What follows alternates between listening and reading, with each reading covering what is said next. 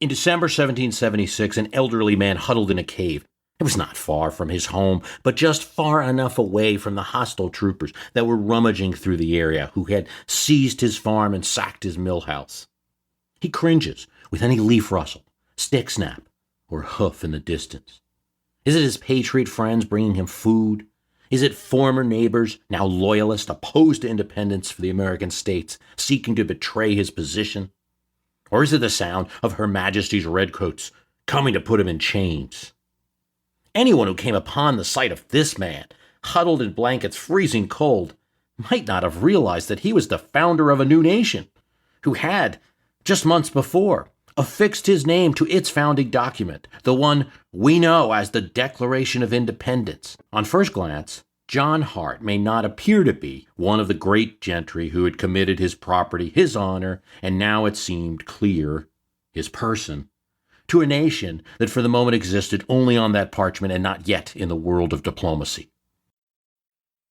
Yet America did exist in the minds of many of his neighbors, the mill workers, militiamen, the farmers, outspoken clergy, and everyday mechanics and hands, who all across the English-speaking part of the North American continent were casting away the seal of the king with great enthusiasm.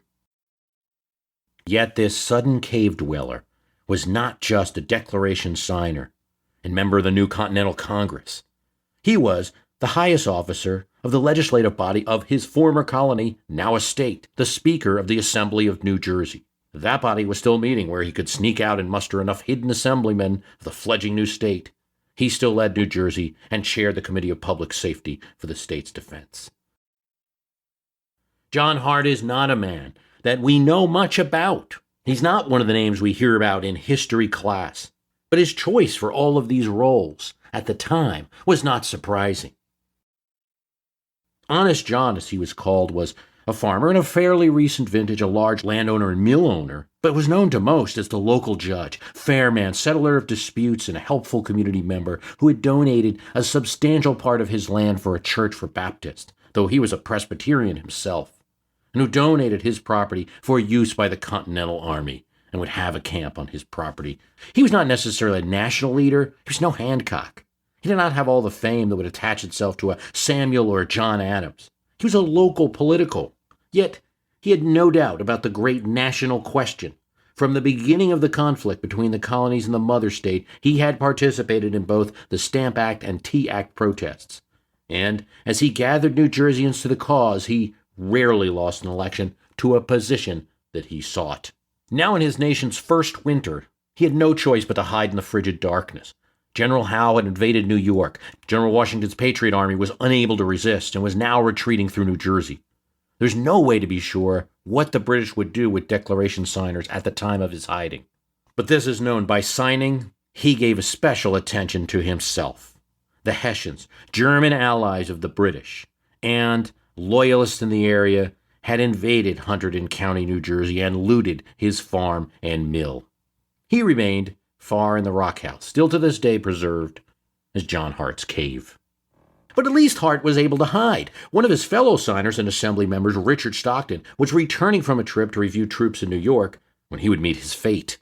Stockton was a wealthy landowner from Princeton, and he went to check on his wife and family before departing on more Revolutionary War business. Loyalists were waiting for him.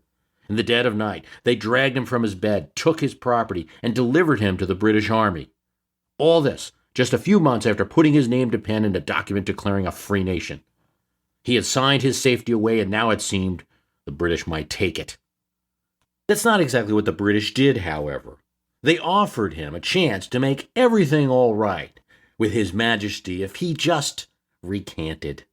General Howe, now commanding the British forces in America, had actually been a Whig in Parliament, and that meant he was opposed to coercion as a member of that body. But now as general, he was following orders to crush the American rebellion. Yet, he decided to offer the signers a chance. He had written a proclamation offering protection papers and a full and free pardon to those willing to remain in peaceable obedience to their king. It was offered to Stockton. Stockton refused. And thus, he was marched to Perth Amboy, where he was put in irons, brutally treated as a common criminal, and fed bread and water. Bread and water. We should think about that because one pitcher's nice soft Wonder Bread and the clear, cool liquid that comes from our modern day taps. Not likely. It was moldy or stale bread and unhealthy water and not given out that often. Conditions in prisons were poor. Thousands of Americans would die in British prisons and ships during the war. With Stockton's continued refusal, he was moved to prison in New York, where he was subjected to freezing cold weather. After 5 weeks of brutal treatment, Stockton, through some intervention by Washington, was released on parole, but his health was ruined. And that's not all. His estate, Morven in Princeton, was occupied by General Cornwallis during his imprisonment. His furniture, all household belongings, crops, livestock were taken or destroyed by the British. His library, one of the finest in the colonies, was burnt.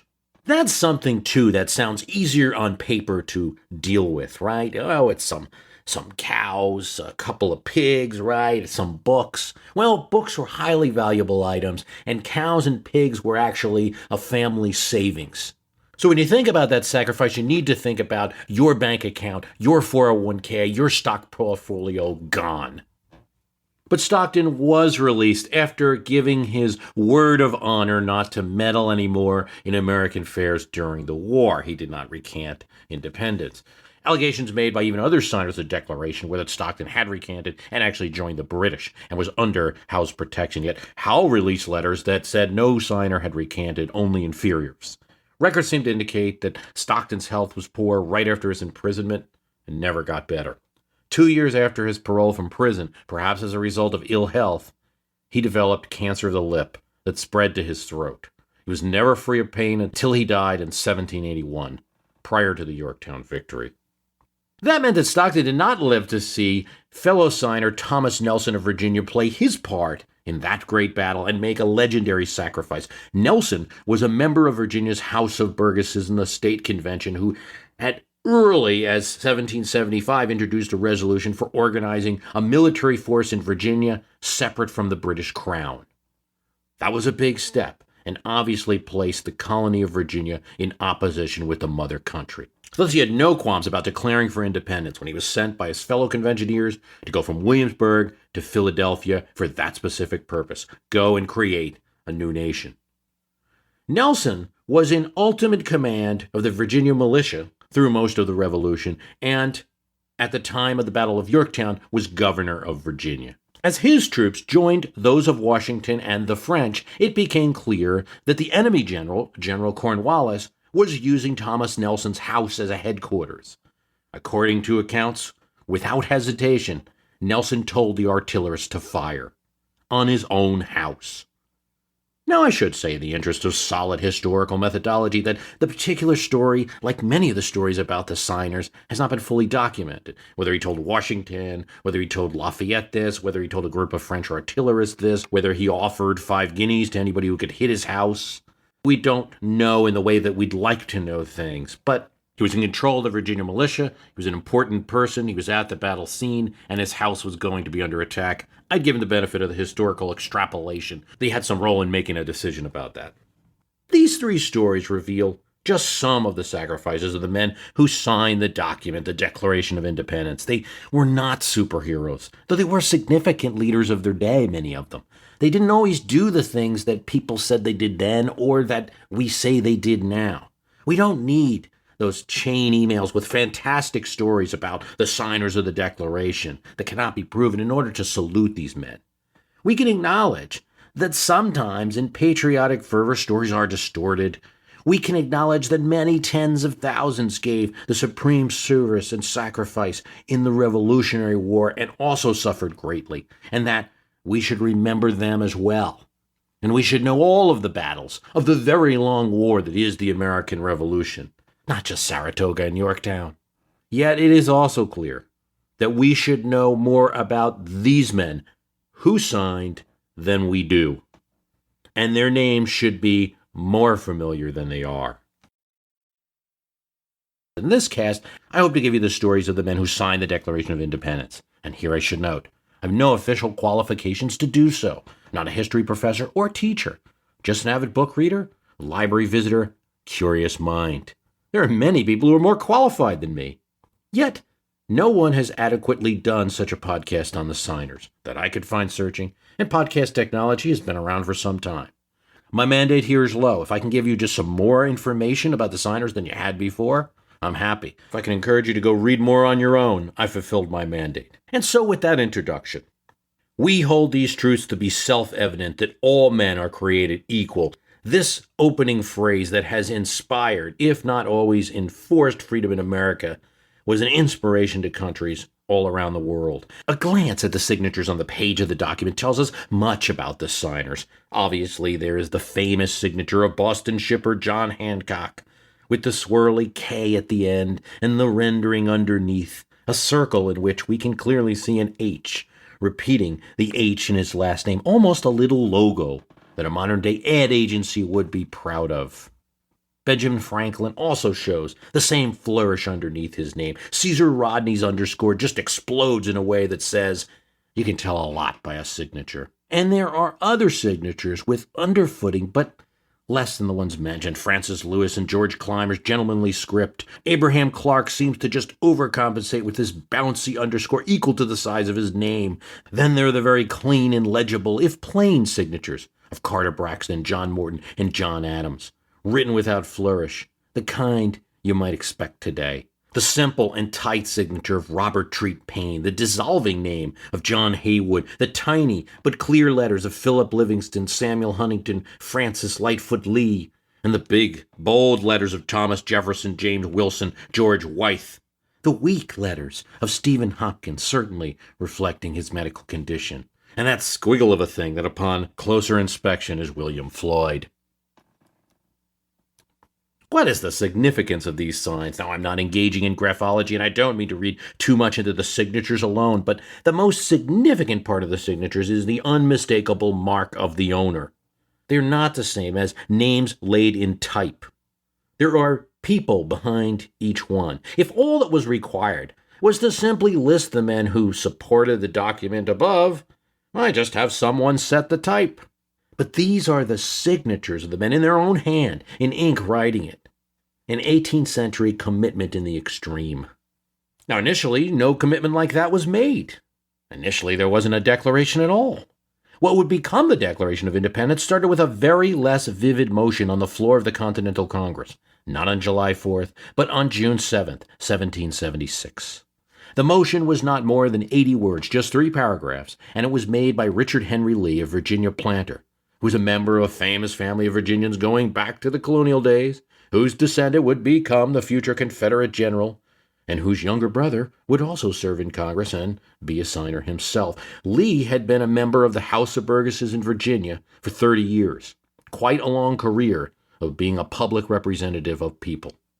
He was an early organizer in Virginia against the Stamp Act, and one of those patriots who went national first as he started to reach out to the other colonies and build an association.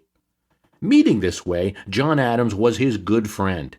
Lee was known by many throughout the colonies in a way that he is not known enough now.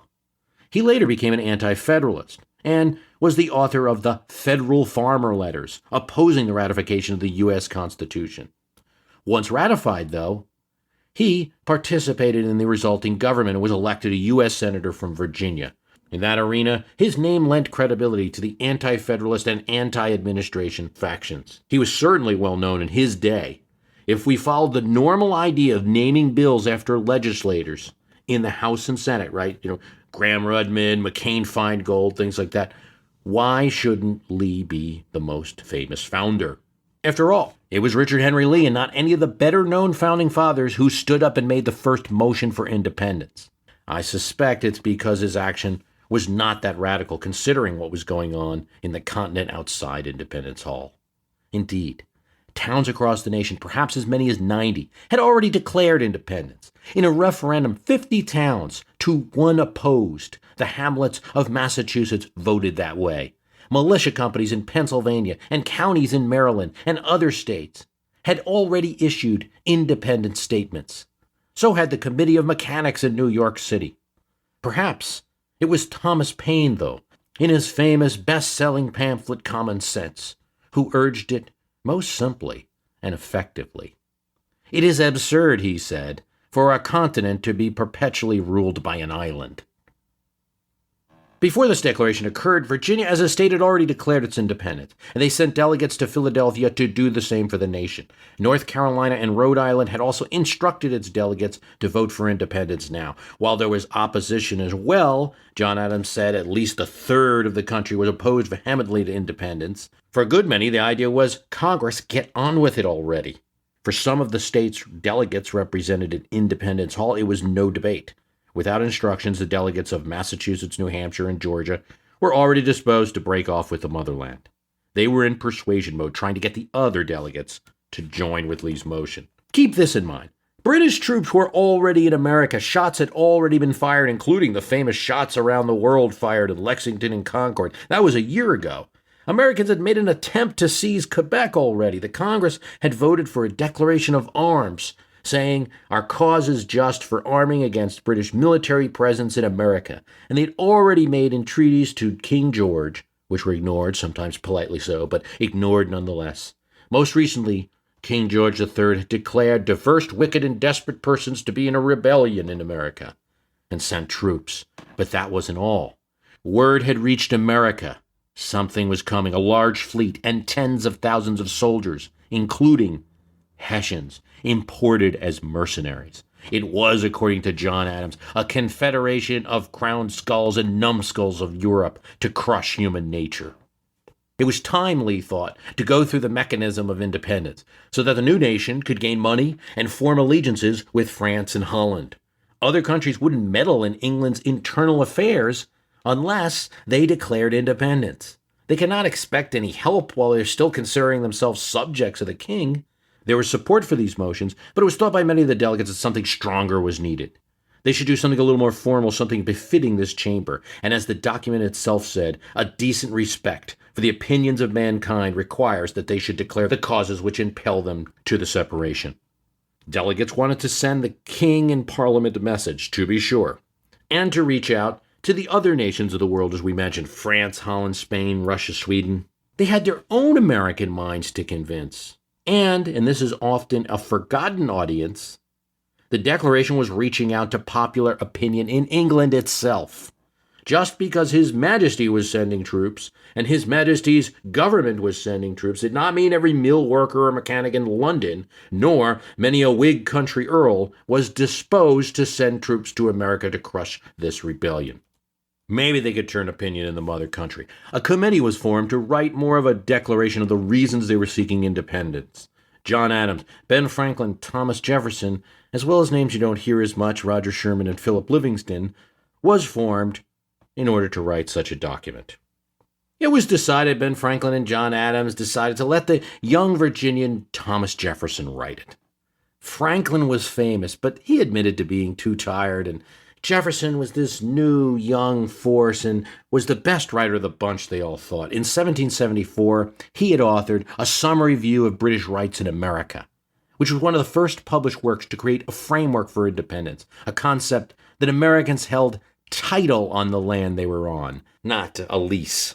There was another reason. 33-year-old Jefferson was more engaging and likable than Adams, who often got into fights with other members. Anything Adams wrote might be dead on arrival, would be suspected and unpopular, so he himself said to Jefferson. Besides, Adams was busy. He just got the job of heading up the War and Ordnance Board with British ships on the way, so let Jefferson write it. Later in his life, John Adams would regret not becoming the author of the Declaration himself and allowing Jefferson to enjoy, as he said, the coup of theater and to take the sideshow, as he called it, the fame which, being the author of that document, brought him all around the world and in American politics. From Adams' account, this writing was not a big deal, no more than 2 or 3 days. Yet, it was difficult for Jefferson, somewhat. The quarters Jefferson lived in Philadelphia were too noisy. This was a busy American town in the late 1700s. There were cobblestone streets and lots of horses and people around making noise. So Jefferson accepted an offer from the Graff family, who had a house in Philadelphia that was a little more off from the bustle, and the carriage noise, a bit more trees and property to take their guest bedchamber. And so there, with some break to receive Franklin, Adams, or other visitors, stopping to play the violin, sip some Madeira wine, Jefferson began scratching pages of his pen. When in the course of human events, writing the Declaration passages that we all know now, substituting them with other passages, coming up with more vibrant language, a robust list of charges against the monarch. It was a radical document, and he wrote it with tremendous force. In doing so, he consulted with the works of Thomas Paine, Patrick Henry, the Virginia Declaration of Rights that had been written in the same year by George Mason, and sounds real close. That all men are by their nature equally free and independent, and have certain inherent rights of which, when they enter into a state of society, they cannot by any compact deprive or divest their posterity, namely the enjoyment of life and liberty, and the means of acquiring, possessing property, and pursuing and obtaining happiness and safety. All part of George Mason's document. And he looked at many other documents in composing his work. On June 21st, after Jefferson had finished a draft and incorporated some changes from Adams, Jefferson had a copy delivered to Franklin with a cover note, "Will Dr. Franklin be so good as to peruse it and suggest such alterations as his more enlarged view of the subject will dictate?" Franklin made only a few small changes, but one of them was resounding. Using heavy backlashes, he crossed out the last three words of Jefferson's phrase, "We hold these truths to be sacred and undeniable," and changed it to read, "We hold these truths to be self-evident." Why? The scientist doctor was invoking his own close friend, David Hume. Hume had distinguished between synthetic truths that described matters of facts, the sky is blue, and analytic truths that are self-evident by virtue of reason, definition, logic. Not the only way of viewing the world in all of philosophy. There's a lot of philosophy that's occurred since then, but if you're going back to 1776, Hume was a pretty modern way of thinking.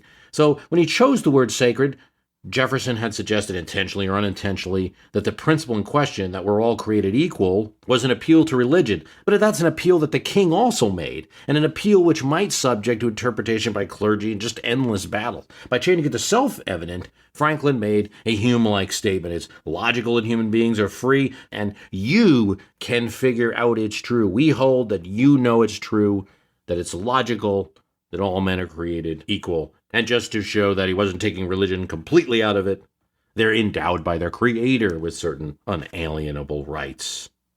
The Continental Congress spent 3 whole days taking a pen to Jefferson's work, making 89 changes. So much so that Ben Franklin would have to console his younger friend and delegate about dealing with changes made to one's work. Jefferson's language blaming the slave trade on King George was removed by Southern delegates.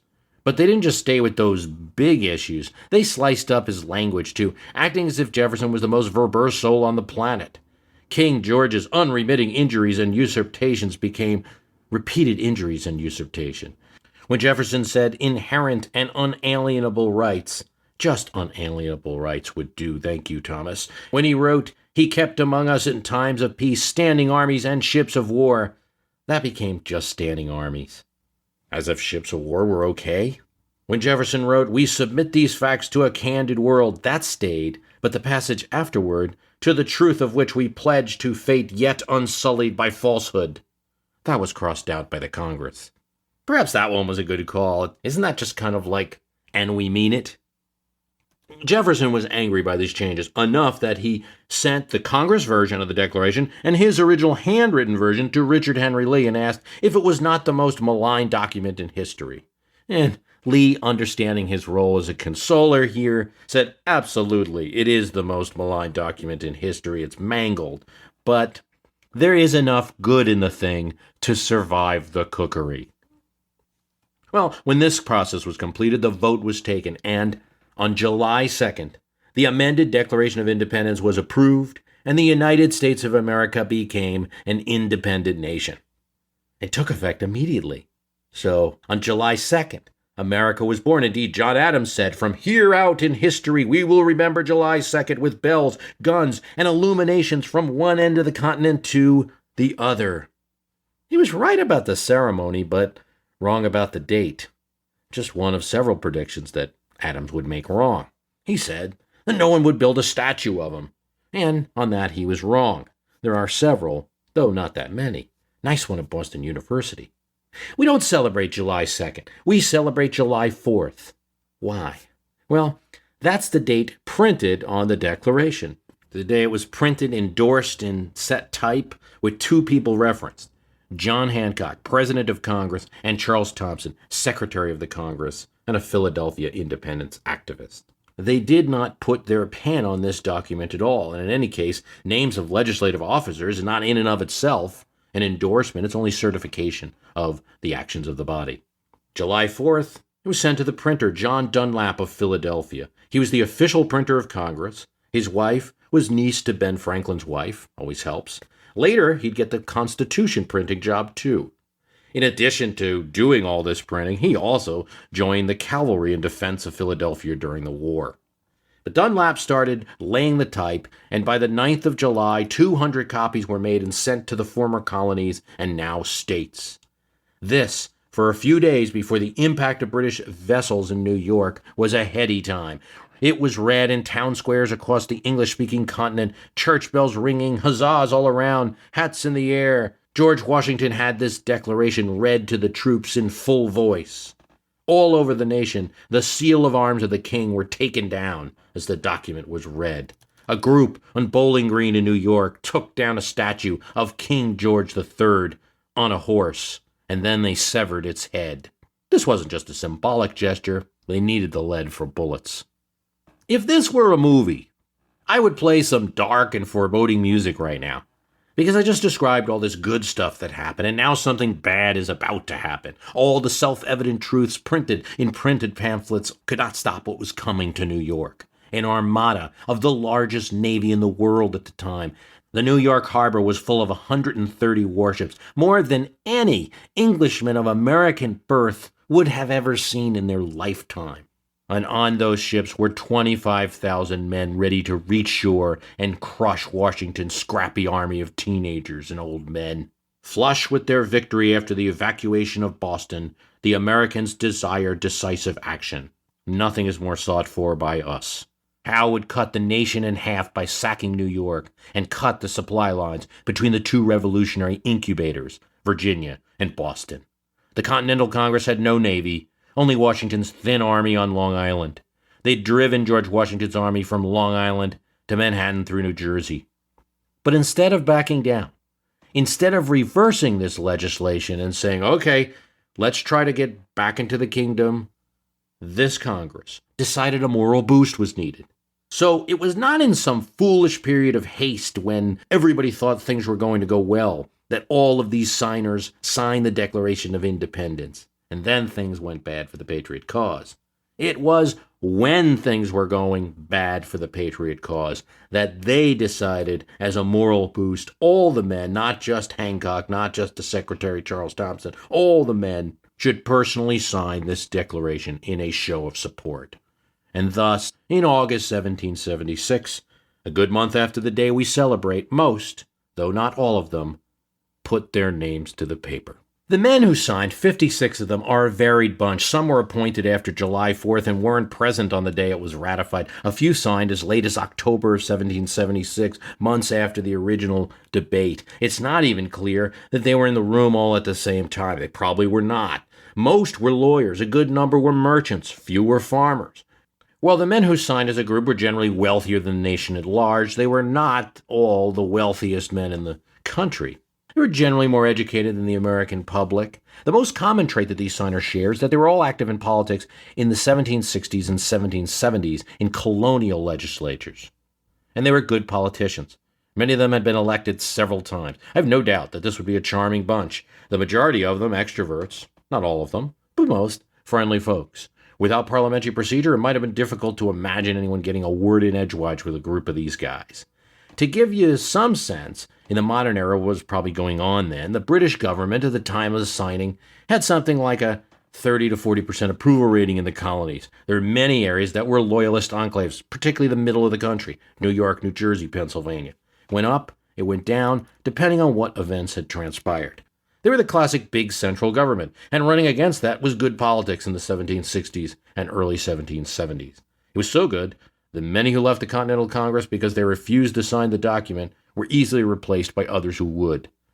But from that common bond, being politicians opposing the various British Tax Acts, they were different types of people. There were famous men among them, Benjamin Franklin and John Witherspoon, local politicians like John Hart or James Smith, one of the richest men in the colonies, Richard Morris, William Paca, doctors Benjamin Rush, Josiah Bartlett, Matthew Thornton, former seaman William Whipple, Robert Tree Payne, the country lawyer John Penn, the elderly Stephen Hopkins, the tobacco farmer Thomas Stone, the only Catholic signer Charles Carroll of Carrollton, the patriot rabble-rouser we all know, Sam Adams, and his brother John, George Reed, Delaware politician who was against independence, so were his constituents, but signed since everyone else did. Two of them would become presidents. Others would end up in debtor's prison. Few were captured. Several lost their properties due to the revolution. Some lost sons. Several of them would 10 years later meet in the same hall to debate a more powerful central government with a constitution. Others would oppose that constitution vehemently, and still others among this group would be compromisers between those two factions. Many of them would become governors in their own state. 3 would become vice president. Others would make fortunes. Still others would be ruined.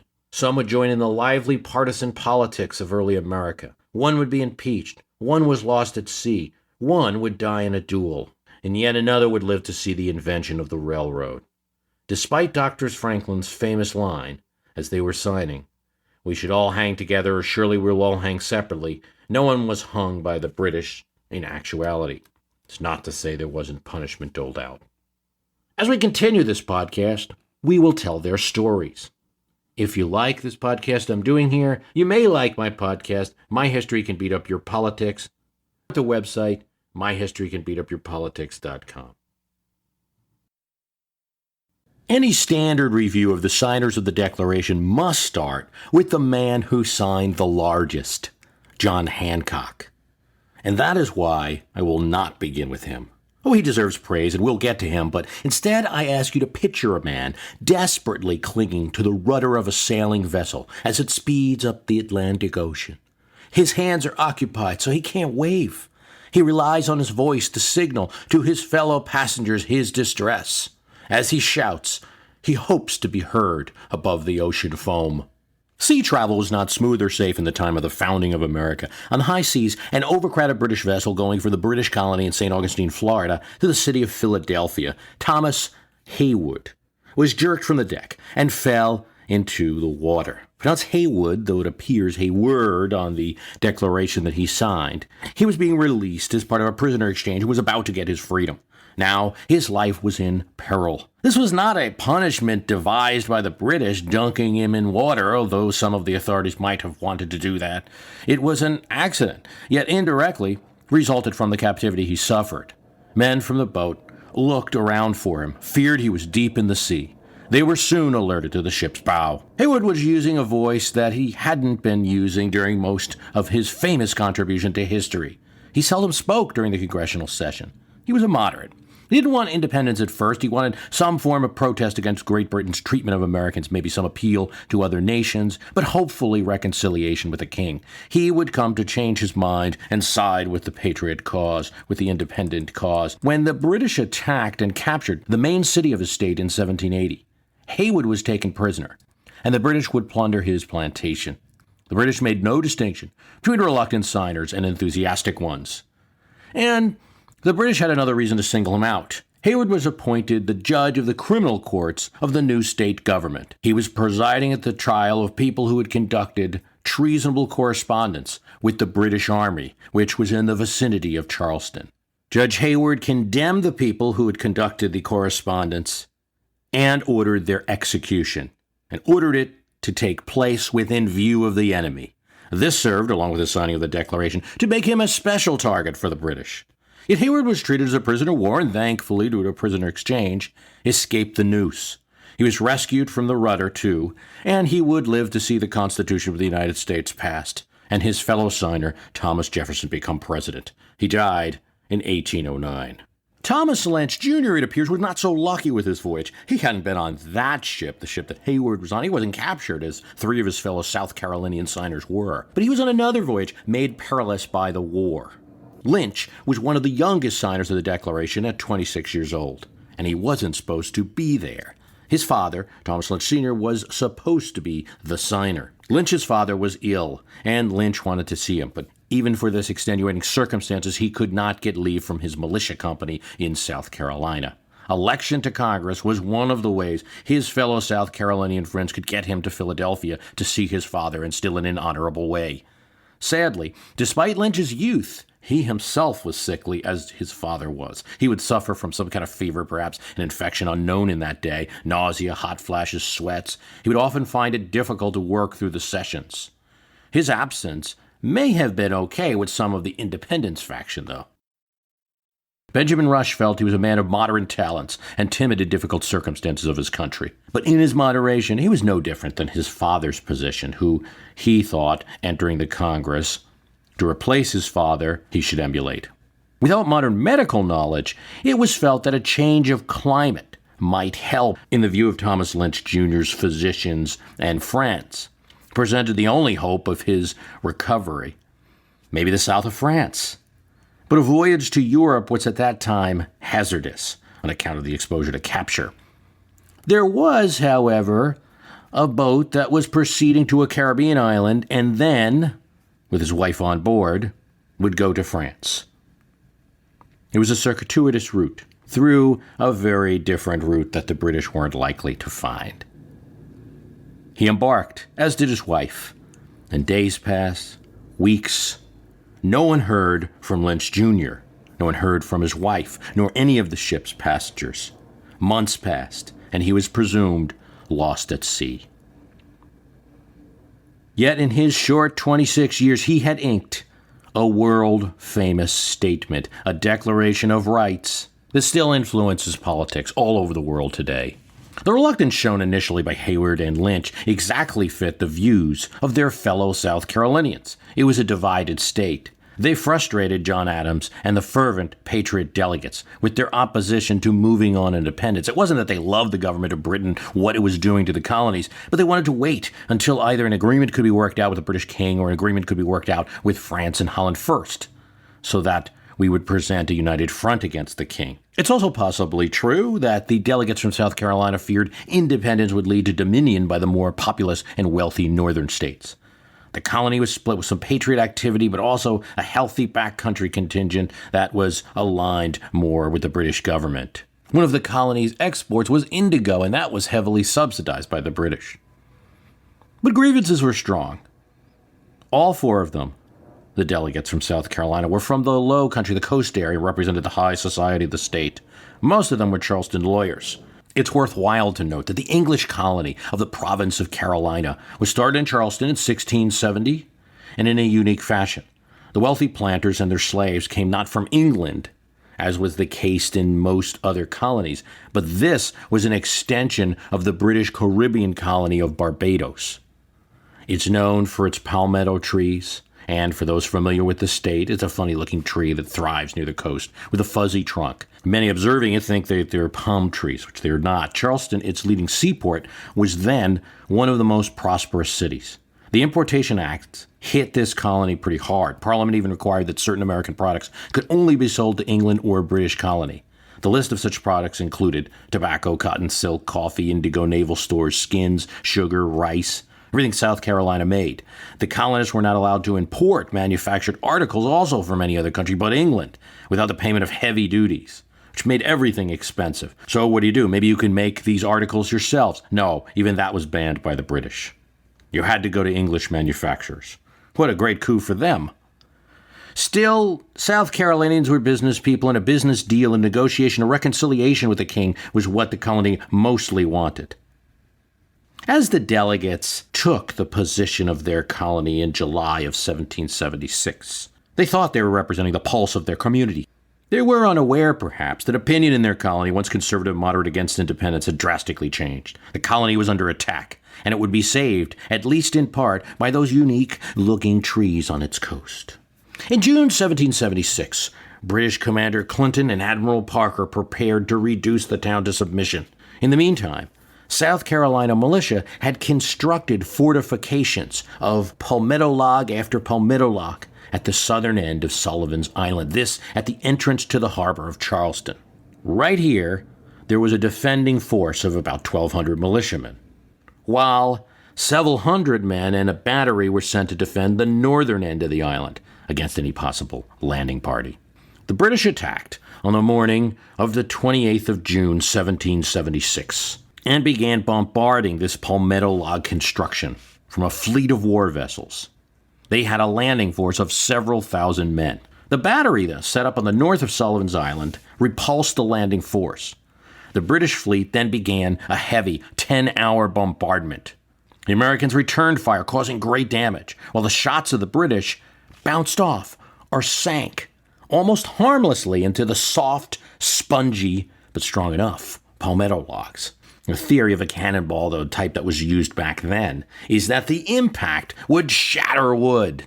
But if the wood gives a little, you reduce greatly the effect of the cannonball. The Patriots had less powder, but used it to better advantage, firing with the cool precision of trained soldiers. It did terrible damage to the British ships. The flagship of the British, Admiral Parker's vessel, was rendered useless, and he himself was wounded. The former royal governor of South Carolina, Lord William Campbell, who had been driven off, who was expecting now, after the British arrival, to take over the colony again after its capture, was now mortally wounded on a British ship in the attack. One of the British ships was ran aground, and the Americans were able to take command of it, turning its guns onto the British. The British lost 200 men in the conflict, 9 ships rendered unusable, while the American loss was 12 killed and 25 wounded. And South Carolina was kept safe from invasion for 3 years. The battle happened before Saratoga and Trenton, but it's not the most common Revolutionary War battle people cite. During the independence vote, South Carolina ended up voting for independence only to make it unanimous because everyone else did. But by the time these men returned for the signing of the Declaration in August of 1776, they were very eager signers. And maybe that's why Arthur Middleton commits to that well-flourished signature. The T in Arthur forms a cross that rises above the first name and the second part of his last name and puts a perfectly smooth halo over him. He was a well-educated man who schooled in England, toured Europe, and returned to South Carolina at age 19. At age 36, he became a member of the South Carolina Assembly. Hated loyalists. Take their property and tar and feather them was his attitude. So his views were right in line with the document. He complained about British treatments of the colonies. Heavily involved in independence activities, a state constitution, a state seal, a committee of public safety in the new state, replaced his father when the elder Middleton became ill. Thus, he got to sign. Middleton was 34 at the time of signing and would live to see the revolution carried out, and he would be captured in that struggle. His original family home, Middleton Place, is a giant garden and a museum, still available to visitors to South Carolina. Youngest signer by a few months was his brother-in-law, Edward Rutledge. Just 26 at signing, he had as late as 1772 been in England and had sought admission to the English bar. But returning to America in 1774, 2 years before the signing, he would now become a member of the Continental Congress. John Adams said that he was a young spark. When a discussion early in the convention about a promise made by King George was stated, Rutledge immediately blurted out, "The king's promises are worthless." Like his father, John Rutledge, who, but for the service in the defense of his state, would be here at the Continental Congress with him, he was a strong supporter of American rights. Again, we need to draw a line between moderates in policy and moderates in personality. The Rutledges were for reconciliation initially, but not for servitude. After the war, he would argue for confiscation of loyalist property. Like Haywood, when the British returned and captured Charleston, Rutledge was taken prisoner by the enemy and sent to St. Augustine on prisoner, where he was detained for nearly a year before he was exchanged. Rutledge would follow in his father's footsteps and become a governor of the state of South Carolina and a senator from that state. Rutledge played an important role in the partisan politics of early America. It was he who, initially supporting the Federalists and the Washington administration, representing the Low Country South Carolina group, eventually shifted the politics during the Adams presidency away from Adams and to Jefferson. He was annoyed by some of the, quote, Eastern interest, which we could probably understand better as Northern interest, and their attempt to block the admission of the state of Tennessee into the Union, which was seen as an attempt of the Eastern interest to make the South less powerful. At the convention, he had taken an action that made Adams call him the hero of the Quaker, a derogatory comment meaning wanted peace rather than independence. When Richard Henry Lee made his motion on the floor of independence, it was Rutledge who postponed it until an agreement with France or Holland could be worked out. This led to the writing of the Declaration of Independence and another vote in the Continental Congress and a delay of about a month. Rutledge was hoping there could be some agreement worked out. There was a huge British armada coming. Maybe we can talk to the general, and indeed he tried. After the signing of the Declaration, Rutledge, along with Adams and Ben Franklin, went in a boat and, under flag of truce, met with General Howe, who was leading the armies against him. However, they were unable to work out a satisfactory deal. As the colony of South Carolina was created, its neighbor Georgia would be for another 60 years a wooded marshland inhabited by several tribes of Indians but few Europeans. There were 2 small settlements. They were Spanish mission towns set up to facilitate trade between St. Augustine and Charleston. Thus, you can imagine Georgia as being something like the Alaska among the colonies in 1776, though certainly not in climate. It was the newest and southernmost colony of America, the only one formed during the reign of the 3 King Georges, named after George II. Settled in 1732 by a member of Parliament who wished to improve the conditions of London's poor and give some people from debtor's prison a chance. For 20 years, it abolished slavery on its soil and then succumbed to pressure from South Carolinians and others who had moved into the state. The colony centered around Savannah. It was never in a safe position and was soon invaded by Spanish forces. But the colonial Georgians were able to fight off the Spanish attack and preserve the colony as an English-speaking area. The colony was extremely concerned, though always, about its security, being right on the border between the 2 nations, and the border with Indians, many of whom were allied with the English. It seemed not likely initially that Georgia would vote for independence. Initially, they refused to send representatives to the Continental Congress when that group first assembled in 1775 to redress grievances with the Crown. But St. John's Parish, located about 40 miles south of Savannah, was a hotbed of resistance to British rule, and there, the citizens of the parish, after several attempts to get Savannah to go along, gathered in the Midway Congregational Church and elected Lyman Hall as their representative to Congress, even before the colony itself sent representatives. Hall was Yale educated. He was a preacher at a church up in Connecticut, but was removed from the pulpit, on moral charges. Often we don't have historical records of everything that occurs, but some biographies say these charges were supported by his own confession. Well, he did what any former preacher would do. He got into politics. But he also studied medicine and became a teacher. And after his first wife died in 1752, he went down first to South Carolina and then to Georgia in the late 1750s. Still a very new colony. When St. John's Parish was thereafter renamed Liberty County, it sent Lyman Hall to the Continental Congress, September of 75. They also sent with him large bags of rice for the support of the Continental soldiers in Boston. Lyman would serve in the Continental Congress until 1780. Yet Liberty County, Georgia, and Hall would suffer for their stand. Its main seaport and its church, where Hall was authorized, was burnt down by the British. Short time later, Hall's property was burnt, and he stood accused of high treason. He fled to Charleston, which was then also overtaken by the British. He then fled to Connecticut, where he was harbored by family and friends. Hall returned to Georgia in 1782 to reclaim his lands. He was elected to the House of Assembly in 1783, and he was elevated to the office of the governor. A single year as governor, he served another year in the Assembly, then a year as judge, then returned to private life. Died in 1790 at age 66, having seen his country independent and under a constitution. In the 1969 Broadway musical 1776, at a critical point in the struggle, John Adams trying to convince his fellow delegates in the Second Continental Congress to choose independence, Hall re-enters the chamber to change Georgia's vote. He says he was divided in thinking about it. In trying to resolve my dilemma, I remembered something I'd once read, that a representative owes to the people not only his industry, but his judgment, and he betrays them if he sacrifices it to their opinion. That was written by Edmund Burke, a very influential member of the British Parliament. Hall, in this Broadway play, then walks over to the tally board and changes Georgia's vote from nay to yay. It's good drama.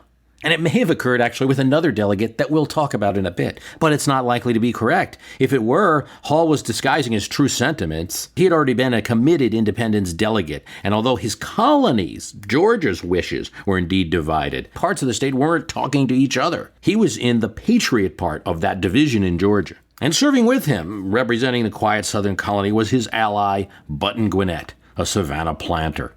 Gwinnett was elected to the Continental Congress, but he was no national figure. He was not well known in the other colonies. He was a late supporter of a separate nation, as was most of Georgia. But when his constituents switched, so did he. He voted in favor of independence and signed the document. He was a giant state figure in what would be two factions, vying not only with the king, but with each other, even before independence was won. He wrote the Georgia State Constitution, served as Speaker of the Georgia Assembly, and upon the death of the Georgia governor, he became governor himself. Upon assuming that office, he went on offense and began an attack on Florida that failed. And that's where his rival, Lachlan McIntosh, head of the other faction, used that failure to defeat him for election of governor of Georgia.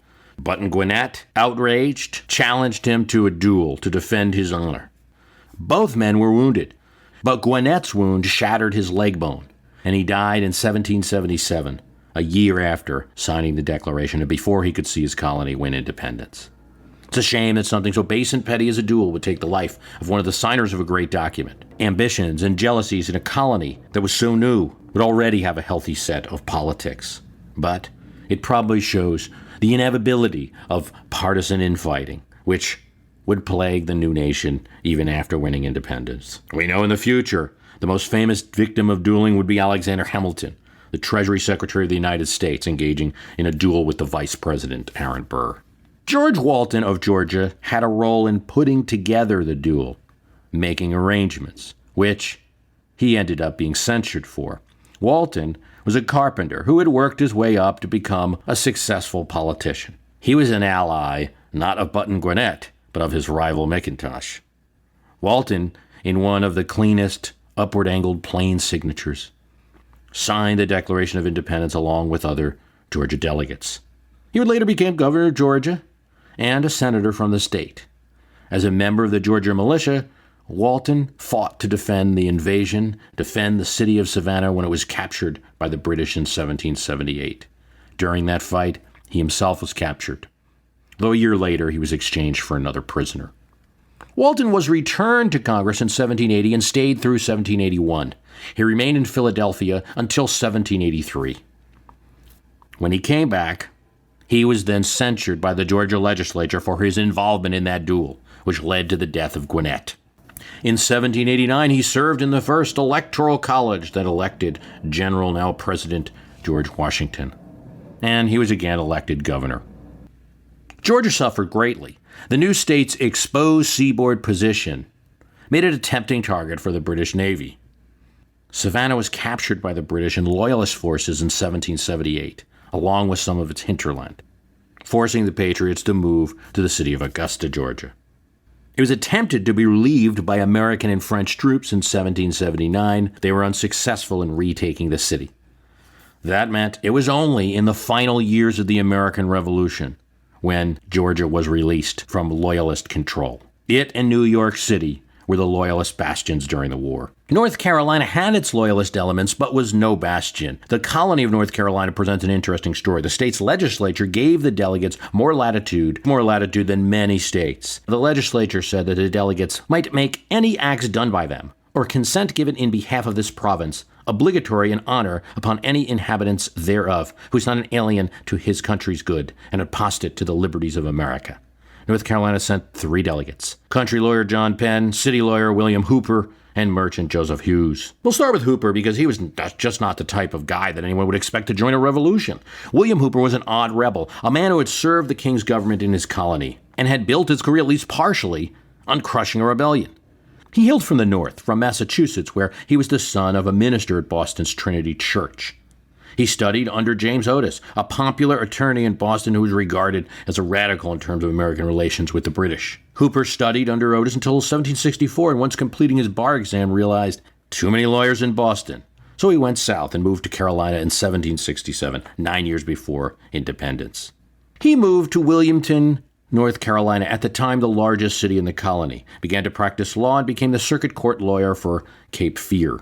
As a deputy attorney general in 1768, Hooper worked with colonial governor William Tyrant to suppress a rebellious group known as the Regulators, who participated in the War of the Regulation prior to the Revolutionary War. The Regulators had been operating in North Carolina for some time, and in 1770 it was reported that the group dragged Hooper through the streets in Hillsborough during a riot. Hooper advised that Governor Tyrant use as much force as necessary to stop the rebels. Indeed, as Adams wrote to Jefferson, by the time of the Continental Congress, Hooper's position had not changed all that much. He was quite a conservative. Now you'll remember, Adams told Jefferson, as well as I do, that we had not had a greater Tory than Hooper. He wanted reconciliation with the British, had been the case with Thomas Haywood of South Carolina. His moderation earned him no respect from the British. His plantation was burnt down when the British took Wilmington. Throughout the course of the American Revolution, the British were continually looking for ways to capture him.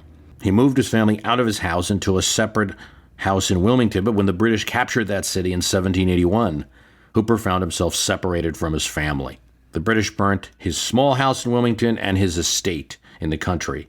Hooper was forced to the position of having to rely on friends for a place to live and food while he recovered from malaria. A year later, he was reunited with his family and settled in Hillsborough, where he continued working with the North Carolina Assembly until 1783. Between 1787 and 88, Hooper was a Federalist, led a strong campaign for North Carolina to ratify the new U.S. Constitution. He then retired from public service and died in 1790. John Penn was no Tory. He was not from the large settlement of Wilmington. He was a representative from the backwoods of North Carolina. He was a charming country lawyer. Though he did have an inheritance, he was not exceedingly wealthy. He was lucky to have an uncle who possessed a knowledge of the law and a good set of law books. In those days, you did not go to law school. You studied on your own and with mentors. He worked his way up to a legal career. Like Hooper, he moved to North Carolina from a more settled area, in this case Virginia, where there was also a glut of the legal profession, to the North Carolina country, where a man of law was needed. He earned a good reputation, and he got involved in politics. He was a strong patriot, immediate supporter of American independence, and made his political career running against British intrusion in American lives. Penn signed the Articles of Confederation and served on the North Carolina Board of War until 1781. Penn was a most active member, and a large part of his efforts were devoted to supplying war materials to General Nathaniel Greene's Continentals. His efforts earned him credit for the ultimate defeat of the British General Charles Cornwallis in the Battle of Kings Mountain, which would force the British from the state of North Carolina. In a sense, though, when it came time to vote, these first two North Carolina delegates didn't matter. Hooper wasn't there for the independence vote, though he inked the document later. Penn was there, but everyone knew he was for independence. So the decision of how the state of North Carolina would come down depended on the third delegate. John Hughes, like his fellow delegates, was not born in North Carolina. He was a New Jersey-born merchant living and operating in Wilmington. He was not interested in a radical break. He had been engaged in commercial transactions with England for the space of 20 years. Yet he was firm on American rights, and he was elected to the North Carolina Assembly on the issue of the Stamp Act, and served until the governor dissolved the Assembly in 1775. Then he entered the Continental Congress, where he worked on an early petition. Despite his merchant business, he insisted on a non-importation device to protest the infringement of American rights, something that would cause him personal financial sacrifice. So it fell on Hughes to be the swing vote for the state.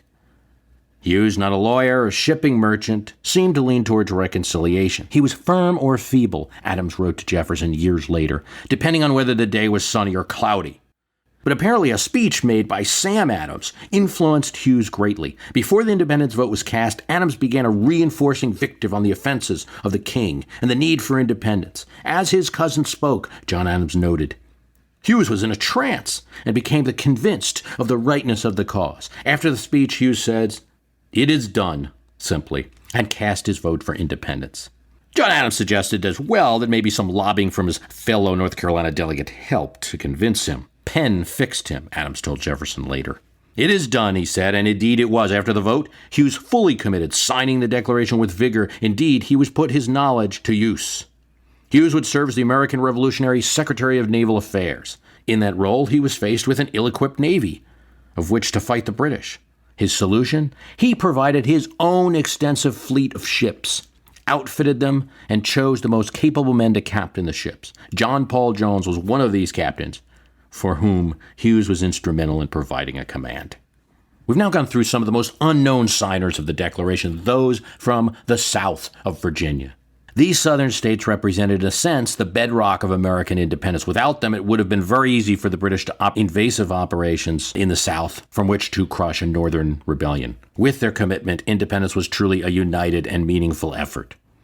As it were, the British would attempt to start a base of operations in the South, attacking Charleston and Savannah, and it is in the south of the country where the Revolutionary War really got decided. And it is a shame that some of these signers get so little recognition because many of them were local politicians, and the document that they signed brought the battle back to their homes. It was a horrific and unwarranted attack, one that helped to sound the alarm in a colony and to indirectly boost the career of one of the signers of the Declaration.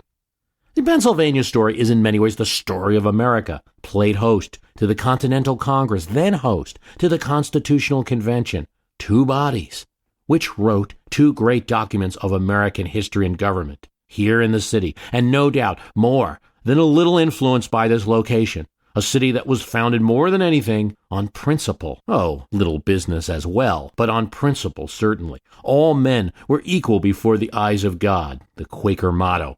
And that fit well with the American ideal we know: all men are created equal. Pennsylvania was created when the king, Charles II, king restored after English Civil War, decided to pay back some favors and debts owed to William Penn Sr. He was an admiral in the Royal Navy who had been helpful to him in his restoration and subsequent naval battles with the Dutch.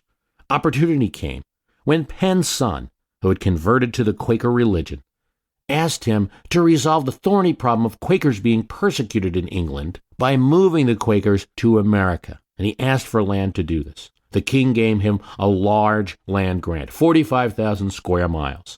Penn first called the area New Wales, then Sylvania for the amount of woods there. King Charles changed the name to Pennsylvania in honor of the elder Penn. William Penn declared that in this colony, Pennsylvania, freedom of worship was to be absolute. Traditional rights of Englishmen were to be observed, free and fair trials by juries, an assembly of colonial representatives, which was easily dominated by the Quaker settlers, and the colony would have fair relations with the local Indians. But there's an issue when you carve out a new fantastic utopia in the woods. Why, there are people living there who may not be so happy that you have arrived. The Quakers were pacifists. But what if somebody does take force and decide to use it against you? Is resisting moral? Godlike? Violence answering violence? Is that all right? How can you just turn the other cheek as a whole colony? There are so many forces. Hostile Indians, faraway French forts, Spanish naval mission, rebellious Scots-Irish vigilantes, and even the other colonies who might encroach a bit on the land if you didn't have an army. A militia, a group of the male citizenry armed and able to patrol or fight, deterred this in every other colony in North America, and Penn, despite his pacifist leanings, was not completely against a militia and allowed for such a thing in his charter, certainly allowed for protection of the colony in some form. The Crown, for its part, insisted that Pennsylvania have one. Even if it wasn't a royal colony, if it was a proprietary colony owned by Penn and his Quakers, it would not do to have an English colony with no protection. Yet the Quaker population in Pennsylvania was adamantly against a militia. It would take a moderate politician to solve this political crisis. You learn in history about the French and Indian War, and if you learn a bit more about history, you can see how it really led to tensions between the British and American British about land rights and the role of government, what they could do, where they could go, and what amount of taxes they should pay. As King George's War between France and Britain in the 1740s broke out, the governor of Pennsylvania, who was in effect put in office by the proprietors, the Penn family, called again for a militia law. I shall return once more to beseech you, out of the sincerest affection for your interest, to act as undoubtedly will be expected of you by His Majesty for the security of the part of his dominions. Nah, not good enough, the Quaker-dominated legislature said. not so used to listening to kings. That argument wouldn't work. Their land would not be a pawn in the international wars of Britain. They wouldn't violate their religious codes to build forts. As for the sea coast, New Jersey would protect the province from attack by sea. The governor had argued that the Quakers had allowed for police protection against robbers. By that measure, they must permit a militia to be formed for protection against foreign enemies. The Quakers responded that there was a great difference between an invasion and a robbery, although it was joked in some of their press accounts that there was a close affinity between burglars and soldiers. The Speaker of the Assembly asked the governor to respect the honest religious convictions of the members. Now let's just take both sides of the argument here a bit. A militia of armed Pennsylvanians, yes, it was necessary, of course, for protection, but you could see where the Quakers were right, that this could just become another army for Britain, an encouragement of that nation to go to war since they had this army in reserve. How could a pacifist group just go along with this? They were trying to do something different. This was a noble experiment. They held out for a while, but King George's War created new trouble for Pennsylvania. During the spring and summer of 1747, Spanish and French privateers had begun to sail along the Atlantic coast just outside Delaware Bay. Coastal watchers informed the council that 100 French or Spanish privateers had attacked and robbed several isolated plantations in the Delaware River in Newcastle County. That's Delaware now, but then it was part of the Penn family's property. The governor returned. Now will you arm a militia group? He tried this line. Wait a second. The assembly might be Quaker, but it must represent all the people of the province. As Protestants, it was their duty to defend their religion against Roman Catholicism. By refusing to arm, they encouraged their enemies to prey upon their weakness. An offensive war, sure, that may be subject to rejection on moral grounds, but not so a defensive war, the governor argued. Still no. First, the Quakers charged, in spite of the trouble, a militia would cause more trouble. Militiamen were a godless and rowdy group. This was a problem for everyone. Enter into the scene a man who was, you might say, a community leader. He had been the leader of American Philosophical Society, a firefighting company. He was a Bostonian runaway who came to Philadelphia at age 17, an extreme extrovert who immediately started community groups with other tradesmen. He now, at just a little more than 40, had done what only sports figures can do today at that age. He's retired. He recently became free of the day-to-day work of his printing shop because he gave his foreman the business and took a percentage of the profits in a partnership that ensured that for 2 decades he'd have money coming in. Now, Ben Franklin was looking for a project, and he found it in this age-old problem of his home city. I determined, he wrote, to try what might be done by a voluntary association of the people. Indeed, Franklin's idea was a free voluntary militia. It would not compel citizens into military service. It would be a group of citizens who would form a league for the defense of the city and the province. Behind it was Franklin, the most forceful proponent. This had political benefits for the Quakers, who were among Franklin's business partners, clients, and good friends. Just because they were pacifists in principle didn't mean they loved voting down a militia for their defense every time and looking silly to everyone and angering the crown by their action.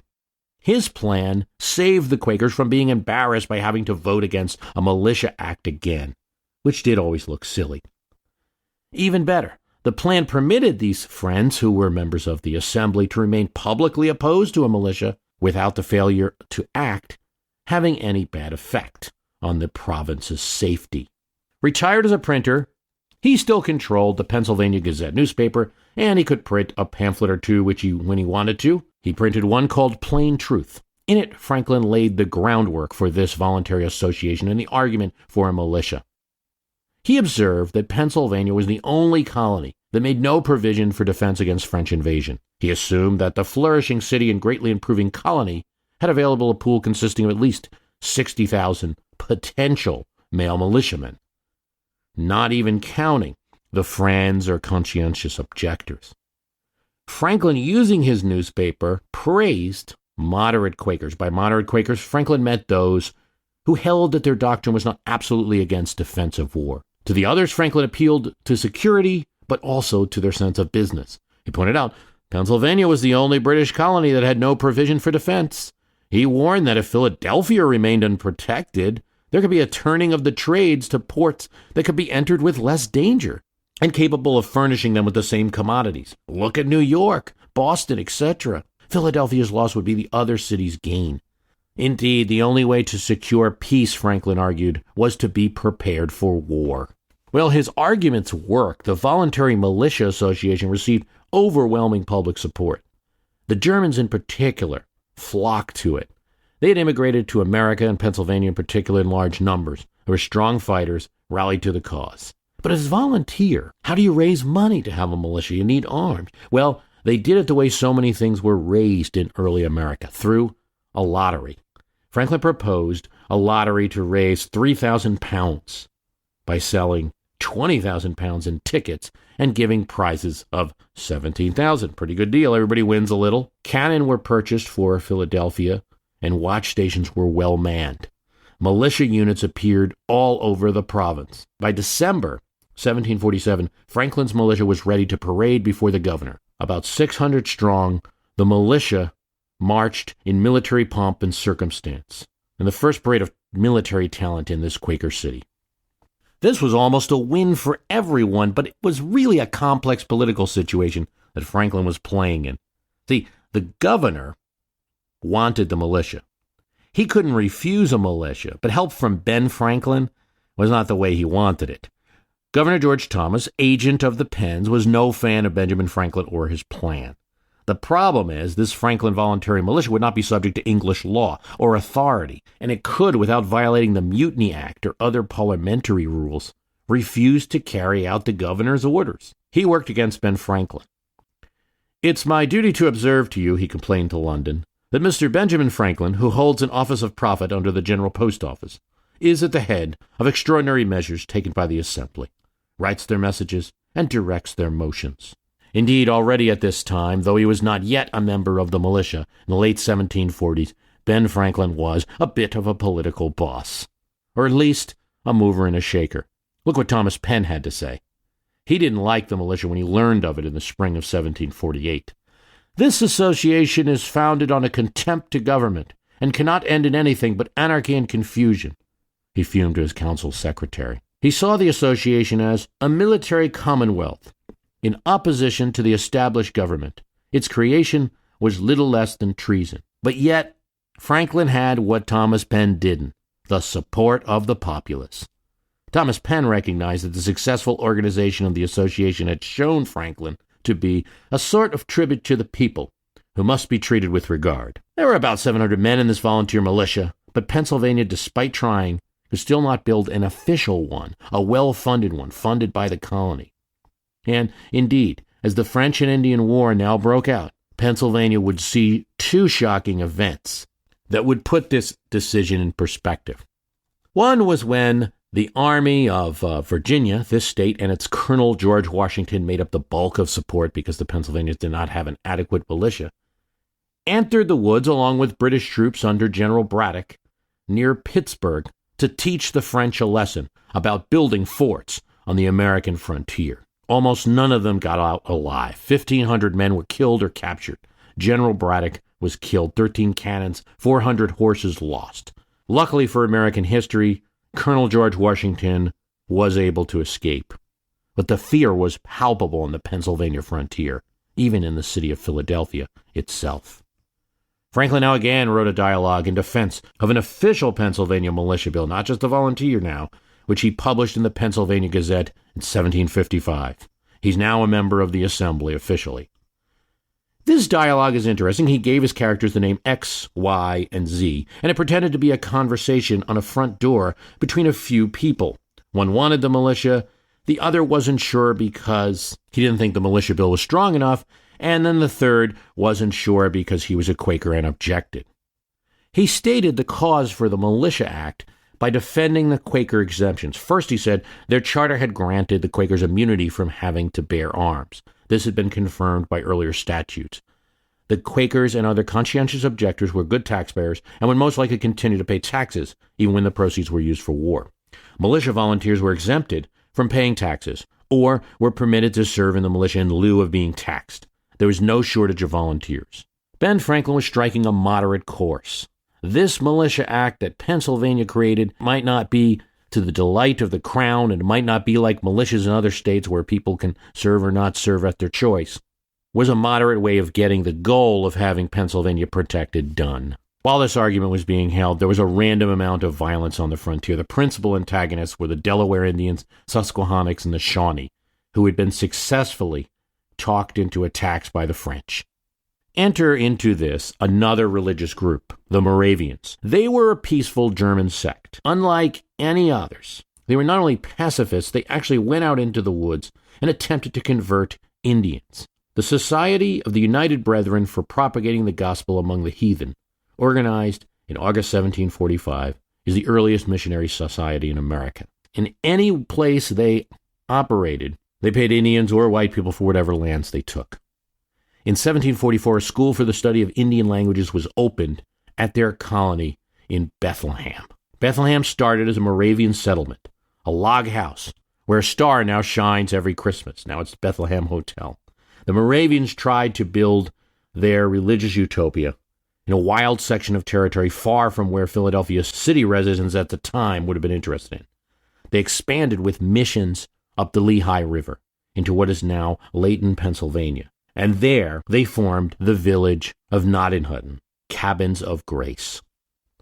They were peaceful people, but when France declared war on England, France's Native American allies attacked the settlement and killed all but 4 of the missionaries. This, combined with the numerous attacks on the settlers and the frontier, this combined with the defeat of a British army by French and Indian units, all of this combined to instill fear in Philadelphia. By 1756, the governor sent out the militia to build forts. Well, who to put in charge for this mission? Why not Franklin? After all, one, he'd get rid of his good political opponent for some time, and if it was not a success, he could blame it on him. Also, Franklin probably was the most capable and had solicited the militia after all. So, Colonel Franklin went out into the woods. In 1756, Franklin commanded a regiment of Philadelphia militia as well as an artillery company. He went into the woods, into the frontier, and started building forts. Well, as a military man, Colonel Franklin's career did not always work out as some of the great American generals. "We had not marched many miles," he wrote, "before it began to rain, and it continued raining all day. There were no habitations on the road to shelter us until we arrived near night at the house of a German, where, and in his barn, we were all huddled together, as wet as water could make us. It was well we were not attacked in our march, for our arms were of the most ordinary sort, and our men could not keep the locks of their guns dry. The Indians are dexterous in contrivances for that purpose, which we had not. The next morning our fort was planned and marked out, the circumference measuring 455 feet, which would require as many palisades to be made, one with another, of a foot diameter each. Our axes, of which we had 70, were immediately set to work to cut down trees, and our men being dexterous in the use of them, great dispatch was made. When they were set up, our carpenters built a platform of boards all around within 6 feet high for the men to stand on when to fire through the loopholes. We had one swivel gun, which we mounted on one of the angles and fired as soon as it was fixed, to let the Indians know, if any were within hearing, that we had such pieces. Our fort was finished in a week. As Colonel Franklin observed his men, he couldn't help but note how he was thinking of new aspects of human nature, of the kind that might have been in his almanacs or other writings. This gave me the occasion to observe that when men are employed, they are best contented, for on the days they worked, they were good-natured and cheerful, and with the consciousness of having done a good day's work, they spent the evening jollily. But on our idle days, they were mutinous and quarrelsome, finding fault with the pork, the bread, etc., and were continually in bad humor. For resolving some part a great problem the colony had, how to defend itself without becoming a tool of Britain, for building forts on the frontier, and at least in that mission, being successful, Franklin became quite a popular man and a useful man in the politics of the province. Indeed, after 1756, when the politics would change and many of the Quakers who controlled would lose control, a new assembly would be elected.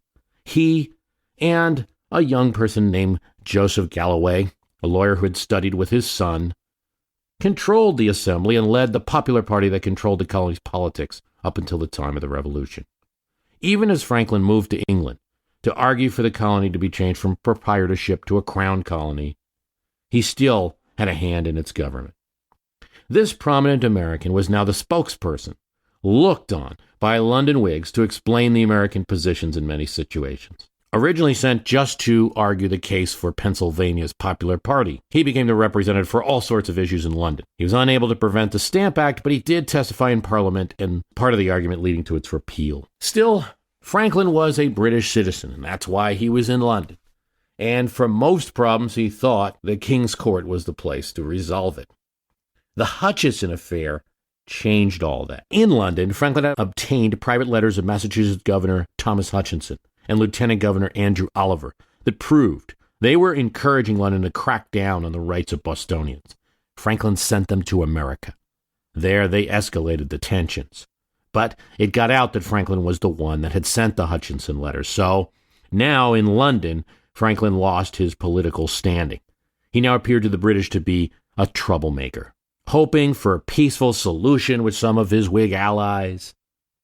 He was systematically ridiculed and humiliated by Solicitor General Alexander Wedderburn before a tension-filled Privy Council meeting in January of 1774. Soon after, he returned to Philadelphia, and when he did, his opinion was solely for independence from Britain. He was done reconciling. At the time of the meeting in 1776, where most of the events we talk about occurred, you were looking at one of the most fully committed patriots. In 1756, when Franklin became a bit of a political boss in Pennsylvania, another gentleman would come in that assembly as well. One that might have been, in some accounts, the most important signer that you've never heard about. And we'll talk more about him later. But first, let's talk about 4 Pennsylvanians whose name appeared in the Declaration of Independence. They were fervent patrons, and for that reason, when those who could not sign the document left the Continental Service, they entered to replace them. Well, be it the struggle to protect the colony's frontier or the struggle of the Americans against the British king, cannon was needed. You needed cannon to hold defensive positions, to protect against enemy charges, and to protect against those marauding ships. For cannons, you needed cannonballs, and for that you needed iron. Thus, it's not surprising that one of the signers was a great iron maker. Born in Ireland and one of many immigrants to America from Northern Ireland, George Taylor came to America at age 20. One of the many illustrations that the signers, if they were rich men, weren't always so, is Taylor as well. Taylor was indentured. He arrived here as an indentured servant to a man named Samuel Savage, an ironmaster at Warwick Furnace and Coventry Forge. Taylor started as a laborer, but it's believed that when Savage discovered that he had a good degree of education and skill, he promoted him to bookkeeper of the iron forge. And when Savage passed away in 1742, Taylor married his widow and began running the business. When the Savage's son, Samuel III, reached legal age in 1752, the son assumed ownership of the mills as part of the will. So Taylor didn't get to keep that business, but he kept in the industry. He formed a partnership to lease the Durham Furnace in Upper Bucks County. This ironworks, which had been built in 1727, was started by a group of investors who were among Pennsylvania's wealthiest and most influential men, including William Allen, Chief Justice of Pennsylvania, founder of Allentown, and James Logan, who had worked for the Penn family. Taylor entered public life for the first time, serving as a justice of the peace in Bucks County. After the lease expired for the Durham Mill, he relocated to Easton, Pennsylvania. He obtained a tavern there called Easton House, and he became a justice of the peace in Northampton County, where Easton is. Eventually, he was elected to a seat on the Pennsylvania Provincial Assembly from that area. 12 years after his lease had expired on the Durham Furnace, Taylor was able to obtain another lease, this time from Joseph Galloway, who had helped out Ben Franklin in the pre-independence days and had just resigned as Speaker of the Assembly because he could not get a successful vote in the Continental Congress for his plan to avert a break with England. George Taylor's ironworking paid off for the Congress. He secured a contract with Pennsylvania's Committee of Safety for cannon shot, with a shipment of 258 round balls weighing from 18 to 30 pounds each. Durham Furnace became the first ironworks in Pennsylvania to supply munitions to the Continental Army. Now, here's something that wouldn't happen too often with congressmen today. Well, maybe it might with a few members. Lancaster, Pennsylvania Representative George Ross was so liked by his constituents that they gave him a gift in honor of his zeal for the good of his country. Resolved that the sum of £150 out of the county stock be forthwith transmit to George Gross, one of the members of the Assembly for this county and one of the delegates for this colony in Continental Congress, and that he be requested to accept the same as a testimony of his attendance to the public business. Even if he wouldn't take this money, it said, perhaps a gentle piece of plate, ornamented as he thinks proper, could remain with him as a testimony of the esteem this county has for him by reason of his patriotic conduct in the great struggle of American liberty. Such a testimony of respect and affection on the part of his constituents must have been pretty gratifying to Mr. Ross.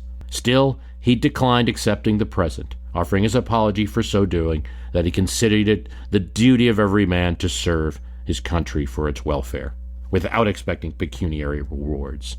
Now, not to get in a whole debate about congressional salaries, but there is perhaps a lesson there for the representatives of today.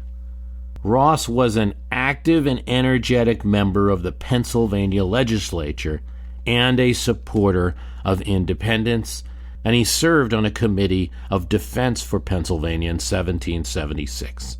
Thus, when certain members had to leave the Continental Congress because they had not voted for independence, and the rest of the body had, Mr. Ross was put on the Continental Congress. This is after the independence vote, but became one of the signers of the Declaration of Independence. Now, one thing to be said about these signers, they might have been replacement signers, but they still took the same responsibility, and they took on the danger of their sacred honor and their property and perhaps their life by signing the document. Another one in this category, though far younger than Ben Franklin, Scots-Irish signer James Smith would also get to the patriot business by way of militia service. He had been an ironmaster, a surveyor, and a real estate lawyer. Unlike Taylor, he was not successful in the iron business, and he became more successful in the real estate law area. By that practice, he became widely known in the Pennsylvania frontier country near York. By the 1770s, he was quite concerned about the widening rift between the colonists and the mother country. He attended a provincial assembly in 1774 and supported a boycott. He also organized a volunteer company of militia in York County, Pennsylvania. So many people joined. They elected Smith as captain. And with the increasing pressure by the British upon American trade with each injustice, more and more people joined this militia company in York. It soon grew to a battalion size, near 1,000 persons, and was split up into companies. Smith was elected to the convention that started the Commonwealth of Pennsylvania in January 1775. With an army behind him, he was hothead for a rebellion. If the British administration should determine by force to effect a submission to the late arbitrary acts of the British Parliament, in such a situation, we hold it our indispensable duty to resist such force, and at every hazard to defend the rights and liberties of America. Strong words, and not exactly the language every one of the colonists would choose, not even everyone who ended up being signers, many of whom this time hoped for some form of accommodation with the mother country. Thus, when there was a need for new delegates to the Pennsylvania delegation of the Continental Congress that would show up in time for the signing in August 1776, James Smith was among these. And one more of these replacement signers was among the most avid patriots. George Clymer was born in Maine, Pennsylvania, March 1739. He was orphaned when only a year old. He was apprenticed to his maternal aunt and uncle, Hannah and William Coleman, to prepare to become a merchant, which he did. And as a merchant, he also became a leader in the demonstrations in Philadelphia resulting from the Tea Act and the Stamp Act. He became a member of the Philadelphia Committee of Safety in 1773 and was elected to the Continental Congress, 1776-1780. Didn't need to be convinced about independence from Britain. In addition to signing the Declaration of Independence, Clymer would demonstrate one more bit of evidence of his bravery and support for the cause. He attended several committees in the Continental Congress. He reviewed the Army on behalf of Congress in the fall of 1776 and reported back. Thereafter, when Congress fled Philadelphia in the face of Henry Clinton's threatened occupation, George Clymer stayed in the city, along with some residents. Two other signers included George Walton and Robert Morris. After the Revolution, he would develop a prosperous Caribbean trade. Clymer would live on to be one of several signers that would sign the Declaration and the U.S. Constitution. Unfortunately, the next signer would not live to see that day. He would become, sadly, the first signer of the Declaration to pass away not even a year after signing the document. Log cabins are a known part of American lore. The builders of those cabins, in most cases, the ones that would have taught the settlers like the Lincolns of Kentucky to build those long wood cabins so they could be well sheltered in the winter, were those Finns brought in by the Swedish who settled near Philadelphia under the short-lived New Sweden colony of the 1600s, which was quickly occupied by the Dutch. John Morton, signer of the Declaration of Independence, was testament to the lasting influence of that short-lived colony and his nationality. Morton was born in Ridley Township in Chester County, Pennsylvania.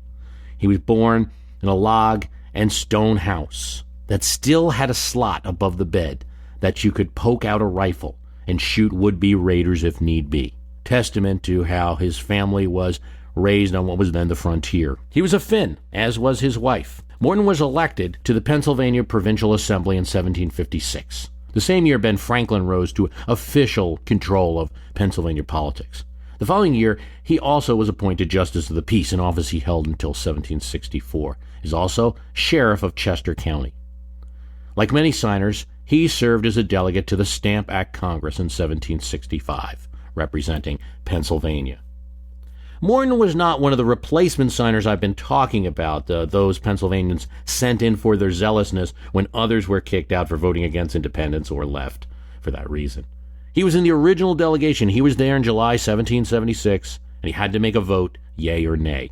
He cautiously helped move Pennsylvania towards independence, though he opposed the radical Pennsylvania Constitution of 1776 that allowed all men, even those without property, to vote. He was no radical.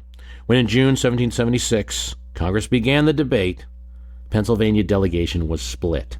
Benjamin Franklin and James Wilson in favor of independence. John Dickinson, Robert Morris opposed. 2 other members were opposed. Morton was apparently uncommitted officially until July 1st when he sided with Franklin and Wilson. Now, for this reason, and also because sadly John Morton was the first to die and couldn't tell much of his story, therefore, it is known in the accounts of the Declaration signers that Morton was the swing vote that turned independence for Pennsylvania and Pennsylvania thus for the nation. It's true and it's not true. It's no doubt flattering, and we'll get into next time there are a lot of other factors in Pennsylvania's vote than just these men voting. A lot of factors controlling Pennsylvania politics. And there was at least 3 more swing votes that were not as obvious as Morton's. Still, yes, he did lean to independence at the right time, a time when the state was divided about whether to do some more talking with Britain or get to fighting. He deserves credit, even if the swing wasn't his alone. He'd already, though, moved towards this action before the vote. As Speaker of the Pennsylvania Assembly on one occasion in April 1776, he signed a resolution appointing a man as muster master of the forces for this province for the protection against hostile enterprises and for the defense of American liberty. So he was already starting to arm the colony. Now, signing as a speaker does not guarantee acceptance. We know that the speaker signs all bills, even when they might be personally against it. But if one highly disagreed in principle with something as big as that, there are other methods to handle it. One could certainly resign the post or just not sign that resolution. So it does apply some acceptance. In 1775, there's a letter, too, he wrote to a London merchant. I hope time will manifest to the world that a steady preservation in the cause of freedom will triumph over the deep-laid schemes of tyranny, that Britain and America will again be united on the solid foundation of commerce and the Constitution. You have declared the New England people rebels, the other provinces aiders and abettors, this putting the halter about our necks. We may as well die by the sword as be hanged like rebels, and this has made the people desperate. Not exactly a Hamlet on the Delaware. He seemed a little bit to be leaning towards the independence, and that's 1 year before. But in the same letter, he also expressed reservations, as many countrymen did. We are really preparing for the worst that can happen, viz. A civil war. He goes on to say, I sincerely wish a reconciliation. The contest is horrid, parents against children, and children against parents. The longer wound is left in the present state, the worse it'll be to heal it at last. At the same time, supporting a strong defense of American liberty. In the end, July 1st, he joined the delegates Franklin and Wilson in voting for independence, And that made it happen. There are 3 votes, 2 abstentions, 2 noes, and 3 yeas. Unfortunately, he would live not even a full year after the signing of the Declaration, incurring a terrible fever. He allegedly made a quote in the pages of history. Oh, it's one of those quotes that's apocryphal, and we won't know. And when history is practiced as strict science, it's hard to argue with. There's no proof that he said it, so should we really be repeating it?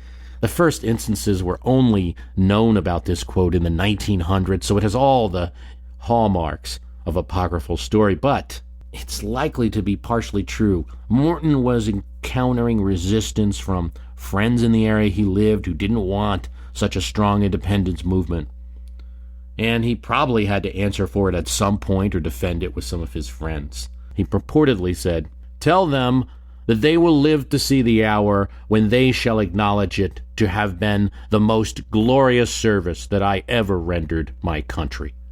Whether uttered by John Morton or not, of its truth that he did render a glorious service, there can be little doubt.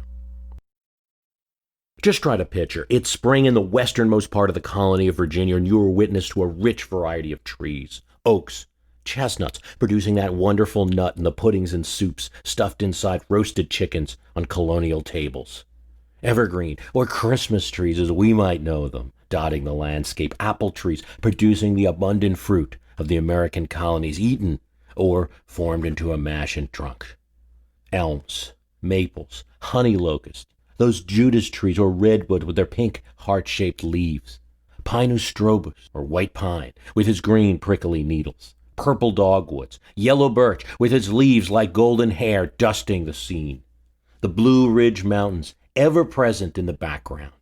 And from those mountains, the Rivanna River flows through southeast towards what is now the town of Charlottesville and what becomes the watershed of Chesapeake Bay. This is Albemarle County, Virginia, named after a British earl, and it would have been the absolute frontier of the colony of Virginia at the time, a place where the average citizen of the cities of the Crown Colony, Yorktown, Richmond, Williamsburg, would probably not have seen in their colonial lifetime. It was a time when nature was not something in the background, but very much a part of life. Its change is critical, not just to ruin a Sunday baseball game, but for all aspects of life. It was the source of food, the source of heat, as well as shade, the source of inspiration and even entertainment. And this frontier area would have been very familiar to the signer and author of the Declaration of Independence, Thomas Jefferson.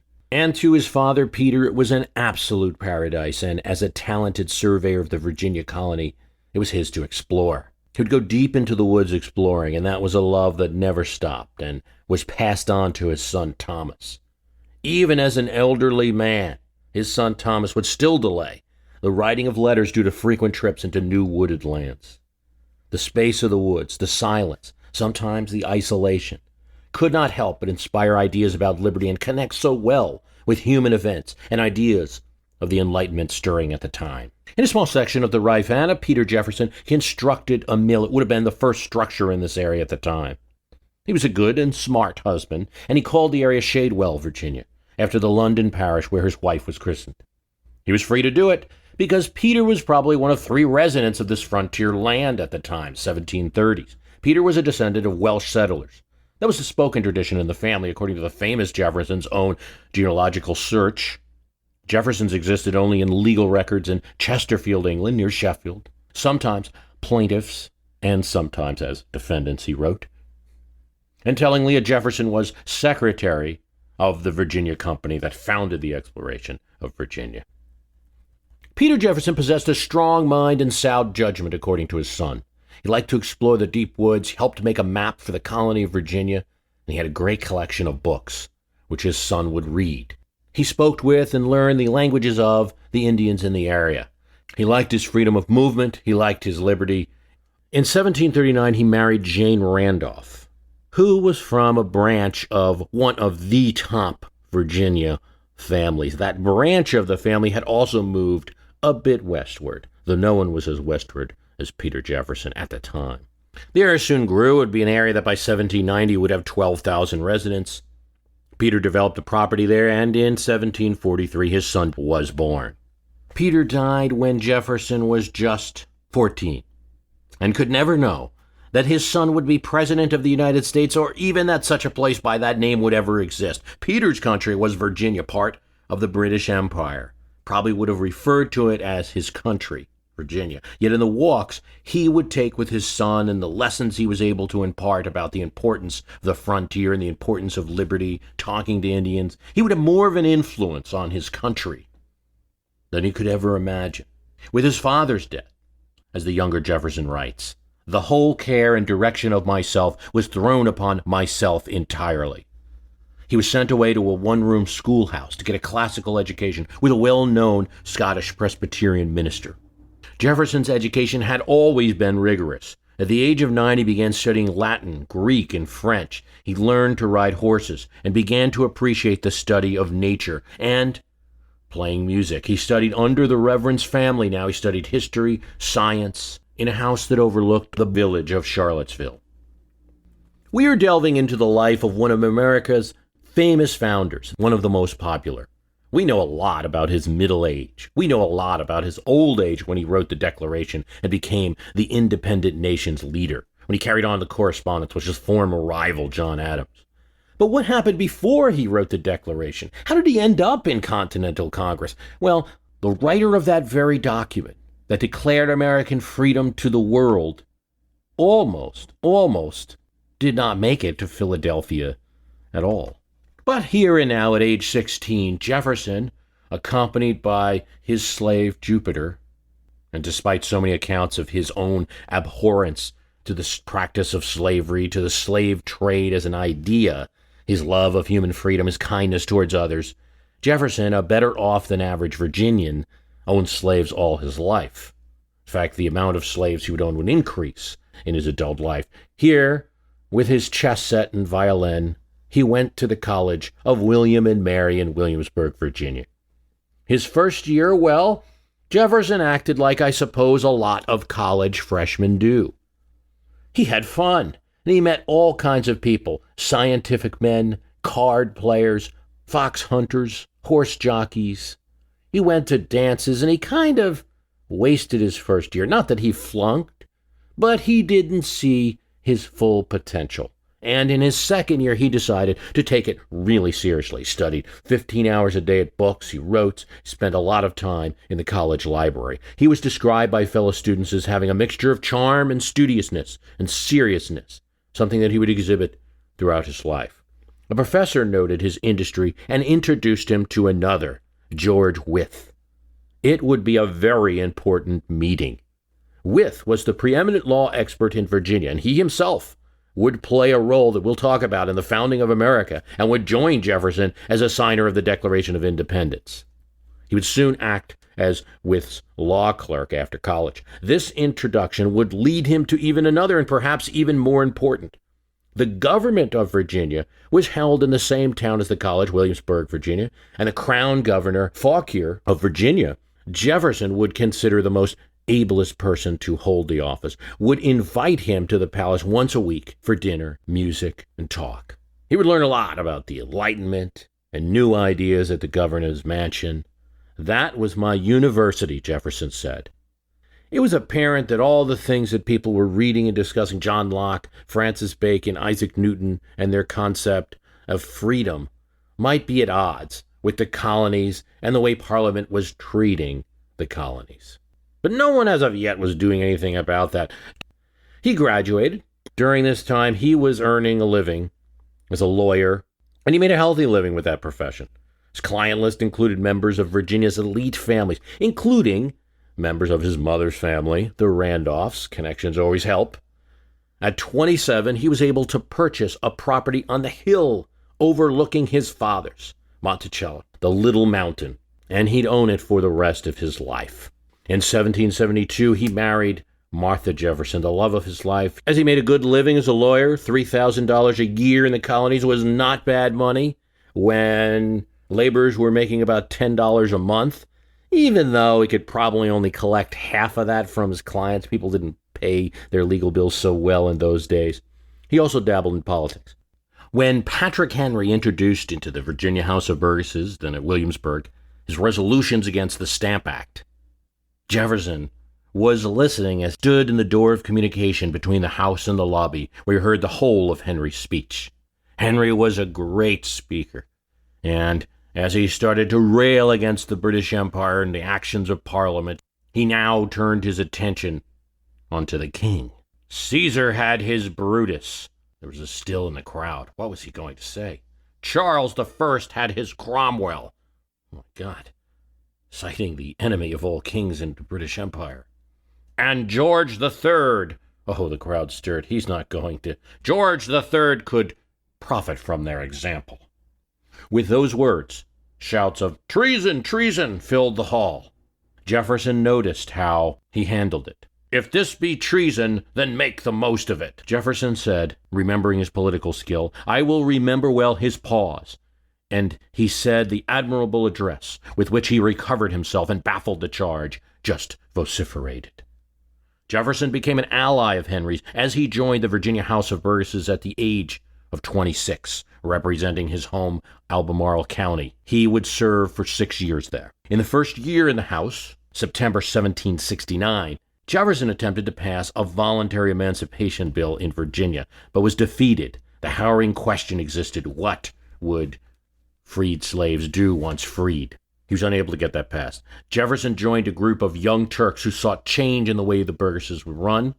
The power of the speaker was reduced, and the younger members acquired more power. And eventually that led to seeking change in the way their colony was run. He also met a lot of people through the introduction of Henry and others. He met Colonel George Washington, one of the more famous men in Virginia, Benjamin Harrison, his fellow signer, George Mason, be an important founding father, Richard Henry Lee, who would lead the charge for independence. Like many, the Stamp Act incensed him, and as the newest member of the House of Burgesses, he was the 16th person to sign a protest against the Stamp Act. His fellow Burgess member, Colonel George Washington, also signed. Jefferson made a splash when, after British troops were sent to Massachusetts, he called for a day of fast and prayer out of sympathy for the people in Massachusetts. And in 1774, he would write the Summary View of the Rights of British America. Voluntary association with the Crown is what America had. Parliament had no authority over us. The God who gave us life, Jefferson wrote, gave us liberty at the same time. It was read in England and America, and although he wasn't named as the author, it was known that a young member of the House of Burgesses, Thomas Jefferson, had written this. At this time, Jefferson's patron, Governor Fauquier, had died, and tensions were mounting in America. A new governor, Lord Dunmore, John Murray, would take on the troublesome colonists. Jefferson would be seen not as a visitor to the governor's house anymore, but one of many troublemakers to the new governor of Virginia. When the House of Burgesses of the Colonial Assembly recommended the formation of a committee of correspondence to communicate their concerns to leaders in Great Britain and to the other colonies in March 1773, and Jefferson was a member of this group. Dunmore dissolved the assembly. Jefferson and other members of the House of Burgesses gathered a short distance away anyway in the Raleigh Tavern, which soon became the meeting for the most radical of the members. Dunmore would be forced to restore the House of Burgesses, but when, in a gesture of support, Jefferson suggested that day of fasting and prayer in Virginia supporting the Massachusetts colonists, Dunmore again dissolved the House. Jefferson could turn a phrase, and people knew it. He could give a lift to the boring and dull legal documents of the day. In the following year, 1775, Jefferson was selected by the Virginia legislature to answer Lord North's famous conciliatory proposition, called in the language of the day his olive branch, where he tried to reach out to the colonists. As John Adams called it, the conciliatory proposition was an asp in a basket of flowers. Nice words, but still the steel hand of the British Empire over the colonies. Jefferson's response to the conciliatory proposition, which he wrote on behalf of the Virginia legislature, was no declaration of independence. That fiery speech would come later. This time, Jefferson played it cool. There was no war planned at this time. Virginia still had plenty of loyalists. Yet he was firm. We have recently remonstrated with Parliament. They have added new injuries to old. We have wearied our king with supplications. He has not deigned to answer us. We have appealed to the native honor and justice of the British nation. Their efforts in our favor have hitherto been ineffectual. What then remains to be done? That we commit our injuries to the even-handed of justice of that being, who doth no wrong, earnestly beseeching him to illuminate the counsels and prosper the endeavors of those to whom America hath confided her hopes, that through her wise directions we may again see reunited the blessing of liberty, prosperity, and harmony with Great Britain. No declaration, again, calling for a restoration. Yet despite all the fame that Jefferson earned for all of this writing, one thing to keep in mind, and it's definitely a forgotten point of history, is that Jefferson was not the first among Virginians at the time. More famous people were going. Randolph, such as the Speaker of the House, Peyton Randolph, Richard Henry Lee, Colonel George Washington, Benjamin Harrison. These Eastern Virginians were first. In fact, Jefferson had not been on the list to go to Philadelphia at all. We almost didn't have the writer of the Declaration of Independence there in 1776 at the time. It was only that in 1775 there was an attempt to form a showdown with the House of Burgesses again. Dunmore had restored the House once again and reconvened it, and the House's Speaker was needed. So Peyton Randolph went to Williamsburg, and thus they needed to call the alternate, who was Thomas Jefferson from Albemarle County. And during his short few months of service in the Continental Congress prior to the independence decision, he made a quiet impression on most members. I have never heard him utter 3 sentences together, John Adams had said about him, but he had the reputation of a mighty pen. Yet Adams knew he had found his man. In selecting Jefferson to be the author of the Declaration of Independence, yes, he was interested in his skills of the writer, but also the politics of it. He needed a Virginian versus a New Englander to write this document. But also Jefferson was part of the political faction in Virginia that was the right one. Not everybody liked Richard Henry Lee, who had first made the motion for independence. Jefferson represented the Patrick Henry side of the Virginia delegation. Jefferson lived better during this period of his life than most Virginians. But still, as a Western Virginia, since his wealth was inherited and newly acquired, he still referenced the richer in Virginia all the time, the upper class. No matter what he did, he was constantly saying he could not unlock the cipher of aristocracy that was running his home colony. In this group, the aristocracy, Jefferson could not be included. But one who could be surely included is his fellow House of Burgesses member and fellow signer, Benjamin Harrison. Big and affable would be the best way to describe Harrison, the kind of man that literally was going to throw off the yoke of imperial rule in the colonies. Benjamin Harrison was the descendant of a family long distinguished in the history of Virginia. Although he never became nationally famous himself, he would end up being the descendant of 2 presidents of the United States. His family mansion was on the James River, in full view of the seaport of Richmond, which, when the colony became a state, would become its capital. His life was a bit different than Jefferson's, so when we hear about all the things that Jefferson did, how hard he worked on his studies and such, it's not that Harrison did not. He was also a student at the College of William Mary, although he left to take care of the family when his father died. He was already, Harrison, born into considerable wealth and income. And he had a family that had strong connections with the royal government in the state.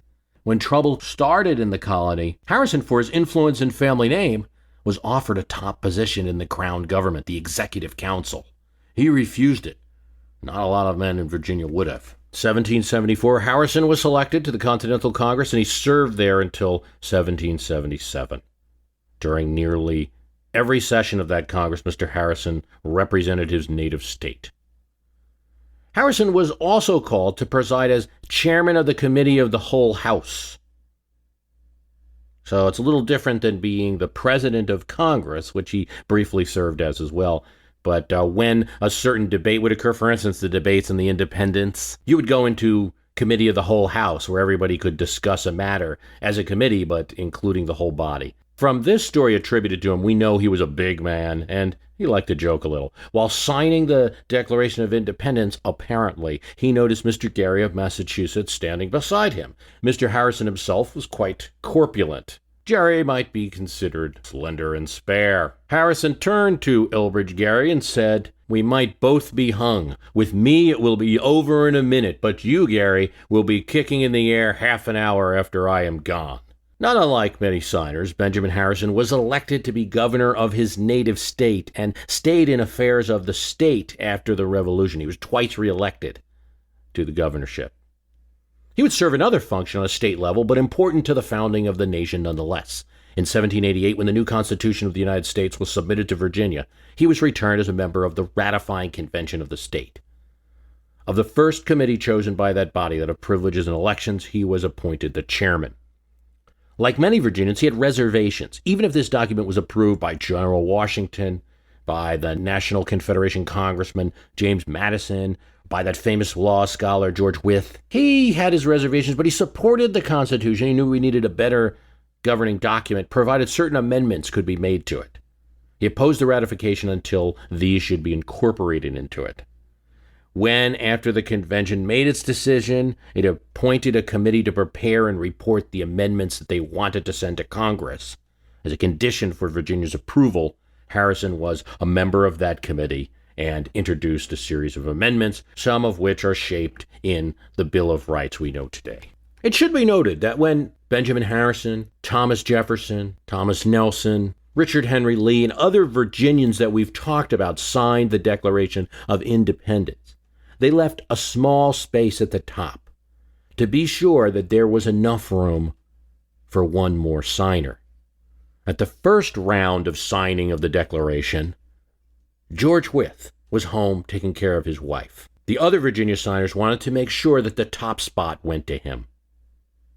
It would be difficult to call Wythe one of the young Turks from Virginia because he was 50 years old at the signing of the Declaration. But he was just as ready for a breakup with England as the young'uns. He was just as radical. His father was a farmer. His mother was a woman of extensive knowledge for those times and taught Wythe at home. He devoted himself to the profession and the study of law. He pursued his preparatory studies under the direction of a top lawyer in Virginia. He soon held equal rank with him and became one of the most studied and serious lawyers in the colony. Because of his superior learning, his greater industry, and his eloquence, he occupied the chief place at the bar of Virginia at the time of the signing of the Declaration of Independence. And he got an appointment from his native county to a seat in the House of Burgesses, which he held for several years. In anybody he would have been a member of, be considered one of the smartest. 1764, he was selected to write a petition to the king, a memorial to the House of Lords, and a statement to the House of Commons, protesting the Stamp Act and stating Virginia's objections. This was a big deal. You're talking about a letter that's going to be written to the highest seat of government in the British Empire. It's no task for a law student. Wythe had the confidence of all in the colony. He was Virginia's best lawyer. He'd written many of the laws of the colony. Now he was taking on England. The tone and language of his paper reflected his spirited belief in the rights of the colony. As the head of the law school at the College of William Mary, his influence is seen on his pupils.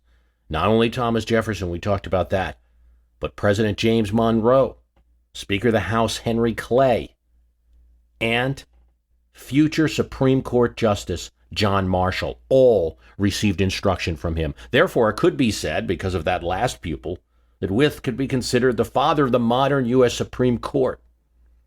He set up the concept of the moot court, the moot legislature, where students would actually set up a mock trial. You'd have prosecutors and defendants, and he would act as judge, and they'd do the case that way to give people real training in the law. After he had success with this, Harvard copied his example, and all the law schools existing in America at the time followed. Wythe was not happy with the actions of Parliament and would come to Philadelphia in 1776 predisposed towards independence, or some type of strong statement of arms at least. It was an evolution, however.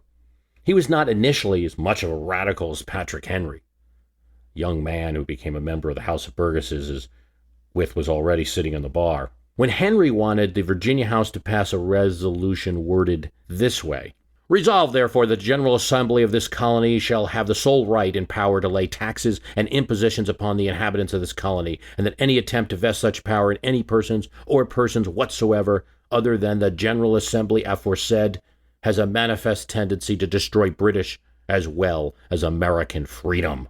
A radical statement from Henry. Mr. Wythe opposed that motion, but the House, under the spell of Henry's speech, passed his resolve. Then, the next day, when Henry and his golden throat was not present, they rescinded the paragraph. This would not be the first argument that Wythe would have with Henry. He had actually refused Patrick Henry Barr as a member of the committee approving new lawyers. He felt Henry hadn't studied enough. Yet, in this case, Wythe was outvoted by the other two members. After Wythe's service in Philadelphia and the signing of the document in the year 1777, he was elected the Speaker of the House of Delegates now, the state legislature of Virginia. And during the same year, he was appointed judge on the High Court of Chancery in Virginia. When Virginia set up a court of equity to handle those cases, he was also appointed chancellor. He would run Virginia's court system for 20 years. You didn't need an army of redcoats to burn your property in order to lose it during the Revolution. Wythe didn't lose his property, but he was severely reduced in his finances during the Revolution, suffered greatly. His devotion to public services left him little opportunity to attend to private affairs, and this would be something that's common among many of these signers. It's something we forget about, spending a lot of their time volunteering in the war effort and in the effort of running the new nation. In his case, his superintendent had nearly bankrupted him, but he was able at least to earn enough as a chancellor to be able to discharge the debts he had and preserve his financial independence.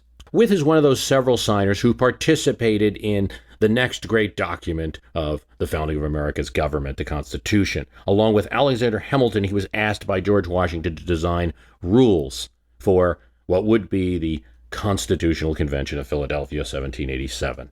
He designed those rules, and at that convention, he was a delegate from Virginia. He supported the Constitution. As the new nation worked under that Constitution and two parties founded, his political opinions were more with the Republicans, with the Jeffersons, but he wasn't a partisan person.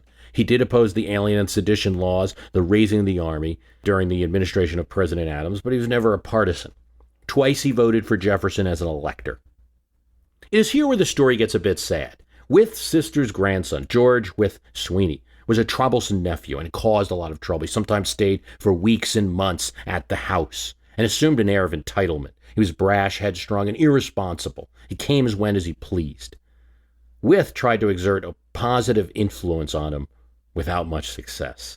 Here was a man who had reached the top eminence in a new state of Virginia, had a big influence on the founding of the nation of the United States, and had to deal yet with this troublesome member of his family in the house.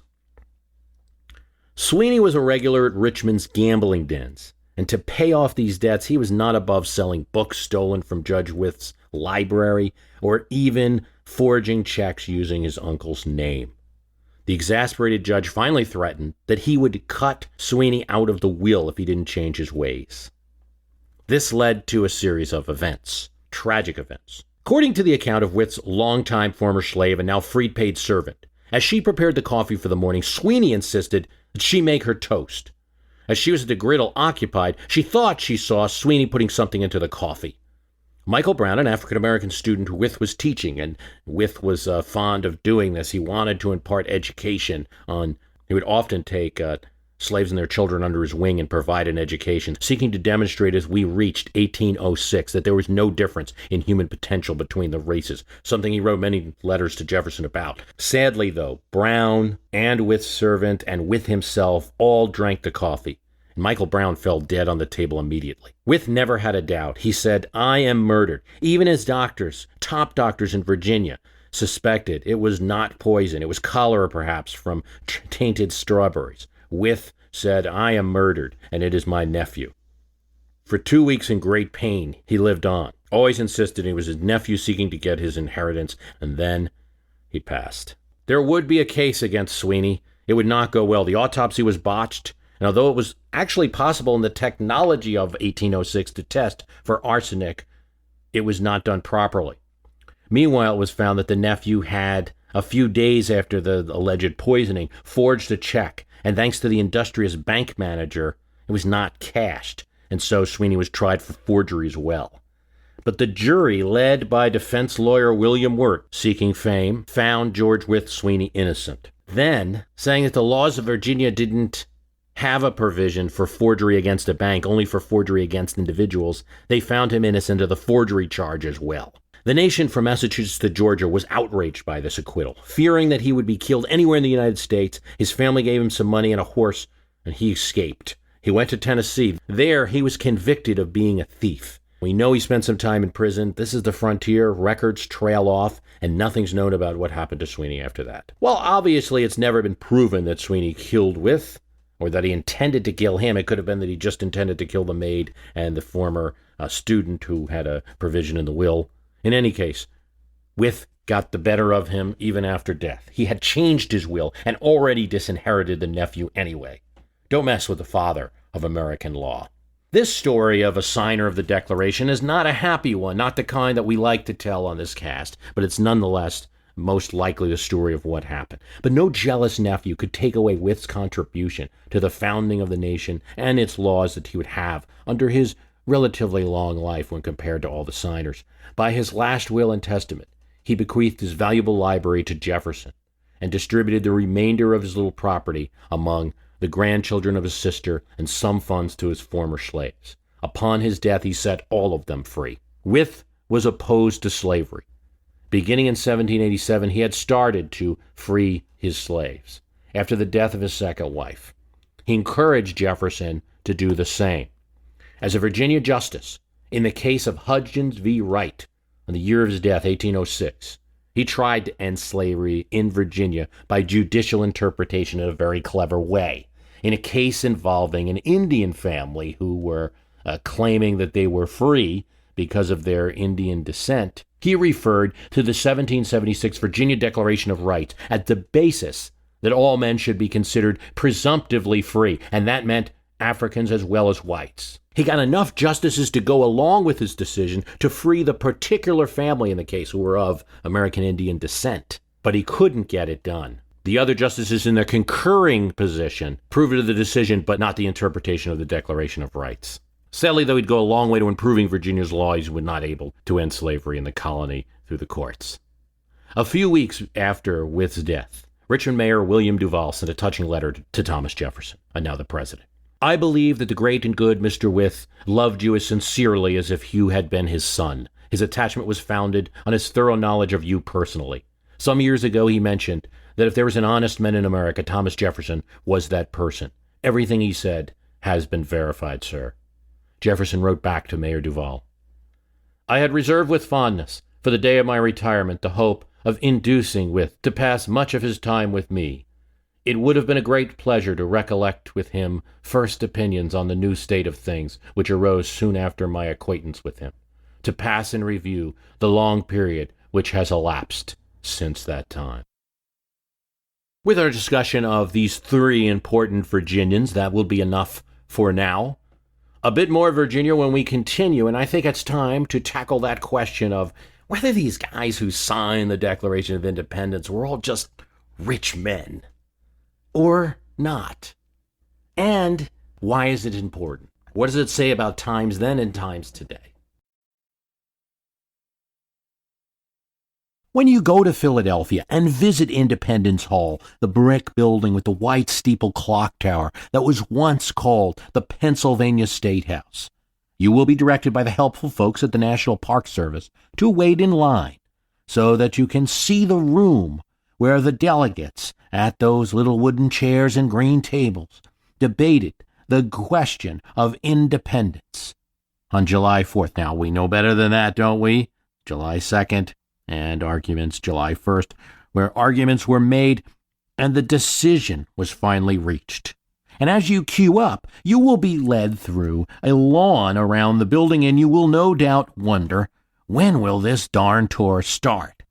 What you may not be aware is that, in a sense, your tour has already begun, though no one will probably tell you at that time, because right there in that waiting area, in that lawn, right there in the State House yard behind Independence Hall, is where a lot of the history happened, where some important events, maybe the most important event, happened that led to independence. But we start with a very dark time for the cause, a time when the state of Pennsylvania voted right there in the Independence Hall building in an election that had become a referendum on American independence on May 1st, 1776. And the voters of Pennsylvania were clear. They rejected independence. Assembly candidates who would continue the state's policy of an attempt at reconciliation with the mother nation of Britain would prevail in that election. What's shocking about this vote is that it occurred just 2 months and 3 days before July 4th.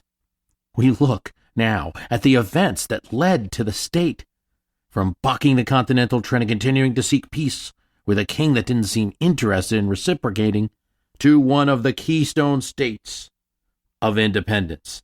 And we'll look at the signers and more than a few non-signers who made that result happen. And we'll look at a beverage that may have helped found a nation, the syrupy, bitter drink that allowed the consumer not to compromise their principles while they got their little caffeine buzz. Coffee.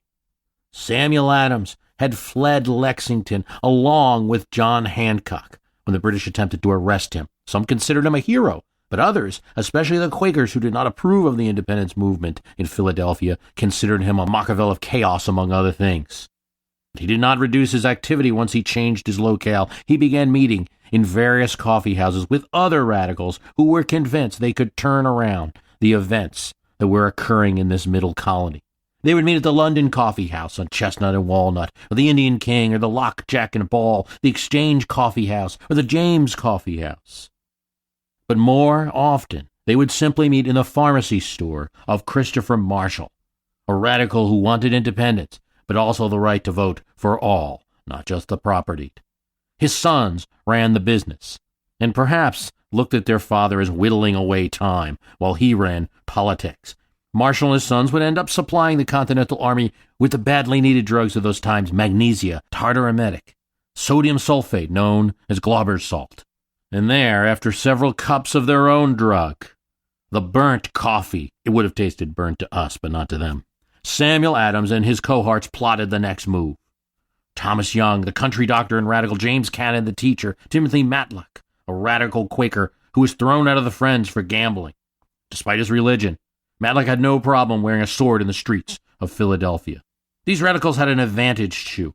They had a connection with some of the more high society folks who also favored independence, especially the signer Thomas McCain, who would run the city committee government, and Francis Hopkinson, the musician and patriot. In the pharmacy, they talked politics, the ways and means. They knew the people in Philadelphia, the artisans and mechanics who mostly supported independence. The German vote, they knew, was with them. The Scotch-Irish. Today it's common for us to talk politics and say, well, the Hispanic vote will do this, that vote will do that. In the complicated politics of the colony, it was very similar. Samuel Adams, now living in the dock house with his cousin John, fumed at the election results May 1st in this keystone state to the colonies. Samuel Adams was a radical, but he was also pragmatic. One of the things he liked to say was, you can't control events. And as we'll discuss, the history of all these events are difficult to really know. John Adams in 1815, writing both to his new pen pal Thomas Jefferson and the fellow signer Thomas McKean, bemoaned a new Italian book that had come out in 1815, years after the Revolution, called The American War, which purported to tell the story of the American Revolution, including all the speeches in Congress and the events in Philadelphia. Adams was shocked. "Who shall write the history of the American Revolution?" he wrote them. "Who shall be able to write it? The deliberations were in secret and now lost forever." McCain agreed. He replied that this Italian author was a vain and presuming character to have attempted to write it. So did Jefferson. Jefferson replied to Adams, "Who will be able to write such a history? Nobody." Still, we know some of the events that occurred, and especially that between May 1st, when the anti-independence prevailed in Pennsylvania, and July 2nd, when Pennsylvania, along with the rest of the nation, declared independence from Britain, something changed.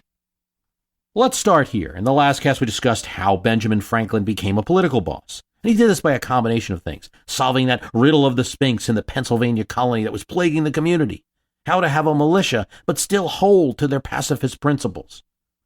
He solved it and became a popular politician because of it. And he was also against the government of that proprietor that the people hated, the Penns. Also, he controlled a lot of the popular presses in town. So for a good 10 years, along with Joseph Galloway, his popular party basically ran Pennsylvania. He did not get on the assembly without his support. One of the people who got his support initially was merchant John Dickinson. Yet, by 1765, something had changed with Dickinson.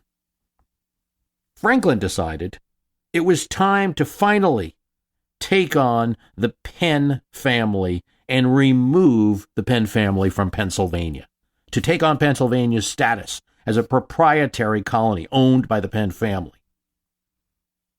He would appeal for Pennsylvania to be ruled not by a charter with the king, but by the king directly. This was a radical change. Absolutely not, answered Dickinson. To be ruled by a king? If the numerous trespasses the royal government had inflicted against the colonies, Pennsylvania among them, now to be ruled by a king, it was too much, and he would turn against Galloway and Franklin and run his own slate of candidates for the assembly against this idea of a royal colony, a Pennsylvania controlled directly by the king. After a summer, in 1764, a full pamphlet war on the streets of the city, Dickinson's people handing out handbills, Franklin's people handing out handbills. The people supported Dickinson. He prevailed, and he became now the party boss of Pennsylvania, running the assembly with his own slate of candidates. This seems strange to us who know a little bit about this history. Dickinson fighting against a rule by the king, acting as the patriot. Ben Franklin fighting to have his adopted home, his city of Philadelphia, controlled by King George. Didn't we always hear that Dickinson was the man who refused to sign? That he didn't want independence? What about that musical 1776, Dickinson the villain, Franklin the hero? Yes, it sounds strange, but this is indeed the history. It would be years later before Ben Franklin would make his return appearance, now as a fire-breathing patriot, years later than this squabble with Dickinson. At this time, Dickinson wanted the charter to remain, home rule by an assembly of Pennsylvania, and Franklin was willing to deal with royal control in order to oust his rival, the Penns. Now, back to your visit to Pennsylvania, which should include a look at the impressive Independence Hall's clock tower, and a stroll northeast to the Carpenter's Hall. The Carpenter's Hall, the meeting house of rich artisans who designed so many city buildings and also took an active hand in the city, was the initial meeting place of the Continental Congress. Carpenter's Hall is a lovely building, but the reason that the priority of everyone's tour to Philadelphia is seeing Independence Hall has a lot to do with John Dickinson. After all, even though he did not support independence, he is the one who invited the Continental Congress to leave the Carpenter's Hall and come use the more prestigious State House of Pennsylvania. No problem, because my assembly is meeting upstairs. You can use the downstairs room. And so they did, with Dickinson as a member. But as the Continental Congress set about its business over the months, it began to lean more and more towards those Massachusetts radicals, towards severing ties with Britain. Things had changed. Dickinson was still a fighter against the abuses of the king. He was the author of Letters of a Pennsylvania Farmer, which in 1768 had made him famous around the colonies. He said the following: "If at length it becomes undoubted that an inveterate resolution is formed to annihilate the liberties of the governed, the English history affords frequent examples of resistance by force." Dickinson had also been an author of the Declaration of Arms, where the Continental Congress committed itself to resistance against the abuses of the king. But now in 1776, as British armies fired on citizens in Massachusetts, and they fought back, as a large armada formed in Halifax to sweep the resistance, as even a few British raiders came up the Delaware, Dickinson didn't think the time was right for a full war.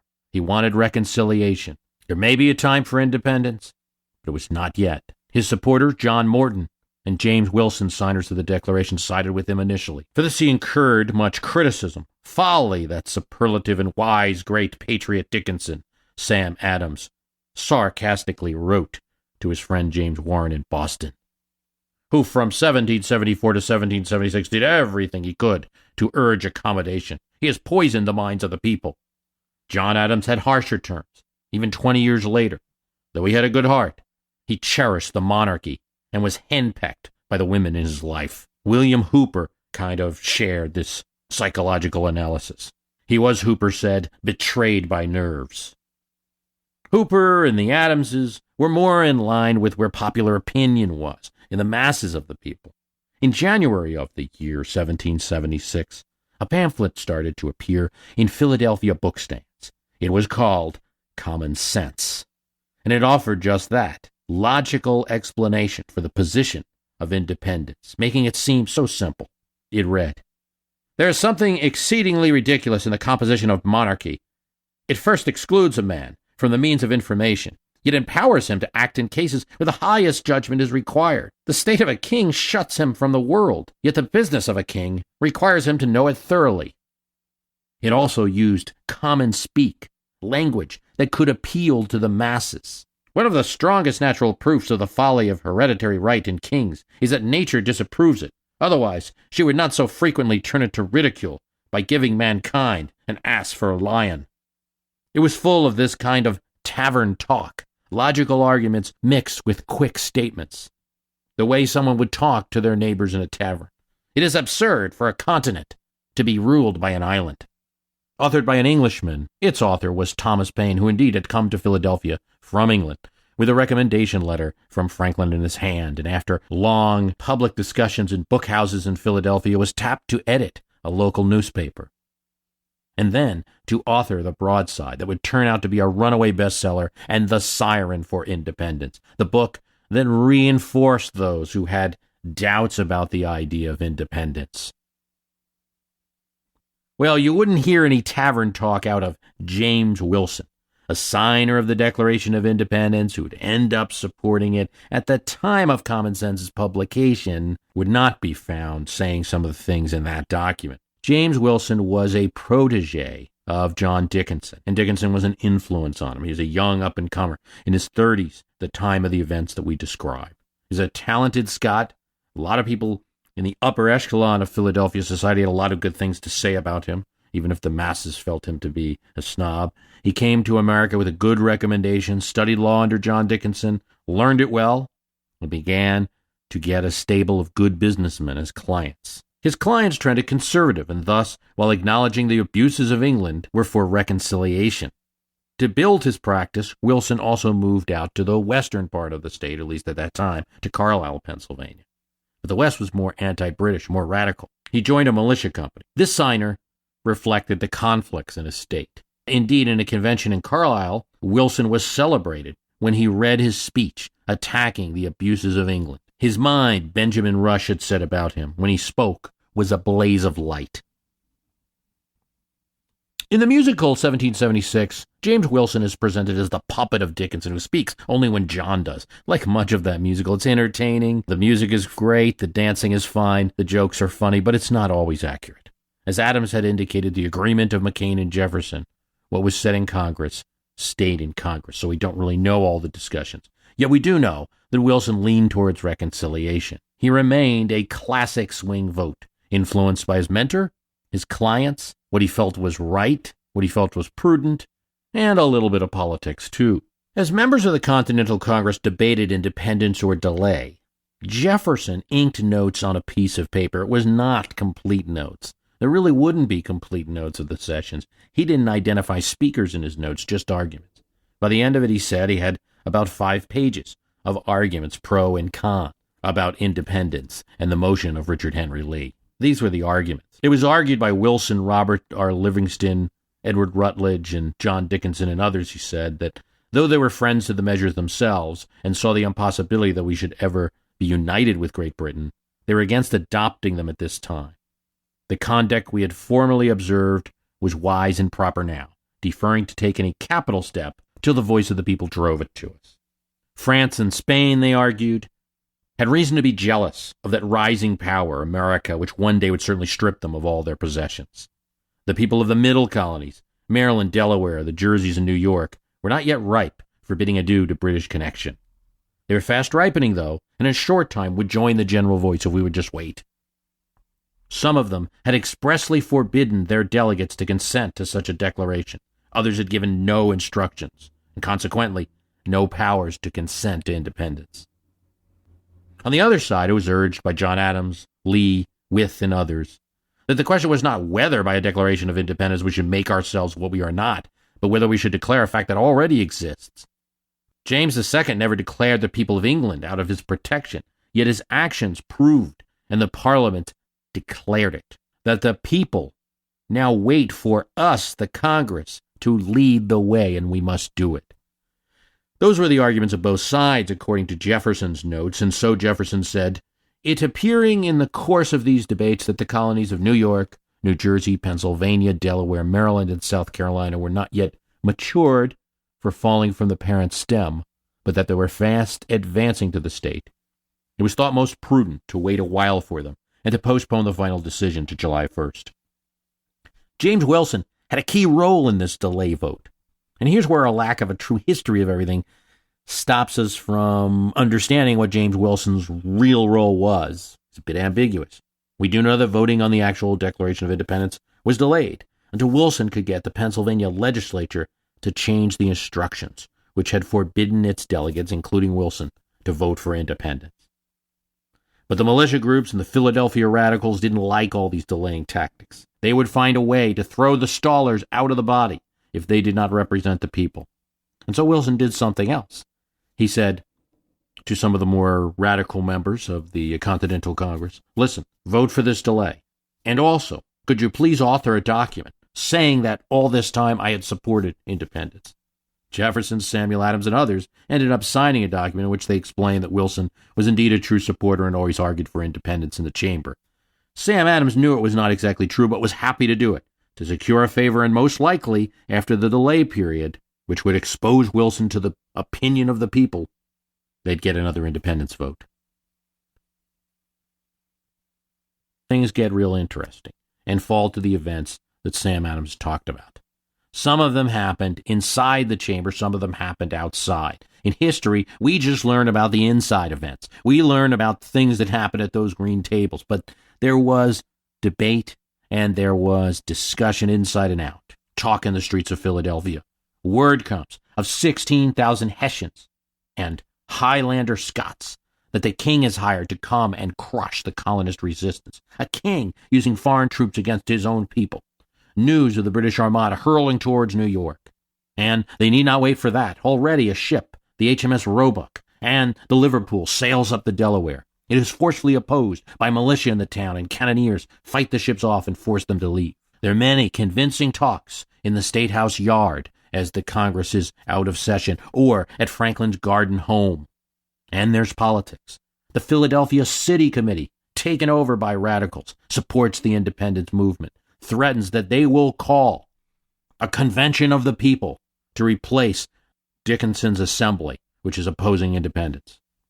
Thomas Paine writes another broadside, The Alarm, which appears in German as well as Der Alarm, and argues the assembly cannot debate the question of independence and give instructions to the Congress, because, to use modern verbiage, it's a conflict of interest. It can be done to them, but it can't be done by them. Only the people can decide on their future in regards to the royal government. A weekend of canvassing follows, and finally, as the assembly, who was elected in that election of May 1st, where Pennsylvania voters had voted anti-independence assemblymen, on May 20th, as the assembly is supposed to meet at the State House yard. Yes, in that yard that you wait to get your tour of the building, where you may have thought all the action happened inside. A mass meeting of 4,000 people was held outside, shouting, demanding a new government for Pennsylvania and the election of new assembly members. And they begin a series of resolutions to call for a convention, to call for new assembly members, to replace the ones controlled by Dickinson. They elect new members. Some of them go right upstairs and try to sit in their seats and ask for a provincial convention to run the state. They also prevent, by their mass numbers, the assembly from meeting. And lacking a quorum of the body that he once controlled, Dickinson is having some trouble running the state. And this is where the story of the Declaration is also a military story. 5 battalions of Pennsylvania militia muster on the Philadelphia Common. This is 2,000 men in their uniforms. And they are asked by their captains, "What say ye? Will you take orders from Dickinson's assembly, or will you take orders from the new people's body, the convention that's about to form?" Dickinson is a militia captain, and he, like the others, must sit through this. His own men vote against him in his presence, and they vote to form a military union with the other colonies and to follow the provincial government, not Dickinson's assembly. So by July 1st, when the actual debate is held, Pennsylvania's politics have changed greatly. Dickinson's still in the Congress, but he's about to get thrown out. The Assembly still has instructions for the Pennsylvanians to vote against independence, but they are about to lose all their power, and new pro-independence assemblymen will be elected who will change those instructions. Yet that July 1st delegation in Pennsylvania is still opposed to independence. Thomas Willing, a merchant, Charles Humphrey, dedicated Quaker, unknown to be no votes. Dickinson, of course, is against independence at this time. Robert Morris, also opposed to independence at this time. Franklin is a supporter. James Wilson is now, because of logic, politics, for that classic mixture of both, a solid yay vote. And John Morton, though he's also a previous Dickinsonite, moves into the yay column as well. So, despite that all you hear about James Wilson and John Morton being these swing votes that changed their mind and brought us independence, we should note some simple math. The largest colony sent 7 men to Congress, so this should be a vote 4-3, a majority of no on independence, and Pennsylvania, the middle colony, should break the unity of the colonies. An absolute disaster. History is different. This revolution goes the way of the one in the Netherlands, and the colonies are split apart. But instead of that, something different happens. There is not a 4-3 majority, no. But Dickinson, Morris, Willing, Humphrey, they don't change their votes. Instead, John Dickinson and Robert Morris simply stay home. They didn't want to vote for independence, but they also decided not to be the obstacle to it. They made themselves absent. And they knew full well what they were doing. Robert Morris would end up signing. Dickinson would refuse and would soon resign Congress. Yet by simply not voting, both of them allowed a 3-2 vote to happen. Thus, there were 4 swing votes in the Pennsylvania Convention, not just James Wilson, not just John Morton, but Morris and Dickinson to an extent as well. All played a role.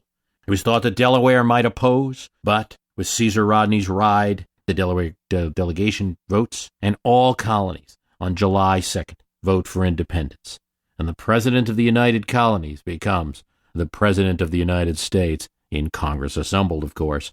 John Hancock says, "Gentlemen, we have done the impossible. We have freed the colonies from British rule. We have set America on a new course." And on July 4th, the ringing of a bell as John Nixon, the sheriff of Philadelphia, reads the Declaration to a crowd that had assembled once again in that State House yard, showing the popular support for the actions of the people in the chamber inside. By the way, Sheriff Nixon, the question, of course, you have, well, is he, related to... No, there's no direct lineage we can find to Richard Nixon, though the 37th president did have a number of distant relatives in Pennsylvania. Missouri Governor Jay Nixon does claim lineage to this old sheriff. It's a common name, just means son of Nicholas.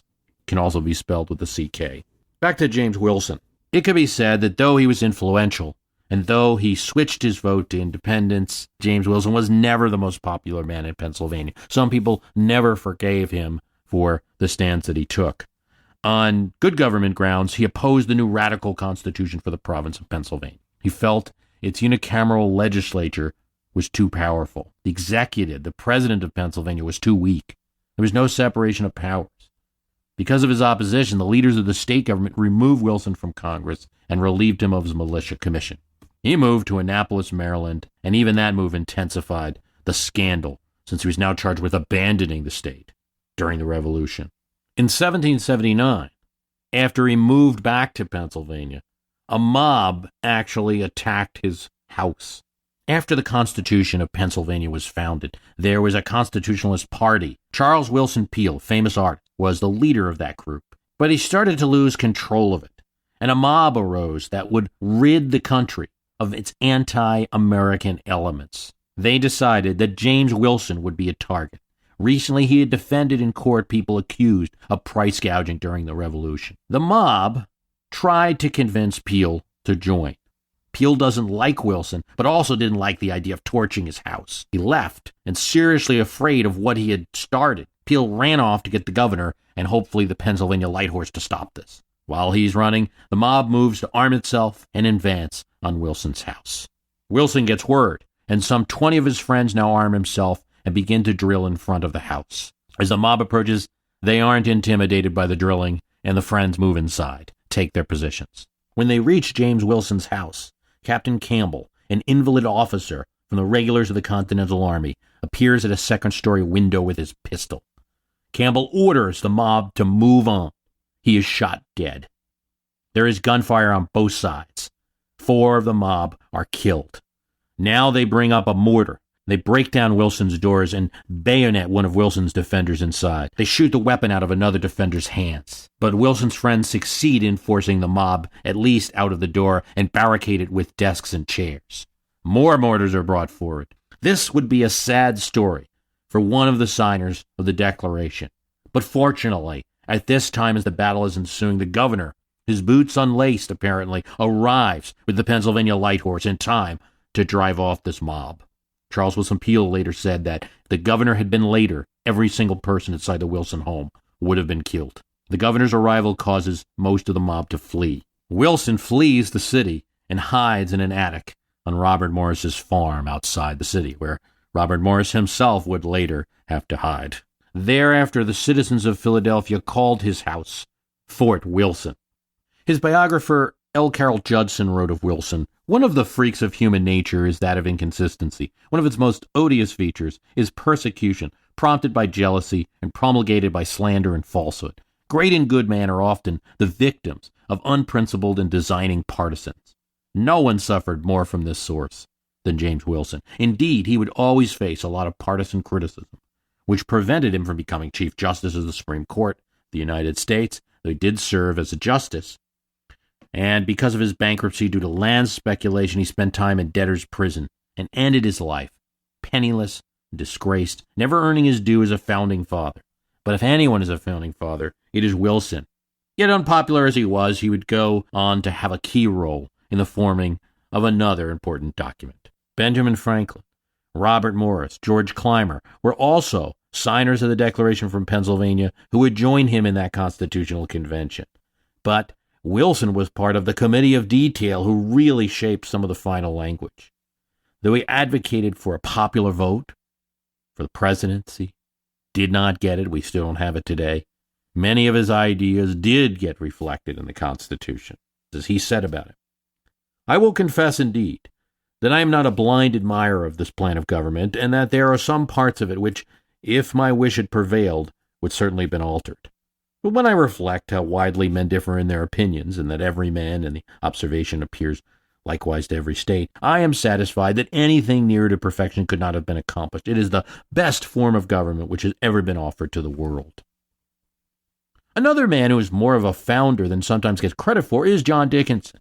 He is, of course, a non-signer, so he's not one of the people that we're supposed to be talking about in this podcast. But I will.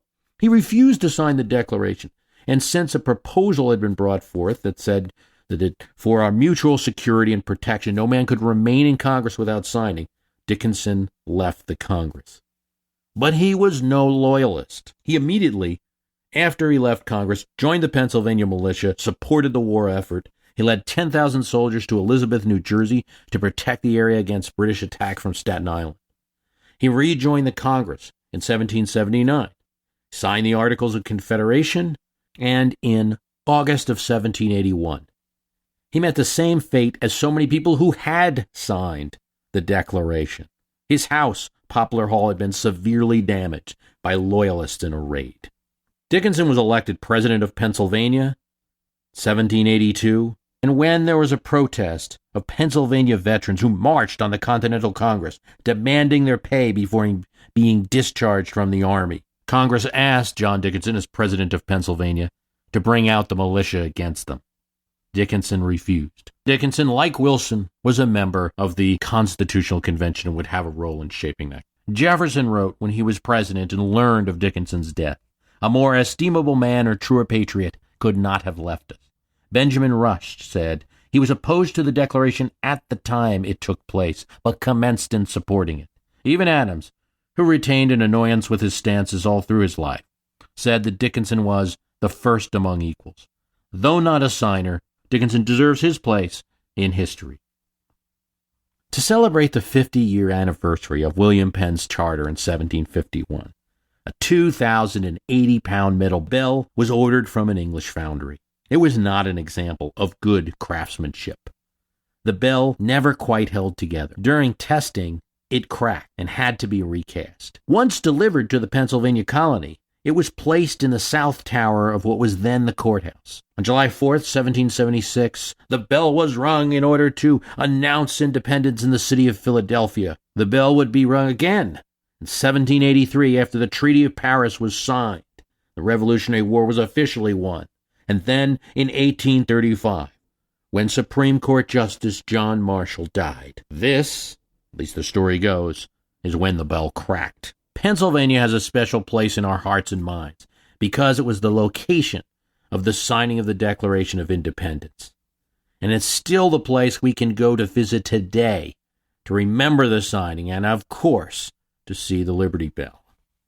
And in addition to Boston, it is one of the few places in America where one can still get a sense of what life was like at the time that these men lived. As the Continental Congress met in the Pennsylvania State House, the brick building we now know as Independence Hall, there was acrimony, as the forces for independence argued with those who wanted reconciliation with Britain still. The votes were there for independence. These representatives, even the moderate ones, were sent there to protest Britain. If they were truly loyalists or Tories, they wouldn't be there in that hall at all. So Franklin was trolling for votes. Could he get some delegations to switch, get a few more states to make it unanimous for independence? Rutledge and Middleton, he asked, can you get the South Carolinians to vote for independence? They said they'd work on them. His own colleague, James Wilson from Pennsylvania, can you side with us for independence? Then he grabs Thomas McKean, delegate from Delaware. McKean, can you get your delegation to vote for independence? Well, that might be challenging, Dr. Franklin, he might have said. It was no problem for he himself. McKean came from an Ulster Scot family. You might call them Scots-Irish. Settlers who came from Northern Ireland who were of Scottish heritage and then settled in America. In the Revolution, this very populous immigrant group tended to be supporters of throwing off the yoke of the British king. McKean's father was a tavern keeper in Chester County, Pennsylvania. McKean had studied law on his own, and at age 20 became a lawyer in the colony next door. He made Delaware bar, and he put 20 years into law and politics in Delaware. He had several jobs there. He was a member of the legislature, county clerk, a sheriff, and a key opponent of the Stamp Act in Delaware as a member of the Stamp Act Congress in New York. He was rabid for independence. And as a local militia captain, he knew exactly what he was getting into, about to start a fight with a powerful army. But he knew that he, too, had a well-trained, well-regulated, well-armed Delaware militia, staffed principally with soldiers from the New Castle County country, many Scots-Irish, but others as well. So his own vote was no problem, but the trouble, he explained to Franklin, was George Reed. Reed probably reflected the will of the colony of Delaware, probably closer than McKean did. Formed in 1682, when the Dutch farmers living in these three Delaware counties, Newcastle, Kent, Sussex, didn't want to be part of Lord Baltimore's Maryland, nor William Penn's Pennsylvania, Delaware was a small colony and divided. The Dutch, many of whom have been under British rule for generations now, were not as excited about rebellion as the others. Those on the coast who had trade with the British ships were not as interested. Yet there were many patriots as well in Delaware, particularly the Scots-Irish, but men and women in the colony were of divided minds. This is an important point as we discuss George Reed and the others who were more moderate at this time, the John Dickinsons, the Ned Rutledges. It was a lot easier in Massachusetts or Virginia to be a rebel, to be a patriot, when all your neighbors probably were. In the Middle States, you did so with opposition. Neighbors and friends would be Tories among you. Reed represented that sentiment. He had been crowned Attorney General for Delaware counties and served in the Delaware Assembly. To him, McKean was a radical, and independence was a crazy concept, taking on the world's largest army and navy. He was for dignified protests, boycotts, appeals to Parliament, appeals to the king. On July 1st, it was clear George Reed would vote against independence.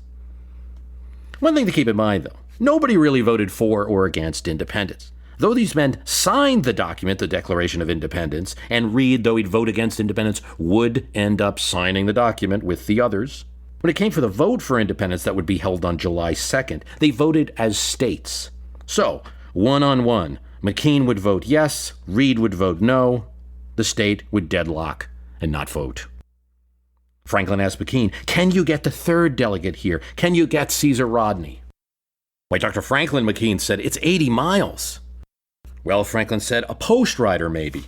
A post rider was, in 1776, the way you would get a fast message to someone. Here's how it worked. You'd go to the messenger, give them the letter, they would jump on a horse, go as fast as they can, wearing out the horse, and maybe 15 miles, they would get a fresh horse, wear that horse out, go another 15 miles, and get another fresh horse. Yes, it was tough on the rider, but really the work was being done by the horse, and you were constantly changing. It was an expensive process, and it was only for the most urgent messages, of which this would be one.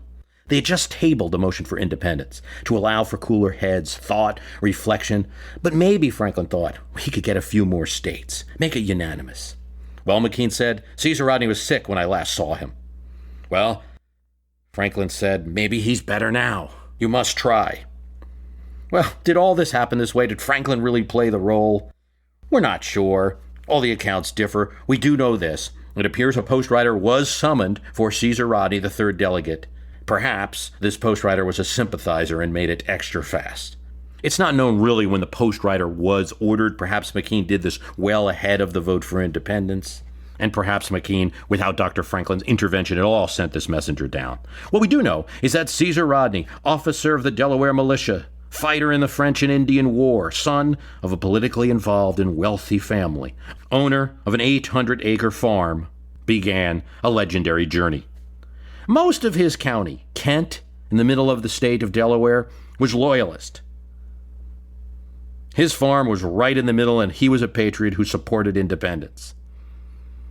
This put him in a unique position, and it was kind of the bastion of patriot sentiment in his county. He was a member of the Delaware Assembly, and in June he sat as Speaker of that body, as, in effect, President of Delaware, as the Assembly debated to separate from the king, which they decided to do on June 15th, before the Declaration of Independence was approved. Well, that worked in populous Newcastle County, where the Scots-Irish controlled the county and other patriots were active in the city of Wilmington. But in Kent and Sussex counties, a rebellion within the rebellion occurred. Loyalists there rose up against the Assembly. Caesar Rodney, as a captain of the militia, had to put this revolt down. And he was doing just that with the Delaware militia when the post rider came. He was not feeling well, but he was not greatly ill, and he embarked. And so, on a great white horse, he went down on the King's High Road from the city of Dover, or perhaps from the city of Lewes, changing horses several times, or keeping the same horse, we don't know, traveling through the moonlit countryside, in the heat, in the thundering rain. This gallant, if odd-looking man, some say his head looked like an apple, made his ride, preserved in the coinage of Delaware today, and preserved in many statues in the state. By that morning, he appeared, in boots and spurs, to meet McKean, rise up and say, I vote for independence, and thus Delaware joined the rest of the colonies, now states. As the poem goes, Ho, settle back, I've but half a day, and the Congress sits 80 miles away, but I'll be in time if God grants us grace to shake my fist in King George's face. We don't know if Caesar Rodney really said it. Counts differ. He could have rode his horse. He could have rode the post rider's horse. He could have ridden a carriage. He probably took several ferries along the way. And he might have started from a bit farther away or closer. Accounts differ on these things. We do know he made a ride and arrived just in time to vote. The account, of course, is from Thomas Rodney, and, well, your brother is bound to give you a good story, be proud of you, right? But in a sense, it doesn't matter whether some of these accounts have been exaggerated, perhaps. We know he made a great ride, but Caesar Rodney also made a contribution in the fight for independence. The Battle of Long Island, at Brandywine, at Camden, where the Delaware militia was nearly destroyed. Sadly, due to a bout of cancer, perhaps. He lived but a few years, but he did get to see the new nation born. Caesar Rodney, Thomas McKean fought with muskets and gunpowder, cannonball and bayonet against King George to create the largest and most powerful democracy. But it was a group of people who picked up swords, shields, battle axes, and Swiss vulges in ruthless hand-to-hand combat, melee, who may have set the precedent for everything that they did. Hundreds of years before Rodneys, Reeds, McKeans, Jeffersons, or Adams were living on the American continent at all, a great fight for freedom occurred, of a different sort. When people think about the freedom that Americans cherish, we may possibly think of the Bill of Rights, certainly of the Declaration, but oddly, we may owe much more to a critical event that occurred across the ocean from America 500 years before. The sacking of London by the combined armies of a group of barons who had had enough with one of the worst occupants of the English throne, King John. Though King John could also be called King John Lachlan or King Johann, of French heritage and more attached to that heritage than to England where his throne was. John was seen as a political schemer of the worst kind, and what he wanted most, as the English king, was to get off the island and reconquer his family's home of Normandy in northern France. In the process of doing so, he got into a scuffle with the Pope. When he lost that humiliating political and military standoff, he had to get out of it with a tribute. That cost, and King Johann taxed the barons heavily to pay for his conquest to finance it. This was harsh for the nobles of the country, the barons, but of course for the many people that toiled under them as well. The villain king he was, the legend of Robin Hood's villain, was based on him, King John, King Johann. The barons came to realize it was they that had the resources, the army, and the money, not the king. And this had to stop. They had to assert their own power. When the king visited his castle in the north of England once, the barons formed an army of their own and, with help from city dwellers who had no love for the king, occupied the capital city and commercial city of England, London. King John had no choice. He was forced to meet with baron leaders on the island of Runnymede, near London, and on the 15th of June, 1215, signed what was called the Great Charter. But because it was in Latin, we know it as the Magna Carta. The document created various rights, but most importantly, it set the law of God in this case, above the king. Demanded that the king administer the country free of patronage.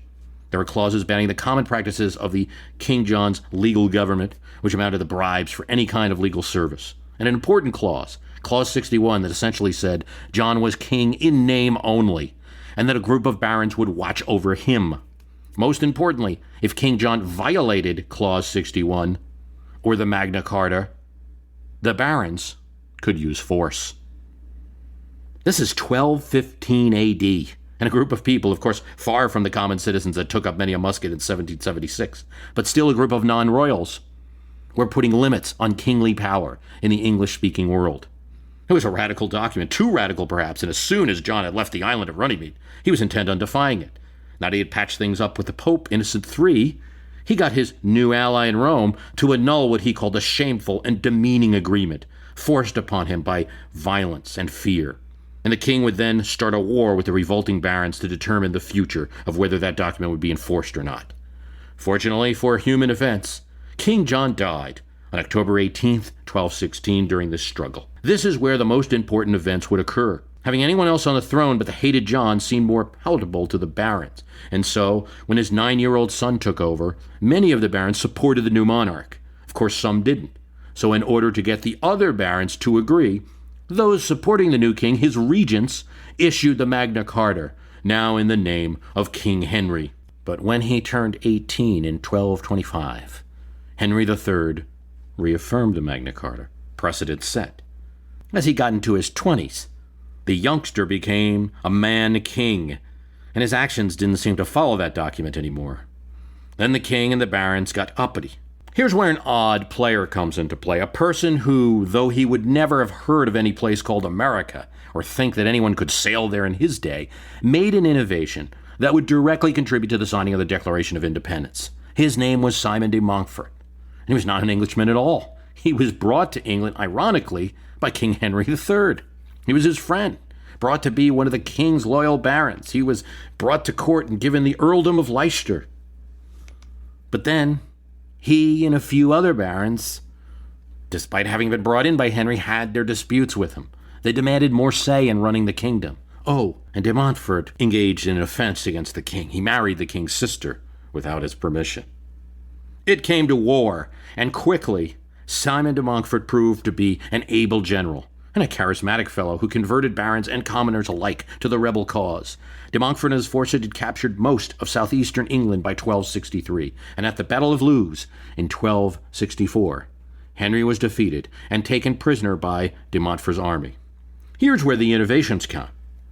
King Henry was being reduced now to a figurehead, and de Montfort was running the country effectively. But he decided that his government would be stronger if he diluted the power and empowered the little guys. So he broadened representation to include each county of England in the decisions of the kingdom, and many important towns, that is to say, groups beyond the nobility.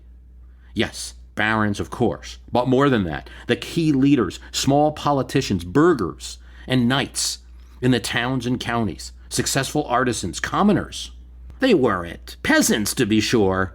They were significant people in these communities, but it was still a broad representation. While Henry and his son Prince Edward remained under house arrest during this time, effectively Simon de Montfort was making all the decisions in his name. The short period that followed was the closest England would come to complete abolition of the monarchy until the English Civil War, and many of the barons who had initially supported de Montfort began to suspect that he was going a little too far with his reforming zeal and maybe giving too many jobs and patronage to his own sons. They began fighting amongst themselves. De Montfort's sphere of influence rapidly began to deteriorate, and he lost one of his key baron allies, Gilbert de Clare, the Earl of Gloucester, upset about not getting enough royal favors and tiring of his excommunication by the Pope for his rebellion. So he deserted to the side of the king, and with Gloucester's assistance, Prince Edward, King Henry's son, escaped. In a reward, Gloucester was soon reinstated to the church. Running out of allies, de Montfort then teamed up with the Welsh. Now in rebellion, the Welsh agreed to help, in return for full recognition of the Prince of Wales title, and the promise that he could keep all military gains. Whatever benefits the alliance might have brought Montfort, the great concessions cost him popularity at home. Meanwhile, Prince Edward was out now, and he laid siege to the town of Gloucester. Simon de Montfort, leading his army, tried to unite with the army of his son, also called Simon, and engage with the royal army. But the younger Simon moved too slow, and the prince cut Simon de Montfort off, and he managed to trap Simon de Montfort in a loop of the Avon River, blocking off the only bridge and forcing Montfort to fight without his son's reinforcements. Just north of the town of Evesham, Edward set up his forces on the left, Gloucester commanding on the right. 8 a.m, the battle begins. The king's forces had the numbers. The royal forces were 10,000, where the baronial armies were just 5,000. What do you do when you've got numbers like that? You've got to do something surprising and decisive. And so Simon de Montfort did. He concentrated his forces right into the smack center of the army, hoping to drive a wedge through the line between Gloucester and Prince Edward. You do that, and well, now you've got flanks you can turn on, you can envelope. The enemy's full force can't be used, and so your numbers, small as they might be, don't matter, because most of your opponent's forces are trapped in a pile of their own soldiers. It's a great plan, and at first, it started to work. But then, the flanks of the army, Edward and Gloucester, then closed in on Simon de Montfort and enveloped his army. The battle rapidly turned into a massacre.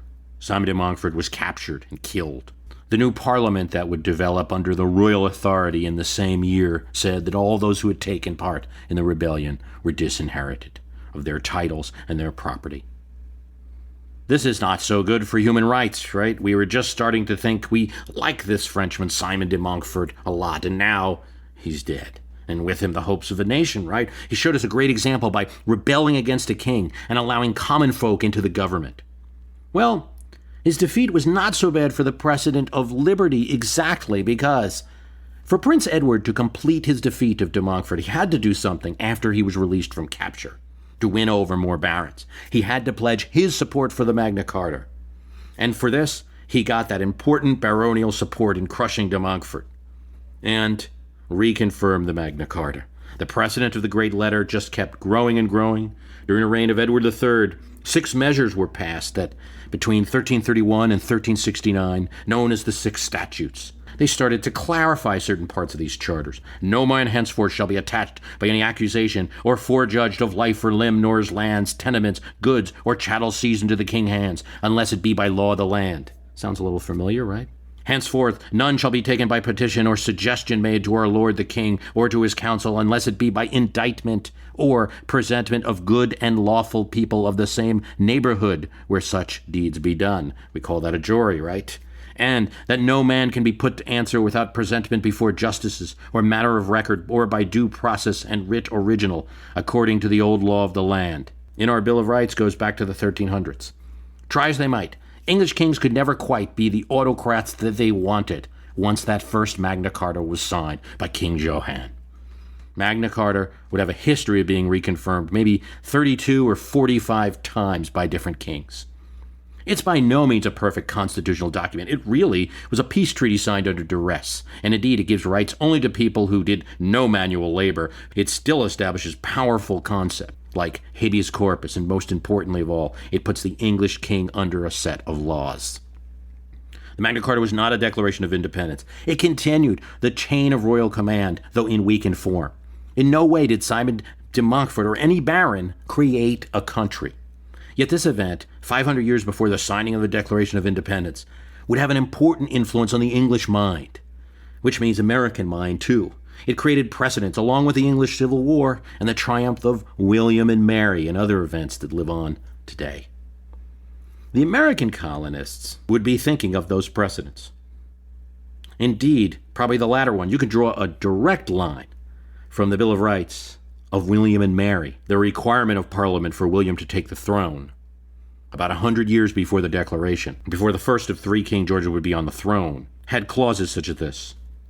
The agreement of Parliament is necessary for implementation of new taxes. Freedom to petition the monarch without fear of retribution. No royal interference in the freedom of the people to have arms. No royal interference in the election of members of Parliament. The freedom of speech and debates or proceeding in Parliament ought not to be impeached or questioned in any court or place out of Parliament. No excessive bail or cruel and unusual punishments may be imposed, all in the Bill of Rights of William and Mary.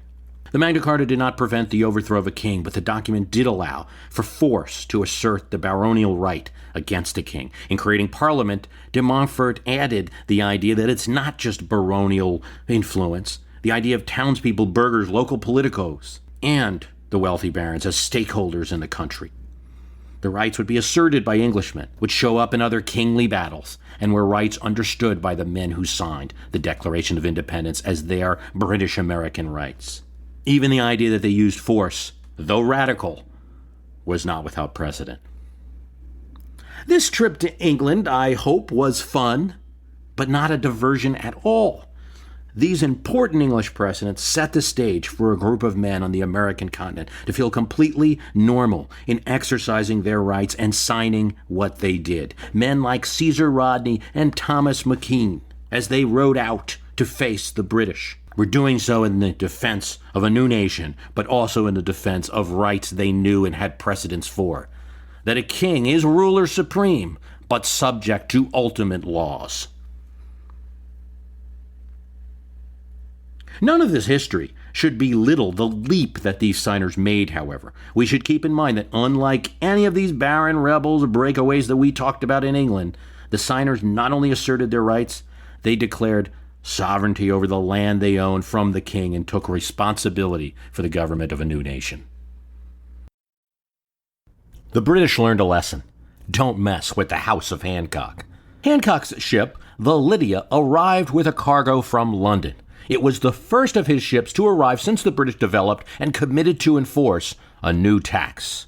And two tidesmen, Owen Richards and Robert Jackson, were hired by British commissioners to enforce the new taxes on shipping called for by Parliament's Townshend Act.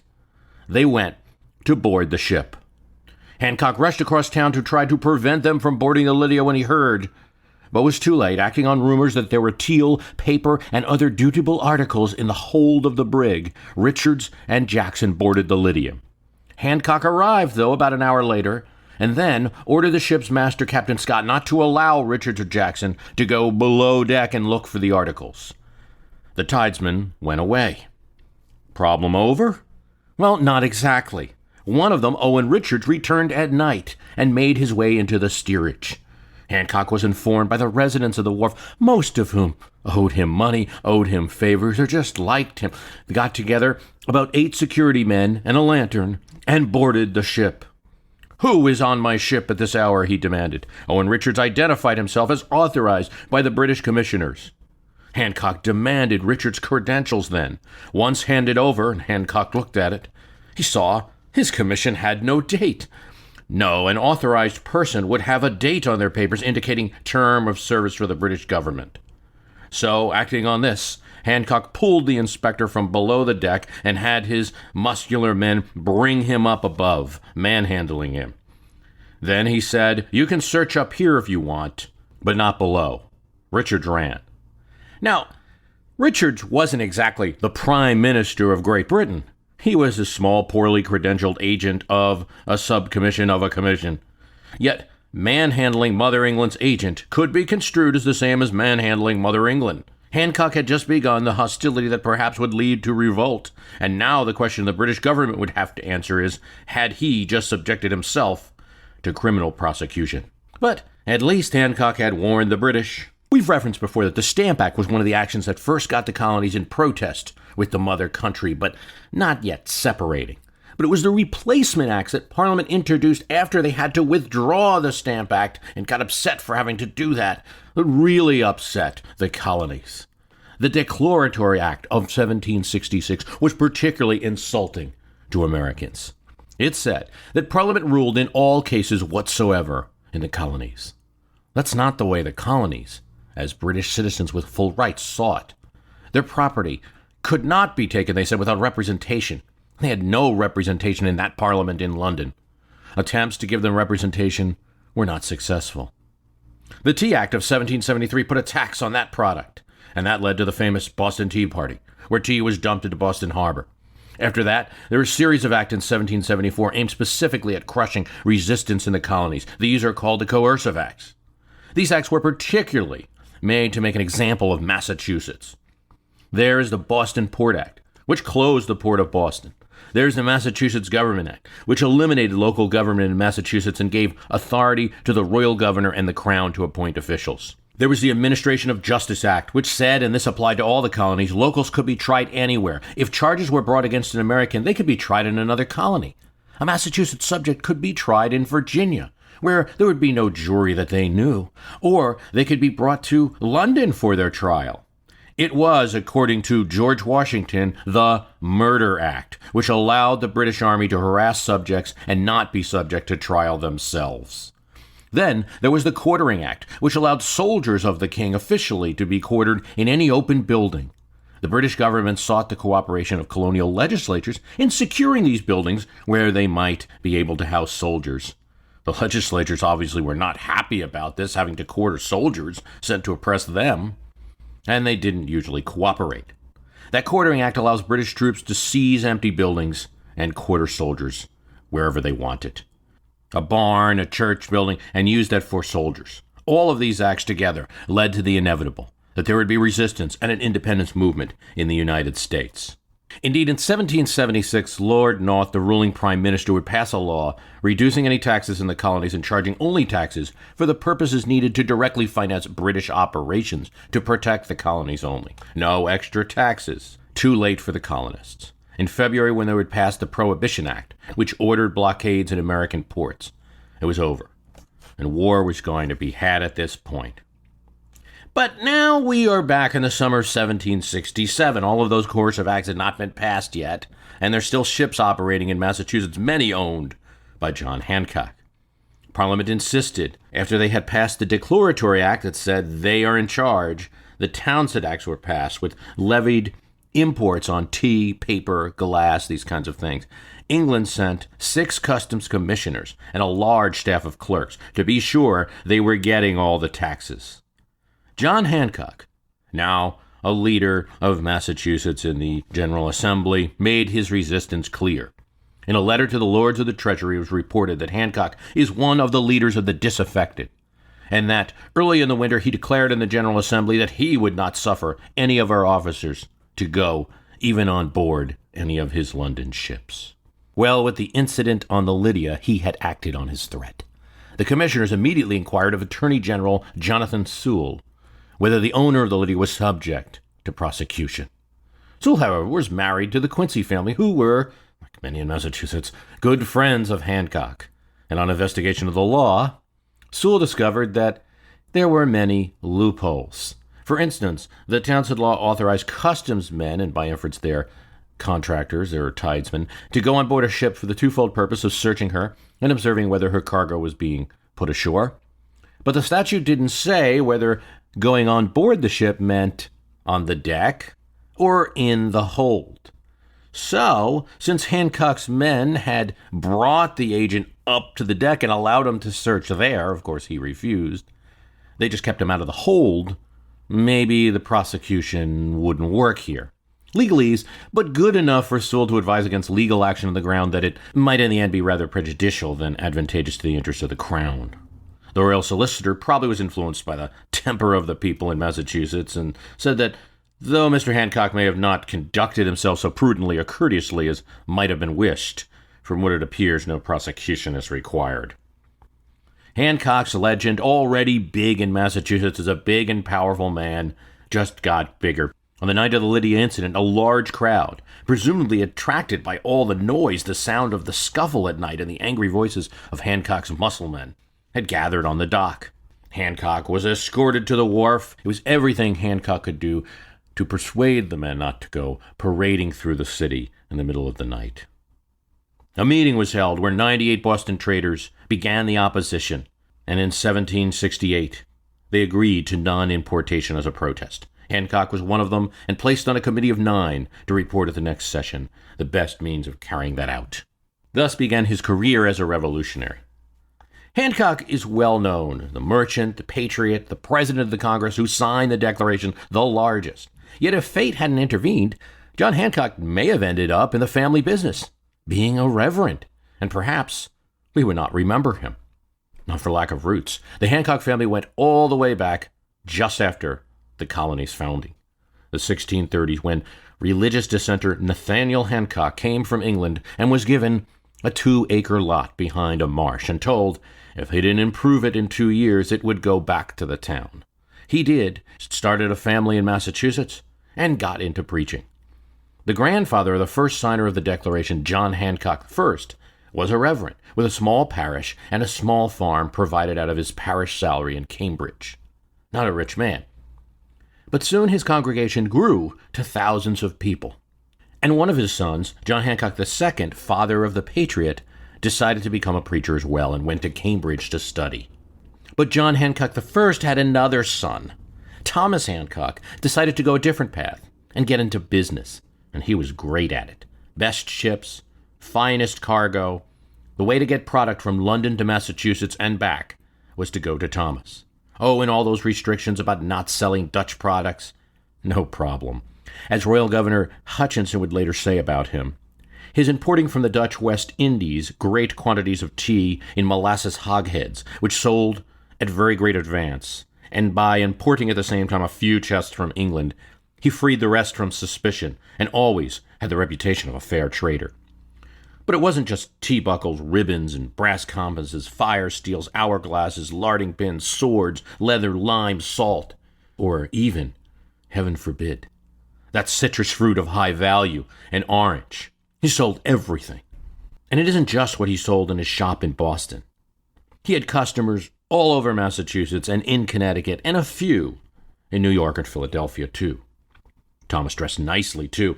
Nice satin, green, even purple, often a plumed hat, that stood out in plain-clothed Puritan Massachusetts. Eventually, even the British Crown would become his customer. Edward Cornwallis, uncle of the future general, as governor of Massachusetts, was forced to get credit from Hancock for construction materials. This was because Cornwallis had funds from Parliament, but had outspent those funds. Hancock agreed to the loan, but at high prices, and eventually Cornwallis would complain bitterly about it to the king.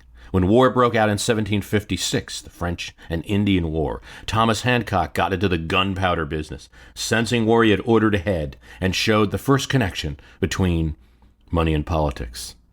He became a spokesperson against the French and for war. For God's sake, he said, let us root the French blood out of America. By age 30, Thomas Hancock had earned a fortune and bested competitors. And John Hancock, his nephew, was sent to apprentice over summers with him, where he learned his trade in the busy compting room of clerks. Kind of like a human computer.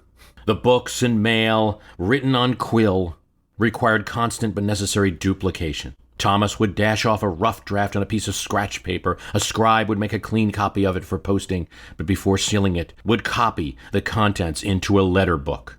The old 18th century CC. John Hancock's father died young. And so, John Hancock's Uncle Thomas adopted him, and he entered for good a new world. Boston, thriving, 1,600 homes, a busy port, 500 ships a year coming to its port, with dock workers bustling market at Faneuil Hall. The air was rent almost incessantly with the noise of patent medicine peddlers, fishmongers, chimney sweeps, town criers, the clop-clop of horses' hoofs on cobblestones, the clatter of cart wheels, and the ringing of bells could be heard everywhere, and always, except in the very dead of night. Gongs were struck often to summon firefighters and to signalize the repeal of obnoxious London laws. Chimes were played to call citizens to meetings. Handbells were run in the street. The town was chock full of pubs and taverns, which were not just for drinking, but for business. The Royal Exchange, the Crown Coffee House, the Bunch of Grapes, Luke Vardy's, which would be the future scene of the so-called Boston Massacre, the stately Blue Anchor, where the higher-ups went, or to go slumming, the Sun and Half Moon, the Golden Ball, or even the Green Dragon, the future home of Sam Adams and his rabble-rousers. Thomas and John would frequent these pubs certainly for business, but where Hancock lived was now above all this rabble, at Beacon Hill, higher than anything else in Boston. The hill was higher then even than it is now, if you've been to Boston and seen Beacon Hill. The hill was shaved a bit to fill the Back Bay section of Boston. So it was majestic at its time, and only the rich lived there, away from all the noise. Not yet a rebel, Thomas Hancock was making quite a bit of money off a contract with His Majesty's Agent for Transports during the French and Indian War. He had authority to pay enlistment bounties to seamen, to provision vessels, to hire freighters for the service of the Crown, and to appraise their tonnage, to issue sailing orders, and to discharge crews from their return from the voyage. Hancock was supplying the British Army and Navy.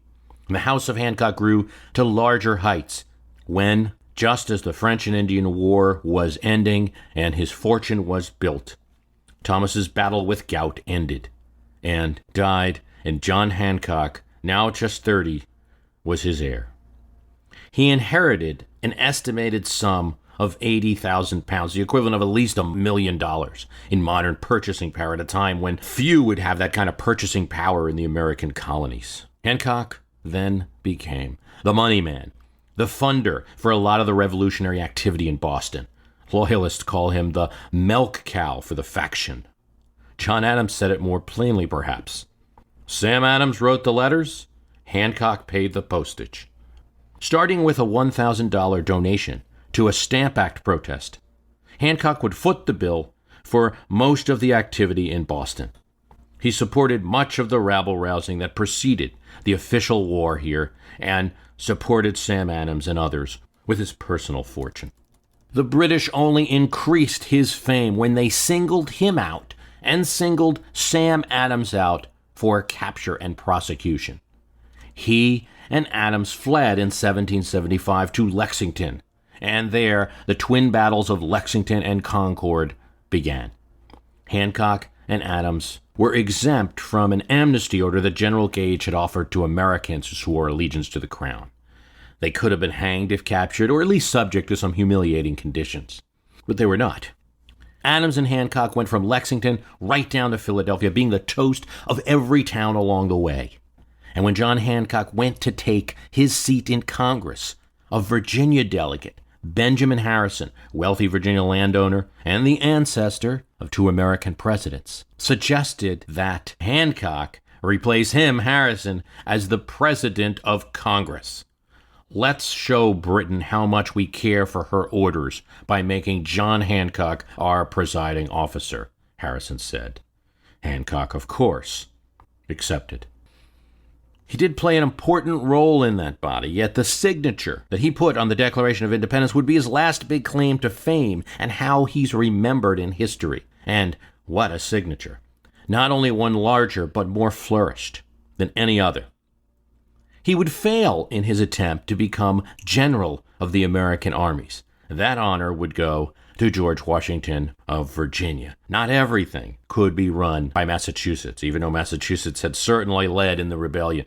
Hancock would be elected governor of Massachusetts. And after balancing viewpoints in that state on the constitutional question, he would see that the proper amendments were added to the Constitution, then Massachusetts could support it, and he, Hancock, could support it as well, and ensuring that that document would get at least one large state behind it.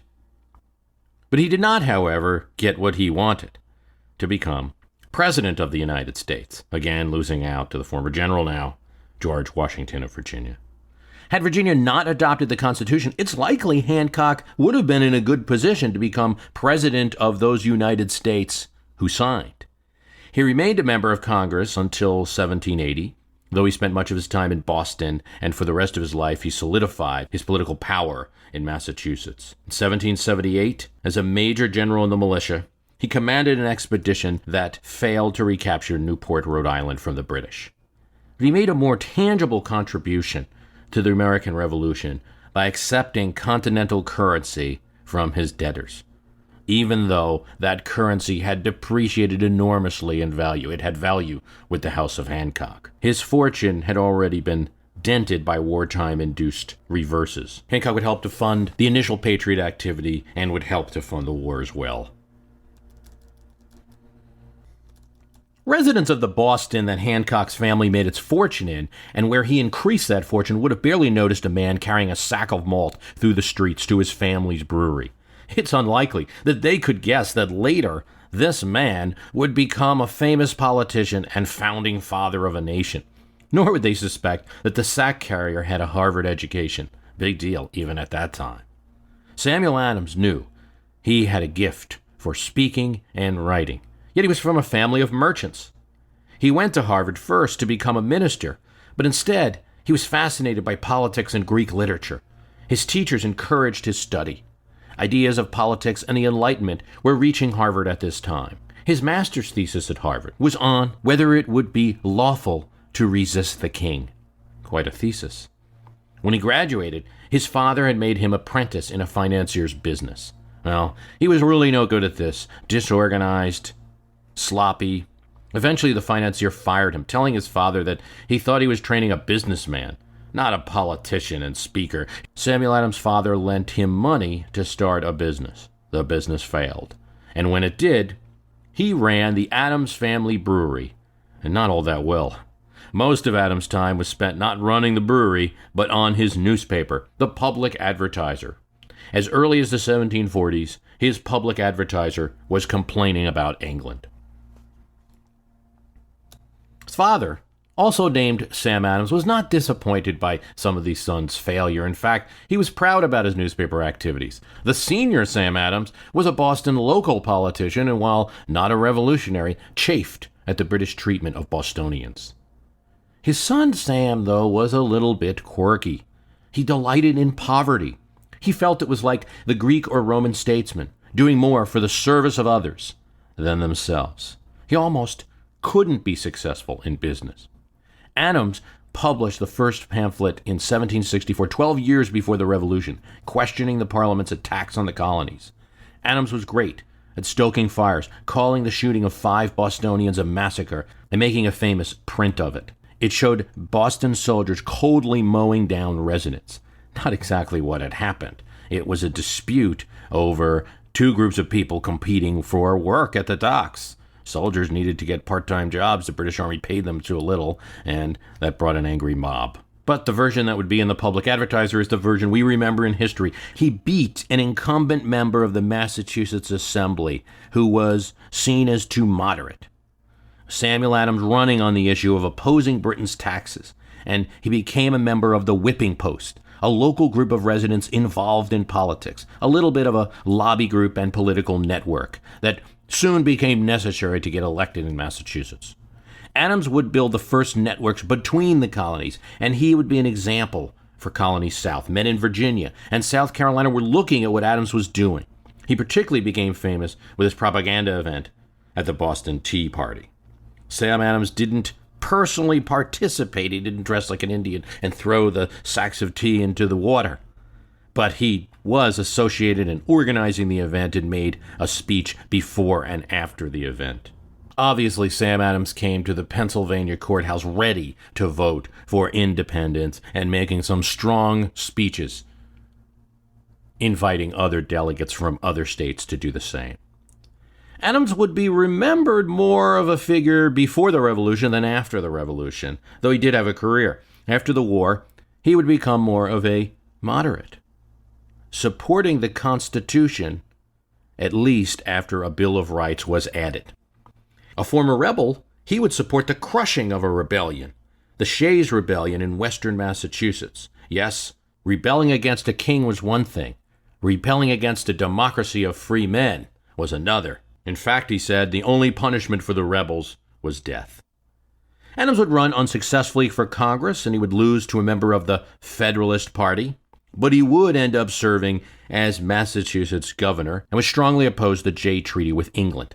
He was much more in favor of our former ally, France, and in politics he was closer to Thomas Jefferson than even his cousin, John. In fact, when John became president, 1797, Sam Adams was resigning from politics, and he would die in 1803. John Adams made it clear, without Sam, the true history of the American Revolution could not be written. Samuel Adams' cousin, John, was formerly a moderate, in fact, earned fame as a lawyer for defending the soldiers of the so-called Boston Massacre that his cousin had done so much to create propaganda about. And John Adams would defend them successfully in a colonial court. With this moderate reputation, he would serve several times to be an envoy between the patriotic forces and the Massachusetts royal governor to attempt some type of peace. John Adams and Samuel Adams, as we said, were cousins. They were among many descendants of Henry Adams and his wife Edith Squire Adams of Somersetshire, England, who were part of the great Puritan migration to Massachusetts in the 1630s. Henry and Edith had 9 children, including 8 sons. One of the sons was Joseph, great-grandfather of Samuel and John Adams. One of Joseph Adams' sons was John Adams, who became a sea captain. He had a son named Sam Adams, who in turn had a son named Sam Adams. That is the famous revolutionary figure. Another of Joseph Adams' sons was named Joseph Adams. He had a son named John Adams, who in turn had a son named John Adams, who would become a revolutionary figure and second president of the United States. The story of John Adams' conversion to the independence movement is a story of the moderates converting to the independents, particularly in the state of Massachusetts, where the British had focused most of its coercion. When all efforts were exhausted, John Adams then became a fervent supporter of American independence. He was working actively to convert delegates at the Continental Congress to his cause. He seconded Henry Lee's motion for independence. And when John Dickinson resisted independence, John Adams gave a speech in which he said, "We are in the midst of revolution, the most complex, unexpected, and remarkable of any in the history of the world." This was a moment. Every delegate saw this speech and was influenced. Richard Stockton stepped up and called Adams the Atlas of the hour. After the states had voted for independence, Adams would be part of a team along with Ben Franklin and Edward Rutledge of South Carolina, who would meet with General Howe after the approval of the Declaration in order to work out some kind of peace deal. That would go nowhere. He would serve on many committees, but most importantly, the committee that would supply the army. While Franklin got much of the credit for diplomatic efforts towards France, it is only recently that we've seen the results of John Adams' diplomatic efforts towards the Netherlands, and particularly the bankers in Amsterdam, who also helped to finance the American Revolution. As we know, John Adams would become Vice President of the United States and then, for one term, President of the United States. After the Revolution, he would have the task of becoming Minister to England and would be the first American citizen to address King George III. "Sir, the United States of America have appointed me their minister to your Majesty. It is in obedience to their express commands that I have the honor to assure your Majesty of their unanimous disposition and desire to cultivate the most friendly and liberal intercourse between your Majesty's subjects and their citizens. I think myself more fortunate than all my fellow citizens in having the distinguished honor to be the first to stand in your Majesty's royal presence in a diplomatic character." And the response, according to John Adams' letter to John Jay: I wish you, sir, to believe, and that it may be understood in America, that I have done nothing in the late contest but what I thought myself indispensably bound to do, by the duty which I owed my people. I will be very frank with you. I was the last to consent to the separation, but the separation having been made and having become inevitable, I've always said, as I say now, that I would be the first to meet the friendship of the United States as an independent power. Let the circumstances of language, religion, and blood have their natural and full effect. In a sense, this meeting in 1785 completed the American Revolution that had begun in the Declaration of Independence and began a relationship, sometimes touchy, but usually as an ally, between the United States and England. I want to thank you for listening. If you like this program, please give us a positive comment on iTunes. It always helps other people to find the program. I also do a program called My History Can Beat Up Your Politics, where I discuss current politics and apply history to those events. That's at www.myhistorycanbeatupyourpolitics.com, or you can find it on iTunes. Thanks for listening.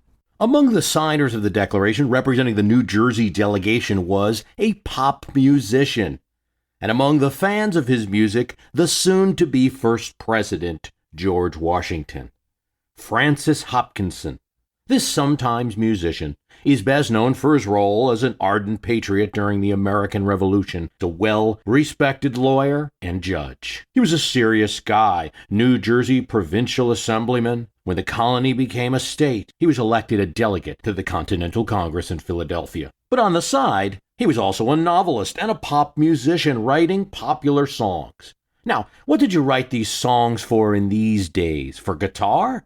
No, your axe was the harpsichord. Hopkinson became an American master of that instrument, which he had learned at age 17. He often joined music assemblies and gave concerts. When he was 33, he became harpsichord teacher as organist of Christ Church in Philadelphia, a pretty big musical gig in the colonies. In 1778, Hopkinson wrote the words and music for The Toast, honoring America's commander-in-chief. The lyrics of the song appeared in the Pennsylvania Gazette on April 4th, 1778, to great acclaim. Hopkinson wrote the song while the British held Philadelphia, and it was a big morale booster. And it went like this. 'Tis Washington's health, fill a bumper all around, for he is our glory and pride. There cannot be found, search all the world o'er, his equal in virtue and fame. I am not a musician like Hopkinson, and so apologies for the singing, but that's how it went. Washington heaped praise on Hopkinson's songs.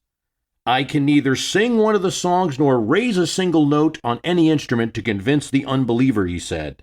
But I have, however, one argument which will prevail with persons of true taste. I can tell them that any given song is the production of Mr. Hopkinson. At age 21, Hopkinson wrote what is his first popular song, My Days Have Been So Wondrous Free, based on another work by Thomas Parnell, Love and Innocence. Later, he tilted his music towards politics. He composed songs such as The Treaty, Battle of the Kegs, The New Roof, A Song for Federal Mechanics, which was a musical way of supporting the new Constitution after independence was won and we had been under Confederation for a few years. He wrote a bunch of pamphlets and satirical writings, always supporting the independence cause. John Adams thought Hopkinson was funny-looking but fun. He told Abigail, "He's one of your pretty little curious ingenious men. I have not met anything in natural history more amusing and entertaining than his personal appearance. Yet he is genteel and well-bred and is very social. For his musical advocacy of independence and his signature, he met the fate that many did. His house in Bordentown, New Jersey, was especially targeted when the Hessians came to town. The German mercenaries plundered the house, though his family was able to escape in time and he as well.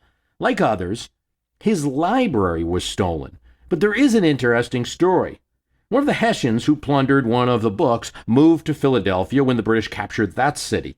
And when they evacuated, there was a note from one of these thieves in German that essentially said, Hopkinson may have been a rebel, but he had a great library and was no doubt a learned man. One work of satire that he wrote 2 years before the signing helped to build support across the colonies for the cause. It was called A Pretty Story, but it wasn't. It was an allegory that related directly to the situation in the colonies. Once upon a time, he said, a great while ago, there lived a certain nobleman who had long possessed a very valuable farm and had a great number of children and grandchildren. Besides the annual profits from his land, which were considerable, he kept a large shop of goods, and being very successful in trade, he became, in process of time, exceedingly rich and powerful, insomuch that all his neighbors feared and respected him. Here, I suppose it's not hard to imagine that this nobleman is King George, or one of the King Georges. That nobleman, possessing a valuable farm, permits some of his children to settle on his new farm a little bit farther away, with the provision that they must purchase from his shop all of their merchandise, although they may make some of their own laws. In process of time, however, some of his children, more stout and enterprising than the rest, requested leave of their father to go and settle on the distant, very distant tract of land. Here we can imagine this is America. Leave was readily obtained, but before they set out, certain agreements were stipulated between them. The principal were, the old nobleman, on his part, engaged to protect and defend the adventurers in their new settlements, to assist them in chasing away the wild beasts there, and to extend to them all the benefits of the government under which they were born, assuring them that although they should be removed so far from the nobleman's presence, they should nevertheless be considered as children of his family and treated accordingly. Well, it's not hard to imagine that Americans are those children. In return for these favors, Hopkinson wrote, he insisted that they on their part should at all times acknowledge the nobleman to be their father, that they should not deal or trade with neighbors without his leave, but send to his shop only for such merchandise as they should want. But in order to enable them to pay for such goods as they should purchase, they were permitted to sell the produce of their lands to certain of the nobleman's neighbors. This satire reveals how important economic considerations were behind the signing of the Declaration of Independence. Obviously, those neighbors are France, Spain, Holland, and the Caribbean colonies of all those countries. As the old nobleman advanced in years, he began to neglect the affairs of his family, leaving them chiefly to the management of his steward. Now, we can imagine that the steward is Lord North, the Prime Minister. And then we get to Parliament, the wife in the story. Now, the steward, Hopkinson said, had debauched the nobleman's wife, and by that means gained entire power over her. She no longer deliberated what would most benefit either the old farm or the new, but said and did whatever the steward pleased.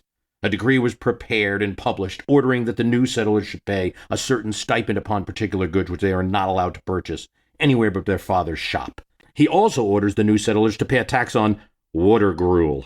Well, this could be carefully disguised, not so carefully disguised, insult and allegory about the tax on tea. And it reveals what Hopkinson and others thought of British tea compared to other varieties. But one of the new settlers, whose name was Jack, either from a keener sense of injuries attempted against him or from the necessity of situation, demolished a cargo of this gruel. This Jack, of course, is John Hancock and the Boston Patriot. Vengeance follows when Jack's gate is padlocked and an overseer is sent to harass him and the family. The story then describes the rebellion and the hopes, in the end, expressed by 13 stars in the sky, as the children are free of the evil steward's grip. Hopkinson's story, A Pretty Story, presents the situation well in the way even a child could understand it. But if you notice, that's the 1774 attitude. It still is easy on King George. It is blaming things on Parliament and on the Prime Minister. That would change at the time of the Declaration, and the Declaration itself attacks the king directly. 1774, we were still saying maybe the king is being misled. Story helped to bring about independence, and Hopkinson would sign the Declaration. He'd serve as a member of Continental Congress and also as a chief judge of the new state of Philadelphia. 1791, when he died, his complete works were published posthumously.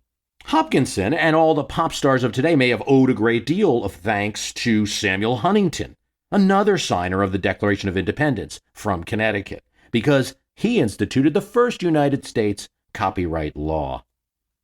He goes against the image that some have of the signers of the Declaration as being all of these wealthy people loaded with money, merchants and the like. Most of the signers, yes, had some wealth. Hard to imagine a state then or now picking a pauper to represent them in the assembly. But they didn't always have that wealth during their lifetimes. Huntington, for instance, had no public education. Some of his brothers did, but there was no time for Samuel. He was the eldest son, and his father needed help on the farm. So it was put those books away, Sam, and grab this plow. At the age of 22, he was able to finally stop working in the field and began a study of law. Couldn't pay tuition to be formally trained. He borrowed books from a respectable lawyer in a neighboring town, furnished them, and with his diligence and perseverance, he accomplished his own education. He's not the only signer to be self-trained as a lawyer in this way. We spoke of John Penn in an earlier episode, and there are others. A good set of law books was perhaps enough for law in the colonies, though some of the more established lawyers didn't like this progress. They called it pettifogging, self-taught law. Huntington, though, was no pettifogger. He used his law practice to seek elected office. He developed a thriving practice, and he used that practice to seek elected office, represented the town of Norwich in the General Assembly, became King's attorney, and then a judge in the Superior Court of Connecticut. During this time, he was a strong advocate for American rights. Strong advocate for American rights. In October 1775, he was appointed by the General Assembly of Connecticut to represent that colony in Philadelphia. Samuel Huntington developed there a reputation for fairness. Both northern states and southern states, small states and large states, felt they could trust him and get a fair hearing from him. Thus, he was elected one of those forgotten 14 presidents of the United States early in our history before Washington. These POTUSes included signers Richard Henry Lee, John Hancock, Thomas McKean at different times, all presidents of the United States, and all served before Washington. But really, they weren't presidents with the kind of powers we expect from a president today, or even the powers that Washington had. They had ceremonial power as the leader and foremost member of Congress, to be sure, and they had parliamentary power as the controller of the floor, the same way a Speaker of the House would when Congress is in session, but not the kind of executive power that Washington and his successors would be invested with.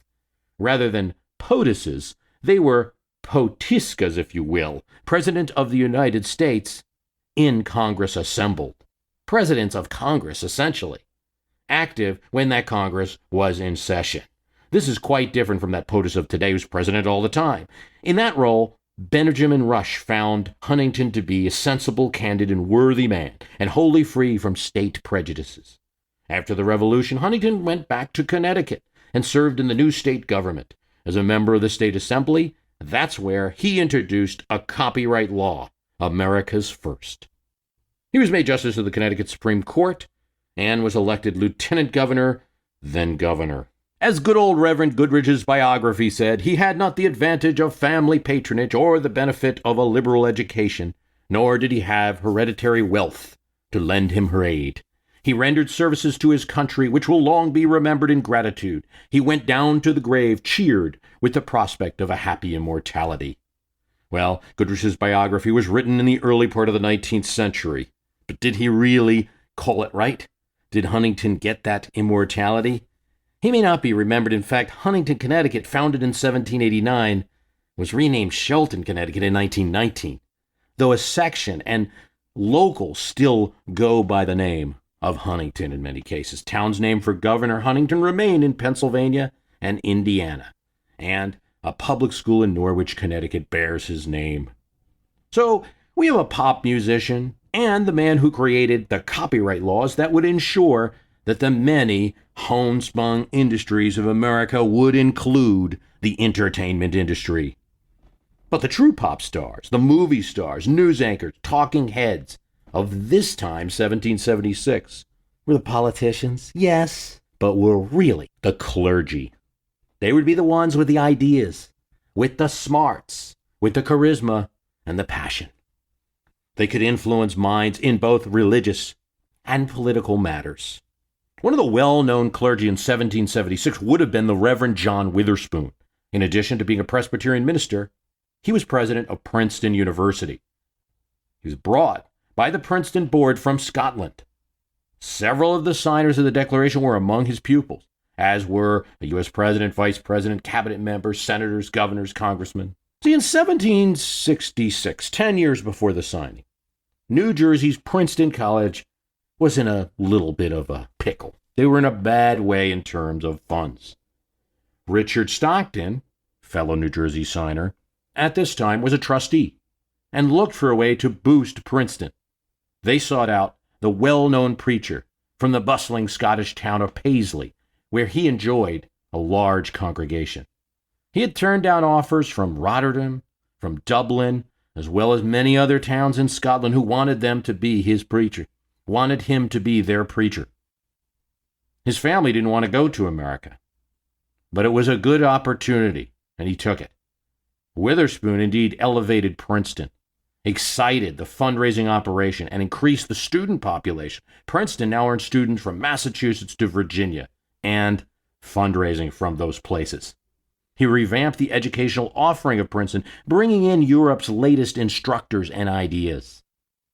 Despite the fact that as of a decade before the vote in Philadelphia, he was not even living in the colonies, Witherspoon soon became a convert to the American patriot cause. Early in the year 1776, he was elected a representative to the General Congress by the people of New Jersey. He was there a few days previous to the 2nd of July and assisted in the deliberations on the question of a Declaration of Independence. For the space of 7 years, Dr. Witherspoon continued to represent the people of New Jersey in the General Congress. He was seldom absent from his seat, and he never allowed personal considerations to prevent his attention to official duties. That, again, according to the Reverend Goodrich's biography. He was 6 feet high, good proportion, well known for a fervent passion at his pulpit, and for great punctuality and exactness in his devotional exercises.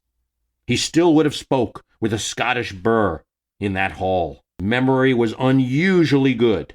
He could repeat a sermon, a speech, verbatim, without the use of paper. Dr. Witherspoon liked nothing more than a good story. Here's one example. On the surrender of the British Army to General Gates at Saratoga, General Gates dispatched one of his aides to convey the news to the Congress in Philadelphia. Well, instead of hurrying, the general's aide proceeded at a leisurely pace. So word already reached Philadelphia 3 days before his arrival. It was usual on Congress, on such occasions, to bestow some mark of their esteem to the messenger who was bringing such great news. And it was proposed in this case to bring the aide an elegant sword. During the conversation on the subject, apparently, Reverend Witherspoon rose and asked to amend the motion and substitute the sword for a pair of golden spurs. 1779, Dr. Witherspoon voluntarily retired from Congress, wanted to spend the remainder of his life near Princeton. 1781, though, New Jersey again elected him as a representative to Congress, did that for 2 more years, then retired again. He went on to see his country independent and under a U.S. Constitution. 2 physician doctors were among the several doctors signing the Declaration, were from New Hampshire and deserve mention. Matthew Thornton, 6 feet tall, Irish-born signer, was an army surgeon in the French and Indian Wars. Thornton did not participate in the vote on independence on July 2nd. He was born in Ireland, and when he was 2 or 3 years old, his father emigrated to Massachusetts. Here he received an academic education and subsequently pursued medical studies under the direction of a famous doctor. He practiced in Londonderry in New Hampshire, became a physician, and established a medical practice there. Thornton also became a Londonderry town selectman, a representative to and president of, then, the Provincial Assembly of New Hampshire, and a member of the Committee of Safety, drafting New Hampshire's plan of government after that state's dissolution from the loyal government. It was the first state constitution adopted after the start of hostilities with England. During the same year, he was made Chief Justice of the Court of Common Pleas of the state, and then raised to office of Judge of the Superior Court of New Hampshire. She remained till 1781. One of the reasons many of the signers aren't well known, and this is true of Matthew Thornton among others, is that a lot of them went back to their states and so became very important in building up their own states, but weren't, after their signing of the Declaration, national figures anymore. This is the case with Thornton. He became a member of the state's court. He was involved in the municipal affairs of the town. He was a senator in the state legislature. He survived a whooping cough episode, continued to practice medicine all of his life, and he lived to the age of 89. His death in 1803 made him one of the longer-living signers. Another doctor deserves mention, and it's a name you know for a particular reason we'll get to. Josiah Bartlett from Kingston, New Hampshire. A brilliant young man with a near photographic memory. He memorized Greek and Latin, became a medical doctor at age 16. There was a disease going around called the throat distemper, which first appeared at Kingston, New Hampshire in the spring of 1735. The first person afflicted with it was said to have contracted the disease from a hog, which he skinned and opened, and then he died of this distemper of the throat. We don't know if this is true. This disease did spread abroad through the town, and to children under 10 years of age it proved exceedingly fatal. It was like the plague in that it brought its victims to the grave almost without warning, this throat distemper. Kind of doesn't have a name that matches the seriousness of the disease, and some are said to have expired while sitting at play, handling their toys. At this time, the practice of medicine was baffled about what it is. Every method of treatment at the time was pursued. In fact, this disease spread so fast that it only seemed to cease where there were no more victims for it to spread to. Well, a second wave of this disease came in 1754 in Kingston, and Dr. Bartlett was at this time a physician of the town. He first treated it as an inflammatory disease, perhaps, but at length he was satisfied that this was not it, and he administered something new that he had discovered, a type of Peruvian bark, and he administered this to a child of his own who was afflicted with the disease, with success. From this time, the use of this herbal treatment became general as a remedy of diseases of the same type, and he was able to cure the residents of this town, who were very grateful. The fame from having treated many patients in that epidemic led him to be elected judge and to join the New Hampshire Assembly in the 1760s, in strict opposition to the British tax levies. The red-headed doctor was popular, and he dressed well with ruffles and silver buckles. He took his first revolutionary action when he was the leader of the New Hampshire militia. He stole the British reserves of gunpowder. His militia rank was removed by the royal governor, but that governor would soon be out, and Josiah Bartlett would be made governor of New Hampshire as a state. He was a field surgeon of the United States during the Revolutionary War, and after that war, he served as an elder statesman in New Hampshire, supported the Constitution there, and became governor of the state, resigned when his health failed, and died in 1795. Well, Josiah Bartlett is more popular than the other signers, at least not as well known as Jefferson and Franklin, but maybe he's in your second tier with your Benjamin Rush. And that is because the character played by Martin Sheen on the TV show The West Wing bears the name of this signer, as does a town in the north of New Hampshire. Anything that spreads the word about the signers is good, so thank you, Aaron Sorkin, for that gift to history education, Josiah Bartlett. And there, if you've ever wondered about who that character was named after, now you know about Dr. Bartlett. Beside an old colonial house in Portsmouth, New Hampshire, a large chestnut tree grows, and on inspection there would seem to be nothing particularly interesting about it. But it is over 230 years old and was planted by William Whipple, one of the signers of the Declaration of Independence. The seeds he planted that tree with were brought back from Philadelphia, where Continental Congress met, not long after he fixed his name to the Declaration. Whipple represented New Hampshire at the Continental Congress, a state that had declared itself independent before Congress did, with its own constitution that Whipple helped to craft. That state had an odd history. It had its own identity, but it hadn't been established for all that long. See, it was the result of a business deal gone bad. When two of the partners from an English company settling Massachusetts, Sir Ferdinando Georges and Captain John Mason, obtained rights for a little piece of land between the Merrimack and Kennebunk rivers, then called the province of Maine. They decided they wanted their own colonies and to split apart. As a result of the dissolution of the partnership, Mason took the area between the Piscataqua and the Merrimack rivers. It might have ended there, and like its other division, Maine, this New Hampshire division, with its relatively small access to the Atlantic Ocean, may have stayed a part of Massachusetts into the Revolution. but it became a popular spot for settlers. The west bank of the harbor and the Merrimack, now the state's capital, was settled by English colonists, farmers, and fishermen in 1630, and it was named Strawberry Bank after the wild red fruit growing there. It had a good location, situated as it was between the fishing, lumber, and shipbuilding industries of the region. Residents decided to call it Portsmouth to honor John Mason, the settler. He had been captain of Portsmouth, England, in the county of Hampshire.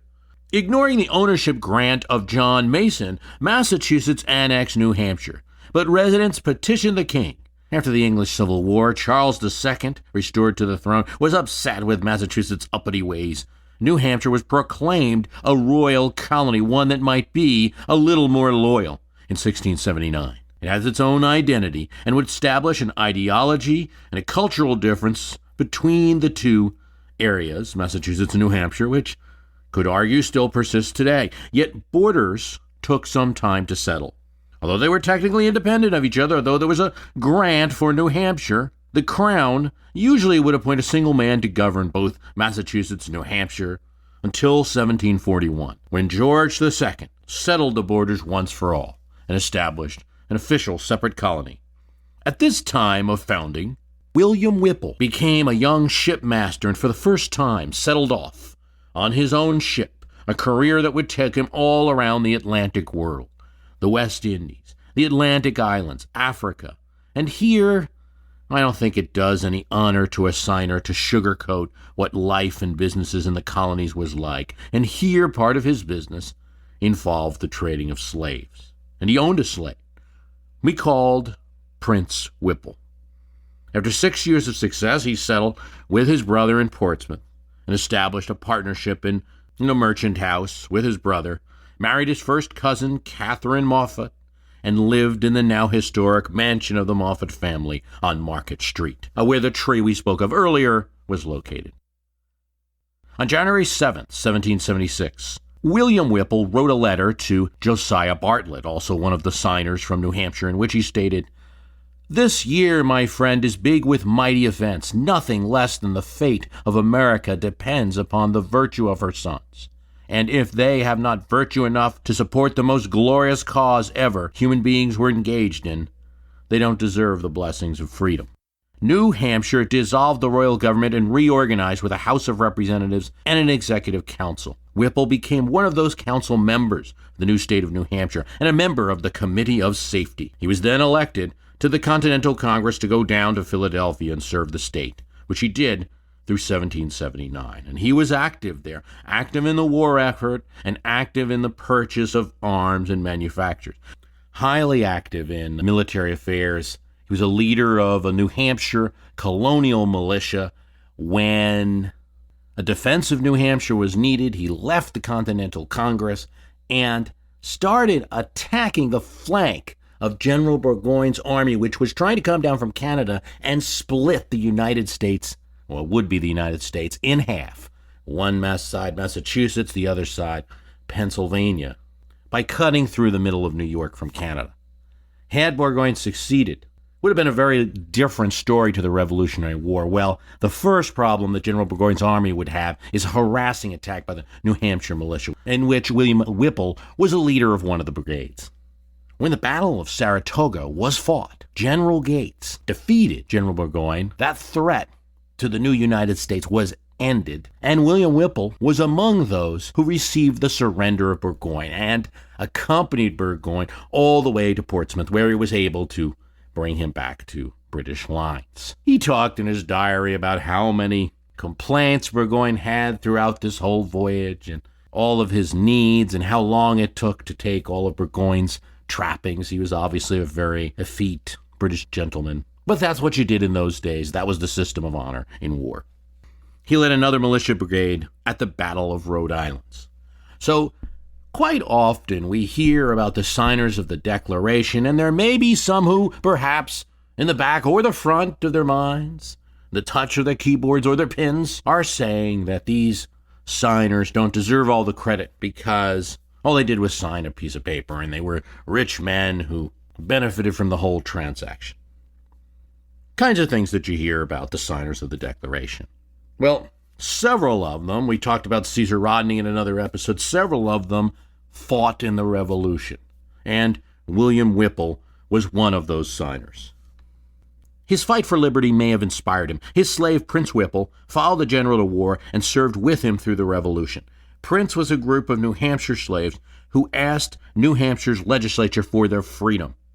It was not granted by that legislature, but in Prince's case, as it needed be. William Whipple freed his slave, Prince, having believed he could not fight for liberty and simultaneously own a slave. Setting an example for those around him, setting an example for other signers and other great men not always followed. Some reports dramatically have him freeing Prince on the very battlefield of Saratoga, though it's hard to establish that. We do know that he freed his slave Prince. So you'll hear quite often that signers, many of them were slaveholders, and that's true, though some of them, Whipple and With among them, saw the error of their ways.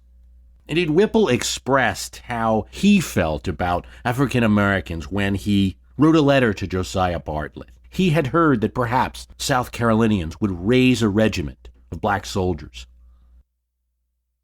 He thought this was a grand idea. Maybe this would help that race to earn their freedom. Following the American Revolution, Whipple became an associate justice with New Hampshire Superior Court.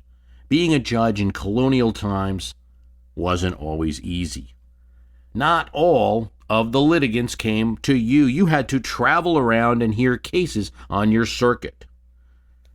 This could be all over the state, so often society's most wise and elderly in these colonial and early American times were also given a very hard and demanding job with a lot of business travel.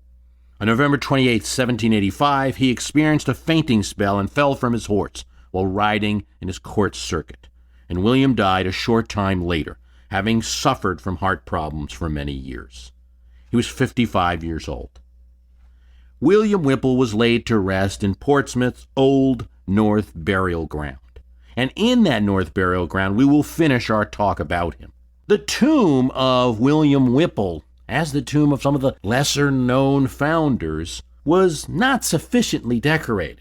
Yes, it's given a place, and there's a monument there in the Old North Burial Ground, but as one of the lesser-known signers, it's only recently, 2011, that finally he was honored, along with the other signers, with a bronze plaque at his gravesite. Whipple's gravesite prior to that mentioned that he was a member of the Continental Congress when America declared its freedom from Great Britain, but it didn't spell out that he was specifically a signer. The 104-year-old Society of the Descendants of the Declaration for Independence wanted to change the image and raised money to enhance the gravesites of some of the lesser-known signers. And for his service, for his signing, or his military service at the Battle of Saratoga and Battle of Rhode Island, William Whipple certainly deserves that honor. As Reverend Goodrich wrote in his lovely, if sometimes overdramatically written, biography of the signers, the cabin boy who 30 years before had looked forward to a command of a vessel as the consummation of all his hopes and wishes, now stood amidst the Congress of 1776 and looked around upon a conclave of patriots such as the world had never witnessed. He whose ambition once centered in inscribing his name as commander upon a crew list now affixed his signature to a document which has embalmed it for posterity. In the 1720s, a small envelope appeared mysteriously on the doorstep of a popular Boston newspaper, and then 14 days later, another appeared.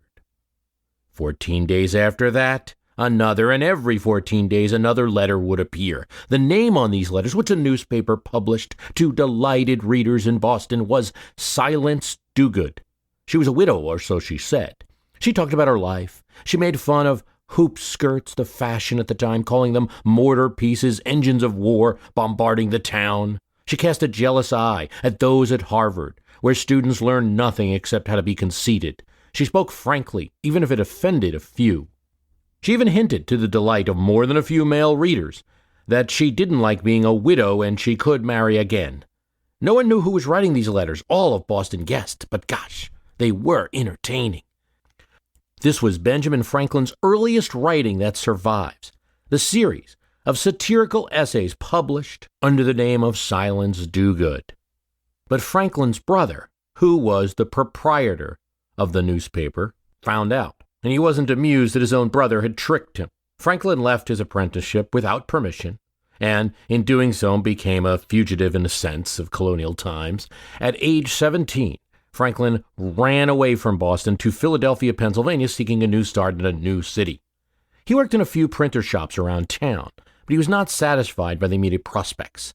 He met everyone he could, including William Keith, the colony's governor, and after a few months, he went to London at the suggestion of Keith in the hope of getting financial support for his new enterprise. Franklin worked as a typesetter in a printer's shop in the Smithfield area of London.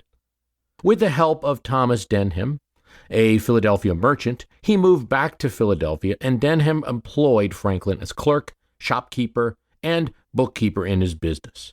2 years later, Denham was dead, and Franklin had set up a printing house in partnership with another man, Hugh Meredith. The following year, he became the publisher of a newspaper called the Pennsylvania Gazette. The Gazette gave Franklin a forum for agitation about a variety of local reforms and initiatives through printed essays and observations. His income came from the newspaper, but especially from job printing, that is, occasional printing work for hire, where the customer paid for the whole edition and distributed it how he pleased. He'd print books for people, he'd print pamphlets, flyers, he did blank forms, lottery tickets, handbills, paper money. The real money came from getting government contracts, and in 1732 when he had his big hit. Franklin describes it this way: I first published my almanac under the name of Richard Saunders. It was continued by me about 25 years, commonly called Poor Richard's Almanac. I endeavored to make it both entertaining and useful, and it accordingly came to be in such demand that I reaped considerable profit from it, vending annually near 10,000. A colonial bestseller. Now, it wasn't as original as we think of today, and this wasn't something that Franklin hid at all. Franklin got the name Richard Saunders from an English almanac that was called Poor Robin's Almanac. As he said, I therefore filled all the little spaces that occurred between the remarkable days in the calendars with proverbial sentences, chiefly such as incalculated industry and frugality, as the means of procuring wealth and thereby securing virtue. These little pieces of advice in the calendar weren't his own. He was, as he admitted, a printer and not a poet. It would become the primary basis for his international fame as an author. But the wisdom which he didn't hide had been taken from many ages and nations, as he wrote in Poor Richard in 1746. We've gone through so many of the signers now, and by my count we have but 2 signers left that I really haven't touched on in the series, and I think we can go back a bit to one of the more well-known ones. I'll read a bit from Poor Richard's Almanac, but as I do, think about it. These aren't idle words. It represents the thinking of people in the time that we're talking about, and even 20 years before the signing of the Declaration of Independence. Some of it is just advice on industry. O lazy bones, does thou thinkest God would have given thee arms and legs if he had not designed thou shouldst use them? One today is worth 2 tomorrows. And finally, the sleeping fox captures no poultry. The advice on health is particularly useful and really modern. Cheese and salt meat should be sparingly eaten. To lengthen thy life, lessen thy meals. Eat few suppers and you'll need few medicines. There are more old drunkards than old doctors. God heals and the doctor takes the fee. There's advice that could be useful for understanding today's politics. The magistrate should obey the laws, the people the magistrate. Quarrels could never last long if one side only lay the wrong. Great talkers should be cropped, for they have no need of ears. Clean your finger before you point at my spots. And finally, in rivers and bad governments, the lightest things swim at the top. But there's just a few points of general good wisdom. 3 may keep a secret if 2 of them are dead. A countryman between 2 lawyers is like a fish between 2 cats. And just in case you thought, old Abe invented this one. You may be too cunning for one, but not for all. And there's a lot of wisdom here. Think about Americans when you think about these Poor Richard Almanac quotes. Industrious, self-supporting, a wee bit cynical, a bit suspicious. I hope these little quotes from Ben Franklin's big bestseller help you to understand a little bit about the mentality of the Enlightenment era folks, the Age of Reason folks. They're among those signing the Declaration of Independence. Coming up, we definitely got some signers in Rhode Island to talk about. 2 full months before July 4, 1776, Rhode Island had already declared independence from His Majesty. Few were surprised. Residents of the colony had, 4 years earlier, attacked and burned one of His Majesty's revenue schooners that was enforcing unpopular trade regulations in the Narragansett Bay. The colony of Rhode Island and Providence Plantations, its original name, was begun in dissent. It was formed as a colony by Roger Williams, a dissenting minister, who was dissenting from the Congregationalists in Massachusetts. When Roger and Mary Williams arrived at Boston, February 1631, it was great timing, as the official reverend there, Reverend John Wilson, had returned to England to bring his wife to Boston. So, great, Williams could replace him. But to the shock and dismay of the residents of Boston, Roger Williams said no. Williams, who was a dissenting Protestant from England, said Massachusetts Congregationalist Church was no better than the Church of England. It was, as he said, an unseparated church. He noted how Massachusetts authorities punished idolatry, Sabbath breaking, blasphemy. Here in Massachusetts, to his disgust, church and civil law were mixed. As a separatist, he concluded that the Church of England was irredeemably corrupt, too mixed up with civil government, and that one must completely separate from it to establish a new church for the true and pure worship of God.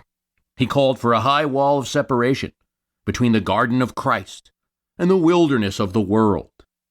He bounced around, became the assistant preacher at Salem, visited with Baptists, spread his own theology, made some friends. He didn't like any of the churches in the colonies at the time and wished for a sign from heaven of a new one. Among his radical beliefs, the Indians owned the land in America, and the English should be paying them to use it. Well, that did it. Finally, in October 1635, he was tried by the General Court of Massachusetts and convicted of sedition, of spreading diverse, new, and dangerous opinions. He was to be banished, and the sheriff was sent to his house, only to discover that Roger Williams had slipped away 3 days before in the middle of a blizzard. And he walked through the snow from Salem, Massachusetts to 105 miles away, Narragansett Bay, and he would have died, except for his contacts with Indians and the knowledge that Indians had of his philosophy and friendship towards them. They took him in. A year later, he was joined by 12 loving friends from Salem and settled on land from the Narragansett. He called it Providence because he felt that God's providence had brought him there. He said that his settlement was to be a haven for those distressed of conscience, and it soon attracted quite a collection of dissenters and otherwise minded individuals. From the beginning, the settlement was governed by a democracy, a majority vote of the heads of households. But the majority vote could not apply to religious beliefs. To help the colony grow, newcomers could be admitted full citizenship by a majority vote. Eventually, they took on the name that the original sailors who viewed the island had given it, which was a reference of a red clay bed, or perhaps the Greek Isle of Rhodes, Rhode Island.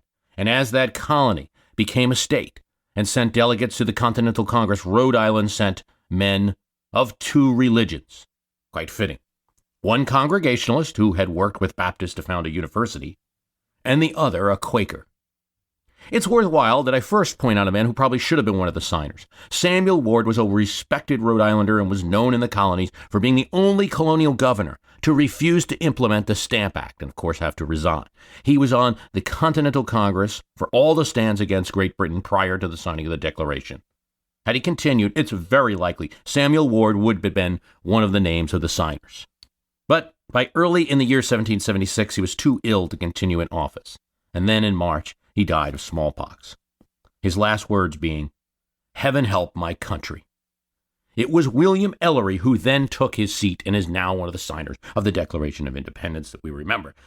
William Ellery was a graduate of Harvard College, customs collector, clerk of the Rhode Island General Assembly. He was not a reluctant patriot by any means. He was active in Rhode Island's Sons of Liberty.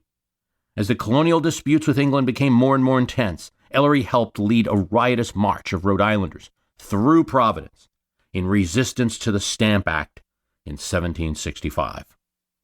After the events of Massachusetts, Ellery announced, "You must exert yourself. There's liberty and fire enough. It only requires the application of the bellows. Blow, then, a blast that will shake this country." No reluctant patriot.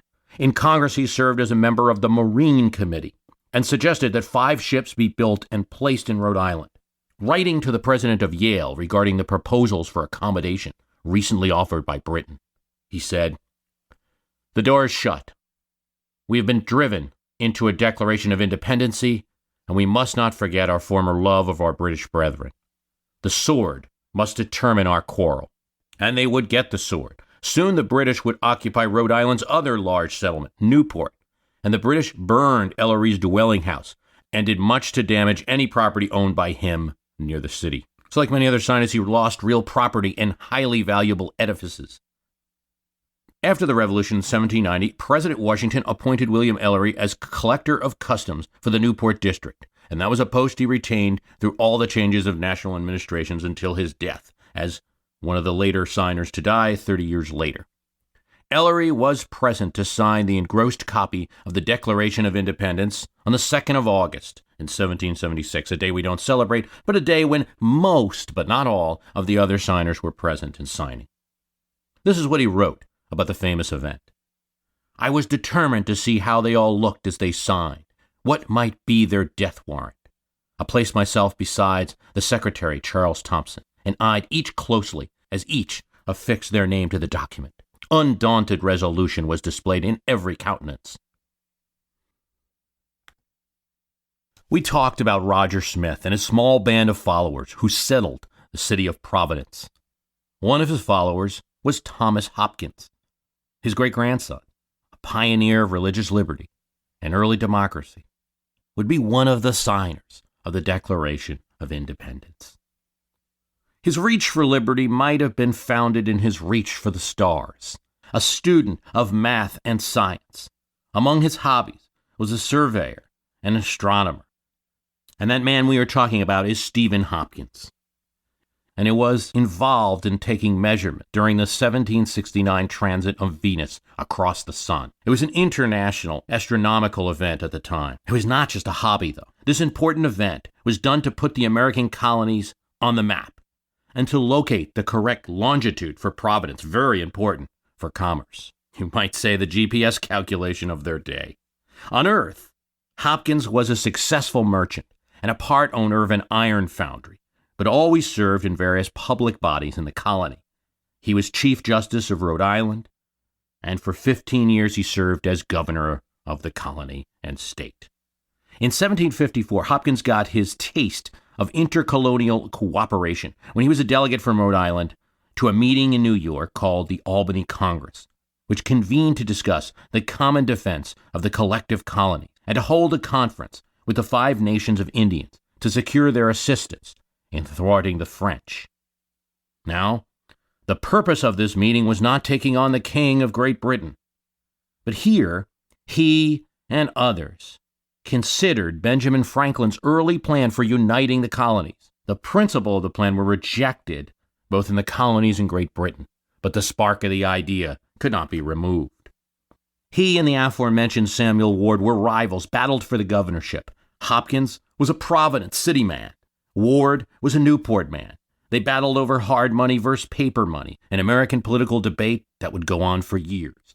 The rivalry between the two men had become so heated that Hopkins sued Ward for £40,000 and lost.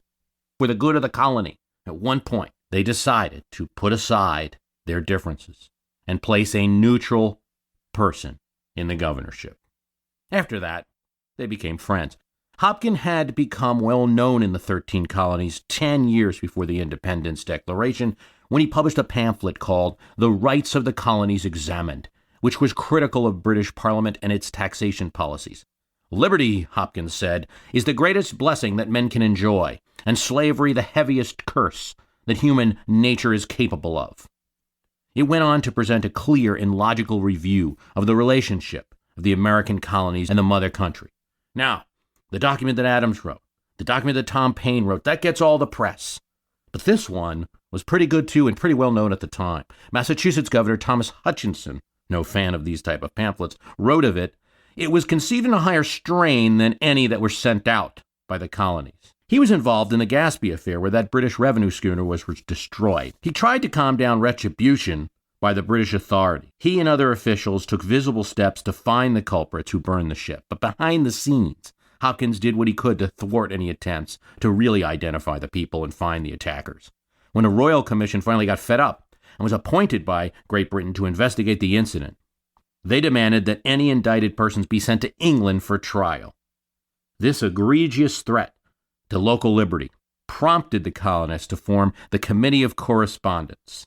And when loyalist Massachusetts Governor Hutchinson further aggravated the colonists by urging Britain to rescind Rhode Island's charter, Rhode Island was moved towards independence.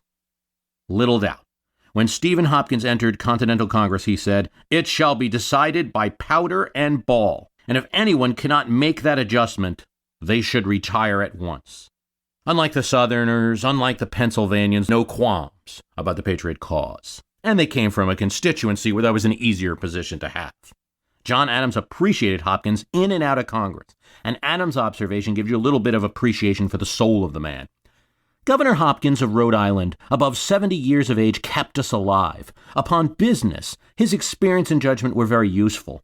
But when the business of the evening was over, he kept us in conversation till 11 and sometimes 12 o'clock.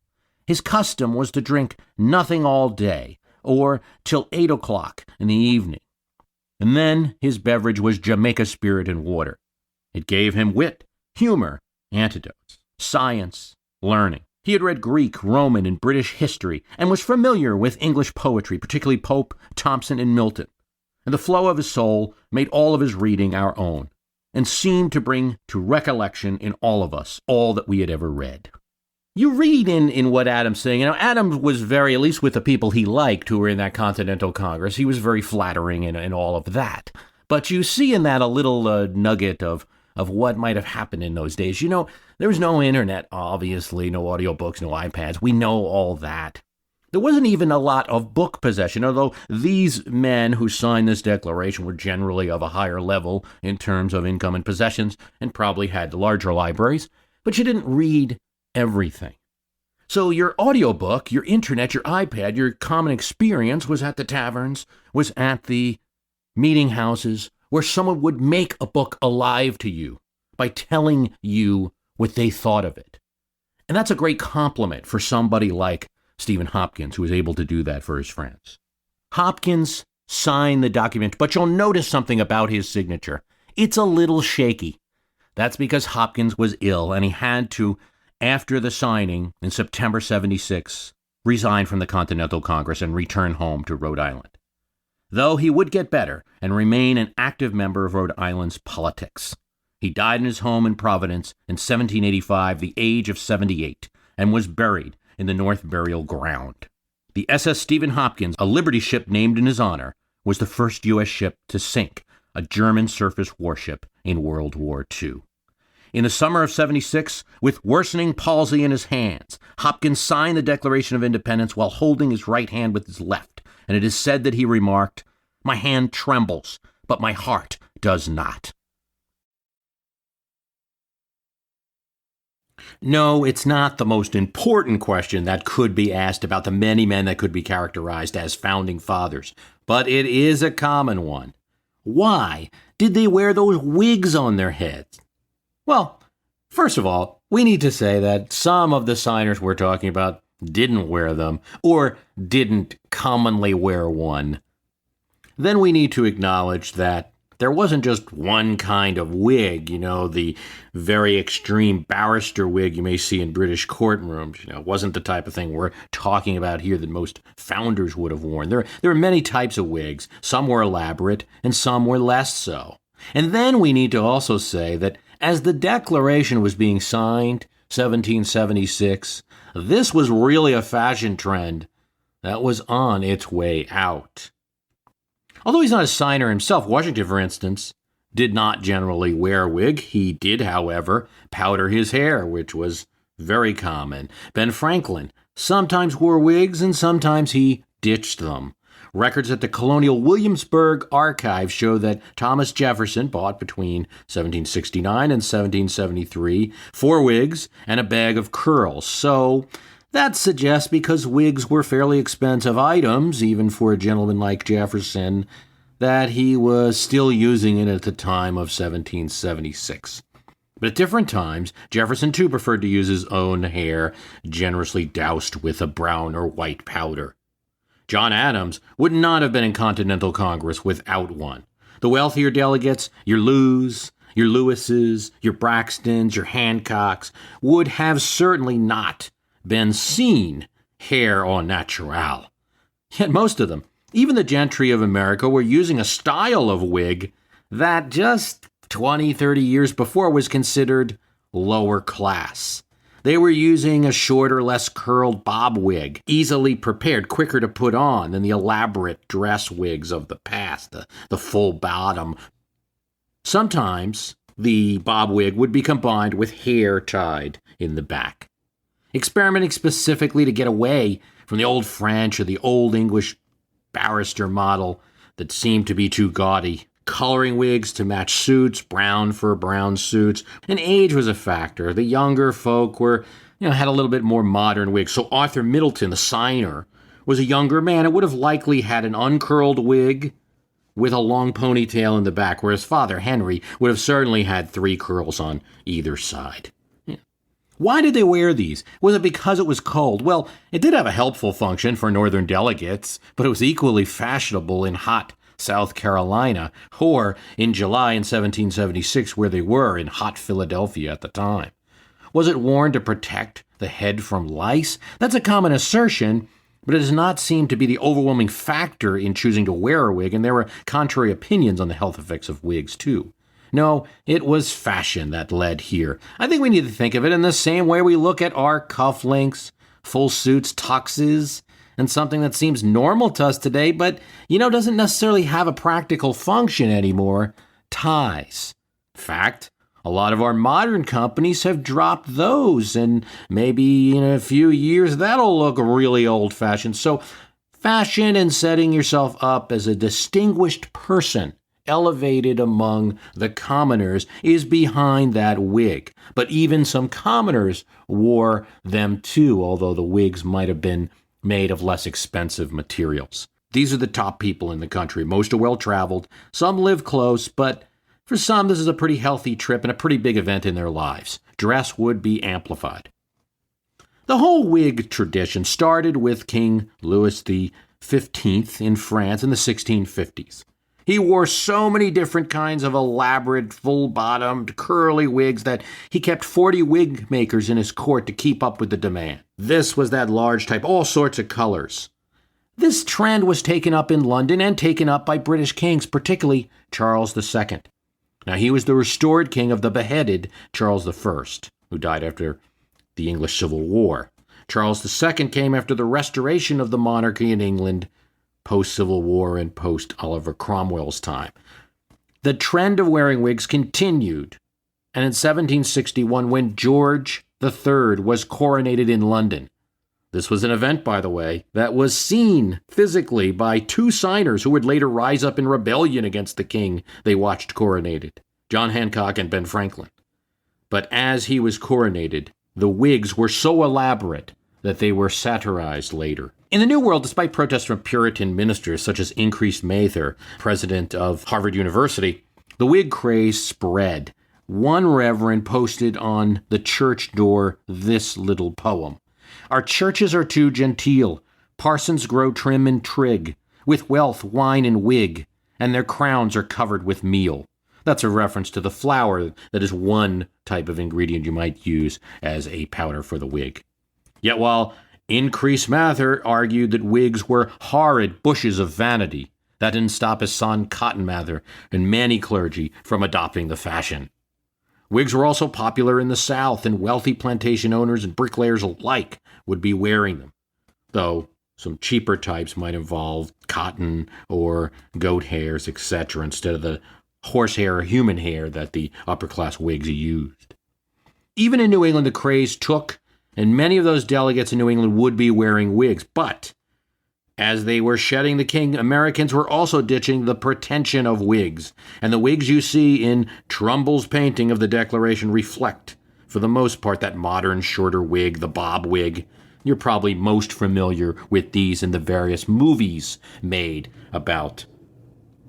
How could they suffer through the hot heat? Well, in many ways, colonial life was harder. This is just one of them. But there was an advantage to wigs, If it was done well, it's kind of a set it and forget it. Get on to your business and not engaging in endless grooming of the hair. Seeing yourself as your hair is sweating and you're not looking very gentlemanly in a time when easy to deal with short hair, crew cut, that would have looked extremely undignified. First, the hair of the wig had to be smeared with a grease made of animal fat, then teased or curled with a hot iron and rolled in papers, rubbed with more of this grease and positioned firmly on the head of the wearer, then blown with a powder from a small tube.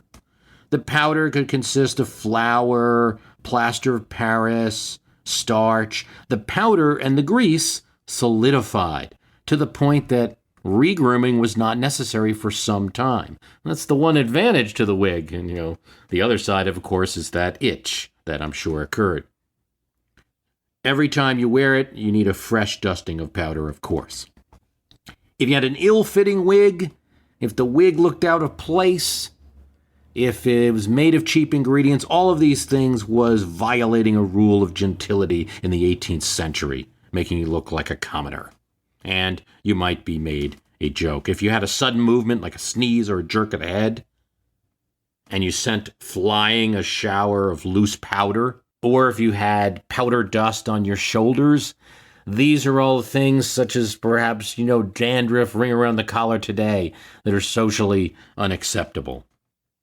And you would look like a non-gentleman. No, a gentleman should know how to walk and sneeze with grace. By the 1780s, after the siding, men's wigs were already had one foot out the door. Most men among the younger folk were starting to powder their own hair instead of wearing that wig. And powder would go on until the 1790s, and Roger Sherman was one man for which, by most accounts, a powdered, natural hair look would do. The most influential and important of the Connecticut signers, 6 foot tall, blue-eyed, Sherman was impressive. Taught school by his own father and a local minister, he started as a shoemaker. And in 1743, due to his father's death, he moved with his mother and siblings to New Milford, Connecticut, and then opened the town's first store with his brother. Started to get involved in civil life and politics as a town clerk, then a respected member of Connecticut's upper house. He entered that Continental Congress of 1774 and never stopped being a member of that body, of the United States Congress, until his death. He served on the committee to provide for the war effort in Canada, and he is a sometimes forgotten member of the committee to help Thomas Jefferson author that Declaration of Independence. As one biography says, we don't know what his contribution was, but he must have made a contribution to that document in the early review process. His state had been formalized 100 years before. It had not started as one colony, but as 3 different ventures. The Dutch moving out from New York to Hartford, colonists from Massachusetts and England moving to Saybrook and also to New Haven, in addition to a healthy population coming from England to this new colony of religious freedom, Connecticut. At the time of the Revolution, though it was one now and all of one mind, this seafaring state was hurt by the various British punishment acts, and it was of patriot thinking. Governor Jonathan Trumbull, firmly in charge, elected every year from 1769 to after the war in 1784. And yes, Trumbull's son John would be the painter that would depict the scene we see on the back of the $2 bill. Sherman was one of those people in with the governor in his inner circle and was a supporter of American rights, of arming as early as 1775, forming a giant American militia to defend against British troops. It may have not been surprising, as Connecticut had already been attacked. During the recess of Congress, Stonington, a coast town near the eastern boundary, had been bombarded by the British war vessels for no cause. Bristol was also attacked. This would reinforce the patriotism of the state. Not much remains of his direct contribution. In addition to serving on the committee, helping with the authoring of the Declaration of Independence, he served on committees to establish trade policy of the new nation and currency. One comment made by Jefferson once, pointing him out when Sherman was a member of Congress. That, he said, is Mr. Sherman of Connecticut, a man who never said a foolish thing in his life. Another said of him, Roger Sherman had more common sense than any man I ever knew. He seemed to be a people's person. People got along with Sherman. He was a skilled politician, compromiser, negotiator, and he was clear about one policy that Connecticut took even more strongly than other states, and that is soldiers who fought should get land. You fight in a war on behalf of the state of Connecticut, you get land. He would end up signing the Declaration of Arms, the Declaration of Independence, the Articles of Confederation, and the Constitution, the only one to do all four of those documents. That's every major document in early America. More than any other individual, he is credited with putting forth the compromise at the Constitutional Convention that saved the smaller states like Connecticut from breaking away. He had already built that reputation when he was a 55-year-old at the signing of the Declaration. Oliver Wolcott would have worn one of those bob wigs with the little curls on the sides. He didn't sign the Declaration of Independence until October. See, not everybody signed in August. He was away in the Army. Wolcott was the leader of a Connecticut militia group which had fought in the French and Indian War. He was appointed sheriff of the newly created Litchfield County, participated in the American Revolutionary War as a brigadier general, and then a major general in the Connecticut militia. The Continental Congress appointed him Commissioner of Indian Affairs, and he was elected Lieutenant Governor of Connecticut in 1787, then became governor upon the death of Samuel Huntington. He was reelected to the position and died in office at the age of 71 in Farmington, Connecticut. His son, Oliver Wolcott Jr., served as Secretary of the Treasury under Presidents George Washington and John Adams, and like his father served as governor of Connecticut. During the period when he could not serve because of his army duty or some accounts have illness, Wolcott was replaced by a Connecticut delegate, William Williams. He was the owner of a retail store in Lebanon, Connecticut. He's a supporter of independence with a big in with Governor John Trumbull. He was married to his daughter. He was a theology student as well, but had discontinued his studies, and in 1776, he was preaching for independence. William Williams and Oliver Wolcott both signed the document at different times. Williams seems to have followed the New England preaching tradition of eschewing the wig as an unneeded vanity. Portraits appear with him with none, although some have him with a small bob. According to one account, in 1776, the military affairs of the colonies became less than sunny. The Council for Safety in Connecticut was called to sit at his hometown of Lebanon. Two of the members of this council, William Hillhouse, Benjamin Huntington, quartered with him. They said, things don't look very good. The British might win. This is the end of 1776. Well, William Williams said, with great calmness apparently, if the British succeed, it's pretty evident what will be my fate. I have done much to prosecute the contest, and one thing I have done, which the British will never pardon, I have signed the Declaration of Independence. I shall be hung. He was not, and he made a big commitment in helping to supply the army, applying his knowledge from having run a retail store. At the commencement of the war, it is well known, there was little provision made to support an army. No public stores, no arsenals filled with instruments of war, and no clothing. For many articles to equip the army, you had to go to private citizens. Selectmen, councilmen in many towns of Connecticut volunteered their services and obtained those articles. William Williams was one of them and provided 1,000 blankets to the soldiers of the Continental Army. Also secured weights of clocks to make bullets. After the Revolution, later in his life, he pursued his ideal career path and became a fire and brimstone preacher. We began discussing wigs, and it's often difficult to tell who wore them and who didn't at times, who would have been wearing one at the signing and who wouldn't. We do know that Benjamin Rush, on-the-rise physician and signer from Philadelphia, was one of those modern types who wanted to see the gentle tradition phased out of the new nation they were creating. While it's likely he wore a wig at those formal times, he felt that such gentleman-like customs were not what a new nation founded on the Enlightenment, founded on science, should be about. Here's what he said: "The profane and indelicate combination of extravagant ideas, improperly called wit, and a formal and pompous manner, whether accompanied by a wig, a cane, or a ring, should all be avoided, and is incompatible with the simplicity of science and the real dignity of a physic." Physic he was, 32 at the time of signing. When he signed, the Declaration had already been ratified. He added his name to the list. "An elegant, ingenious body, a sprightly fellow," said John Adams, though too much of a talker to be a deep thinker, he thought. In 1768, he had been brought to London by a friend and went to view the King's throne. This had an impact on his life. He had an emotional experience, a feeling that he was on sacred ground, and he actually kind of liked it for a few moments. He asked his friend, could he sit upon the throne? And then, as Rush's account goes, "I gazed upon the throne for some time with emotions I could not describe. But when he got home, he thought about it. He analyzed it scientifically and realized that his emotions were part of the problem.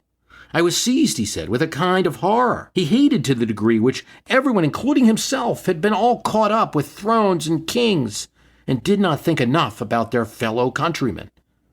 He was an avid reader of Enlightenment works, a man who felt America was better because, for the most part, Americans were working and did not see a goal of confining themselves to gentlemanly leisure, to not working. He was an important signer, but he earned his true fame after that. In 1793, the time that Philadelphia was the seat of the United States government, a yellow fever epidemic hit the capital city. How did most doctors react? They fled. Out of 35 in the city, all but 8 doctors had fled. Rush was one that stayed and treated as many patients as he could. His method of bleeding patients was controversial, but it worked in many cases. Some patients died, many others got relief. He also had herbal treatments. Calomel was another treatment that he used, despite offers, especially from wealthy sufferers, for large amounts of money to treat their ailing patients. Rush would only take his normal doctor's fee from anyone. Adams saluted him. "He is worn weary with his exertions," Vice President Adams told his wife, "but he is still agreeable and cheerful." After the yellow fever epidemic, Rush became a preeminent doctor of medicine. By early 1812, he had 430 students.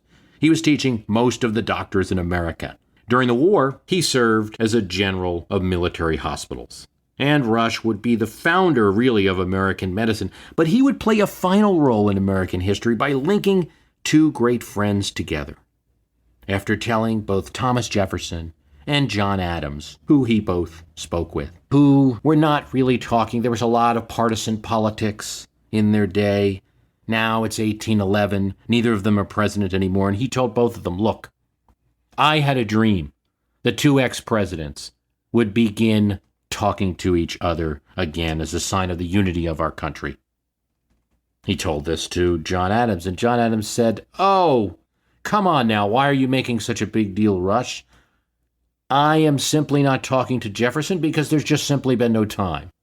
And John Adams said, "There can be no truce where there has been no war." Rush took that, went to Jefferson, and Jefferson said he was always very fond, never lost his fondness of Adams. And so, pushed by Benjamin Rush, John Adams made the first move, writing a letter to Thomas Jefferson in 1812, enclosing a book from his son John Quincy, who Jefferson was very fond of. Jefferson wrote back immediately, and a fabulous correspondence began. A correspondence. We've discussed this previously, but it's worth re-mentioning. We celebrate July 4th because that was the date printed on the broadside printed by printer, patriot, and cavalryman Joseph Dunlap and sent all over the colonies. So it was accurate for him to print that date. That's when he laid the type. It was the moment of printing. Yet the vote in Congress occurred 2 days before, July 2nd, 1776. John Adams had remarked that he felt July 2nd would be the date that many would celebrate from coast to coast one day with illuminations, fireworks, and picnics. Well, he was sure right about that part, but the date was wrong. We go with Dunlap's broadside. And as evidence of how common that perception was, years later, Jefferson would refer to the flames kindled on July 4th, 1776. So, while you may go ahead and light an illumination in Mr. Adams' honor, or eat a burger in your backyard in remembrance of the day that the Independence Resolution passed Congress, July 2nd, I think that July 4th has just an equal claim to the historic date as July 2nd does. One is the date when the legislative body voted in a room closed to the world. The other is the date when the final version was put in a form that third parties could view. It was 12 colonies, now states, to 0 in the vote on July 2nd. There are 13 colonies. So what happened? One state still had not committed by the time of July 4th, and that was New York. It did not vote for independence. The New York delegation to the Continental Congress is not all that remembered, and this may be the reason because they did not vote. New York delegates sent an urgent message, though, to the New York Provincial Congress, asking for instructions with regard to American independence. They said, "The important question of independency was agitated yesterday in a committee of the whole Congress, and this day will finally be determined in the House. We know the line from our conduct on this occasion. We have your instructions, and will faithfully pursue them. New doubts and difficulties, however, will arise should independency be declared." Yet, these New Yorkers signed the document declaring independence, because on July 11th, New York, the final state, made it unanimous when the New York Convention instructed the delegates they could vote for independence. Well, it was too late for the vote. The vote had taken place 9 days before, but it was a good symbolic stand to know that New York was joining with the other 12 colonies. Thus, those New York delegates, despite the sizable Loyalist population in their state, be it Anglican clergy in Manhattan, Dutch farmers in the north of the island, or French and Indian war veterans upstate who had land grants from the British and had no interest in rising up, they signed the document committing their state to the cause. And the punishment began. Sometime after the signing, the Bronx was burning. Though that area wasn't called that at the time, this northern section of the city of New York didn't bear the name of that old Dutch settler Jonas Bronx. Instead, it was called Morrisania. This is because much of it was owned by the Morris family. Representing Congress from New York would be Lewis Morris of that family. Of all the signers, Lewis Morris could be sure that there would be speedy retaliation for his signing of the document, as the British gunboats would be, at the time of his signing, a short distance from his house, which was near the water. But according to his brother's account, Lewis Morris didn't hesitate. When asked to sign, Lewis said, "Damn the consequences, give me the pen." There were few surprises after that. The British invaded. His house, however, was not leveled by the gunboats, like many of the signers' homes, while they were destroying and setting fire to other areas. His home was too nice to be completely leveled by the British. It was, according to his son, made a barracks and severely damaged, fences knocked down, cattle seized by the British Army, and the family sent into exile. In fact, for the next 6 years, Lewis Morris and his family would be well from their family home until the evacuation of New York City. It was Queens that got really raised. When Francis Lewis, a delegate from New York, came out for independence, some were surprised. He was a conservative, 63 at the time of signing, and although he had been active in protesting Britain at different times, many thought he favored reconciliation, even that he might be a loyalist. He had, for the service in the French and Indian War that he provided, been given land in Whitestone, now Queens, New York. His home, located in Whitestone, after signing, was destroyed in the American Revolutionary War by British soldiers. But Lewis Morris had another country house, so he moved to that on Long Island. This proved to be an unfortunate step. In the autumn of the following year, this house was plundered by a party of British light horse cavalry. Its extensive library Valuable papers of every description were destroyed. But they weren't looking just to ruin Francis Lewis's property. They wanted the man who had put his signature on the document proclaiming the independence of America. Wasn't there at the time, but his wife was. It's a story of sacrifice rarely told.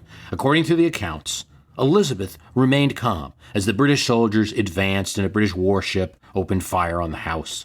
The soldier tore the glittering buckles from her shoes that looked to him like gold, but really just pinchbeck. Apparently, she said, "All that glitters is not gold," sarcastically. The soldiers destroyed books from the library, the papers, the pictures, broke up furniture. Again, this is just not niceties. You have to remember, this is a time where you didn't just go out to Target and replace the stuff that was destroyed. You destroy furniture in the American colonies. You destroy books, and you were destroying wealth that even men of fortune cannot easily replace without turning that fortune into serious debt.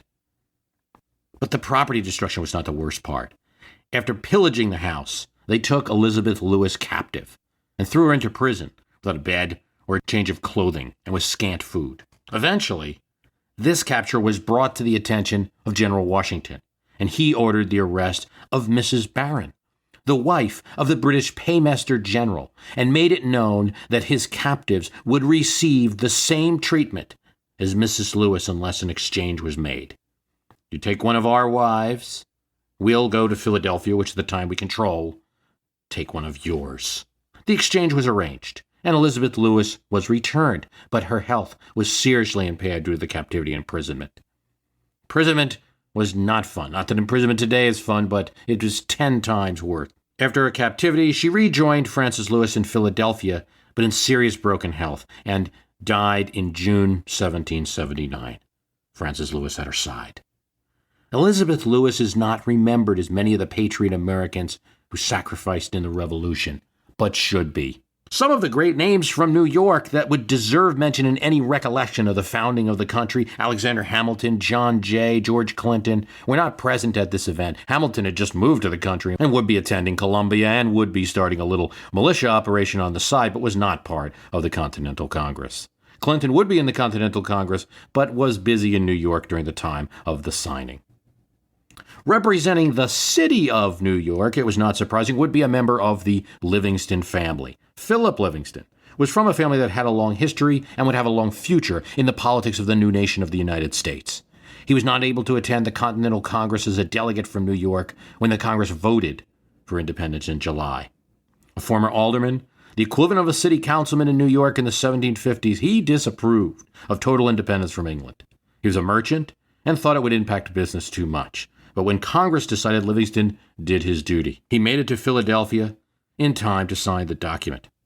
Among Philip Livingston's early accomplishments were advocacy for the founding of King's, now Columbia College, establishment of a professorship of divinity at Yale, the building of the first meeting house for the Methodist Society in America, and helping to organize the New York Public Library in 1754. Beginning in 1759, he served 3 terms as elective representative to the Provincial Assembly in New York City. Founded the Chamber of Commerce in 1770. 1771, he was one of the first governors of New York Hospital. He was a member of the Committee of 51, who chose the New York delegates to the First Continental Congress, and he was one of 5 selected. Philip's brother William Livingston was a prominent lawyer in New Jersey. He was a delegate to the Continental Congress from 74 to June of 1706, then was called to command the militia of New Jersey, so could not vote and could not sign. That's why Philip is the one signing, because the family connections go on. Philip's first cousin, once removed, Robert R. Livingston, was also a member of the Continental Congress and served a committee of 5 who were appointed to draw up and prepare the Declaration of Independence. At the time when the signing was taking place, he was also a member of several important New York State committees. Another relative, Edward, would help negotiate the Louisiana Purchase during the Jefferson administration. It was said of Philip Livingston, the member of the Livingston family who signed the Declaration, there was a dignity with a mixture of austerity in his deportment, which perhaps rendered it difficult for strangers to talk to him. He was silent and reserved, and seldom indulged in much freedom in conversation, according to a biography of him. Despite health problems, he continued to serve as New York Senator after the signing and his term as a member of the Continental Congress one more year after he would pass away of tuberculosis. Congress attended his funeral as a body. New York City didn't fare well during the Revolution. The city became the political and military center of operations in all of North America for the British Army and the British government. It was a haven for Loyalist refugees. If you didn't want to be part of the Patriot cause, go to New York City. The Continental Army was never able to break the British control at any time during the Revolutionary War. Continental Army officer Nathan Hale was hanged in Manhattan for espionage. In addition, the British began to hold the majority of captured American prisoners of war aboard prison ships in the East River and Brooklyn. More Americans lost their lives from neglect aboard these ships than died in all the battles of the war. British occupation lasted until 1783. Sir Guy Carleton received orders from London for the evacuation of New York City. He told the president of the Continental Congress that he was proceeding with the withdrawal of refugees, liberated slaves, military personnel as fast as possible. More than 29,000 Loyalists were evacuated from the city on that day. And then, triumphantly, November 25th, 1783, George Washington led the Continental Army in a triumphal march down Broadway to the Battery. Indeed, the last shot of the American Revolutionary War was reported to be fired on this day as a British gunner from one of the departing British warships fired a cannon to get back at jeering crowds that were laughing at them in Staten Island. The shot fell well short of the shore. Declaration signer and ex-President John Adams wrote to his friend and also Declaration signer and ex-President Thomas Jefferson in 1813, a list of the signers still alive. Robert Treat Paine lives, Adams said, alert, droll, and witty, though deaf. Floyd, I believe, remains. Indeed, a few months earlier, Jefferson, not knowing, had queried, does Floyd still remain? I had not heard of him, though I had not heard of his death either. Indeed, he was living. William Floyd was 41 at the time of signing, his signature on the document scraggly with an odd squiggle after the end of his D. The British, after the signing of Declaration, overran the island of Long Island, including Floyd's home at Mastic. Mrs. Floyd barely had time to bury the family silver before her and the children, with a few friends and neighbors, fled. Thankfully, in October 1776, William Floyd told Congress he was going to leave, and Governor Jonathan Trumbull of Connecticut ordered an armed party to help him to cross the Sound and bring back Floyd's possession, the buried silver. Floyd continued to faithfully serve both his military obligations, a major general in the militia, and his duty as a delegate to the Continental Congress. He was a member of the Clothing Committee and served additionally on several other committees from time to time. He served a short term in the New York State Senate, but in January 1779 was sent back to the Continental Congress. His wife, by the time Floyd returned to his Long Island estate in the end of the war in 1783, he found ransacked buildings, desolate fields, uprooted trees, burnt fences, lost stock, and an unlivable house. In 1821, ex-President John Adams again wrote to ex-President Thomas Jefferson, Floyd is gone. You and Jay and Carol and I are all that remain. He's wrong about John Jay, that John Jay didn't sign the Declaration, but I guess he considered him an important part of the effort. We, John Adams said, shall be asterized very soon. Jefferson answered that letter. You and I must join our deceased brother Floyd. Yet I will not believe our labors lost. Light and liberty are on the advance. Should the cloud of barbarism again spread through Europe, this country remains to preserve and restore light and liberty to them. The flames kindled on July 4th, 1776, have spread over too much of the globe to be extinguished by the feeble engines of despotism. You can go today to Philadelphia and stand on 5th and Market Streets and really not notice much. Cars going by, a brown office building with dark windows, probably from the 60s or 70s, a nice view of the mall on one corner, the American Museum of Jewish History on another corner. And in the distance, you'll see the top of Independence Hall. And you won't know that on the corner that you're standing on, a friendship between two signers of the Declaration ended. Two very good friends would begin a very icy period in their relationship. One that would eventually thaw after a decade. Today, we're going to talk about that break in the relationship and the thaw that almost happened, but wasn't to be. Crazy thing happens in the 1796 presidential election. This is the first openly contested presidential election in American history, because the first two, 1788 and 1792, everyone knew that Washington was going to win the election. But 1796, you have Thomas Jefferson, one of the signers of the Declaration of Independence, the writer of it, and John Adams, the vice president and also a signer of the Declaration. The vote is so close that the top two vote-getters are Adams and Jefferson.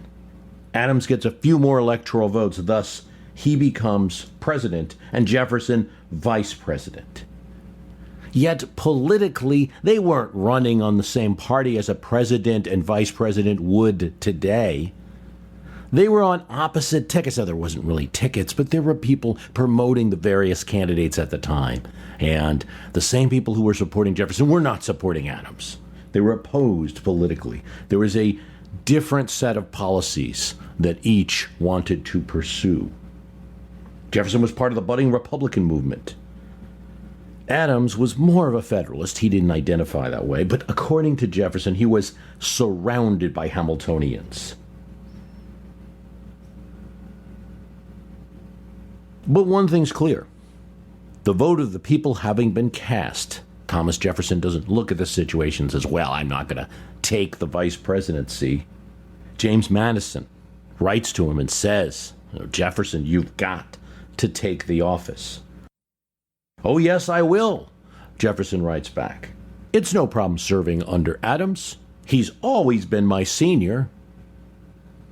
And he doesn't want to show anyone that he thinks the office might be beneath him.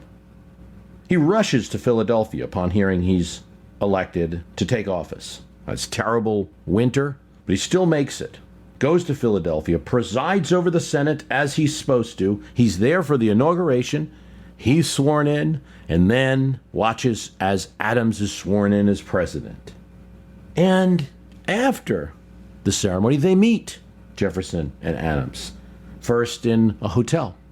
That's a pretty intense meeting. In fact, Adams takes him in and shuts the door behind the two because he says he wished to have a free conversation. A lot of people are liking this. There's a Supreme Court justice who says, this looks good.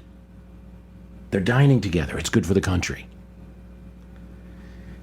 But according to the accounts, particularly Jefferson's accounts of that meeting, it doesn't seem like much is going to get done. See, the big problem at this time is that there's trouble with France. France is seizing ships in various ports, causing all kinds of trouble.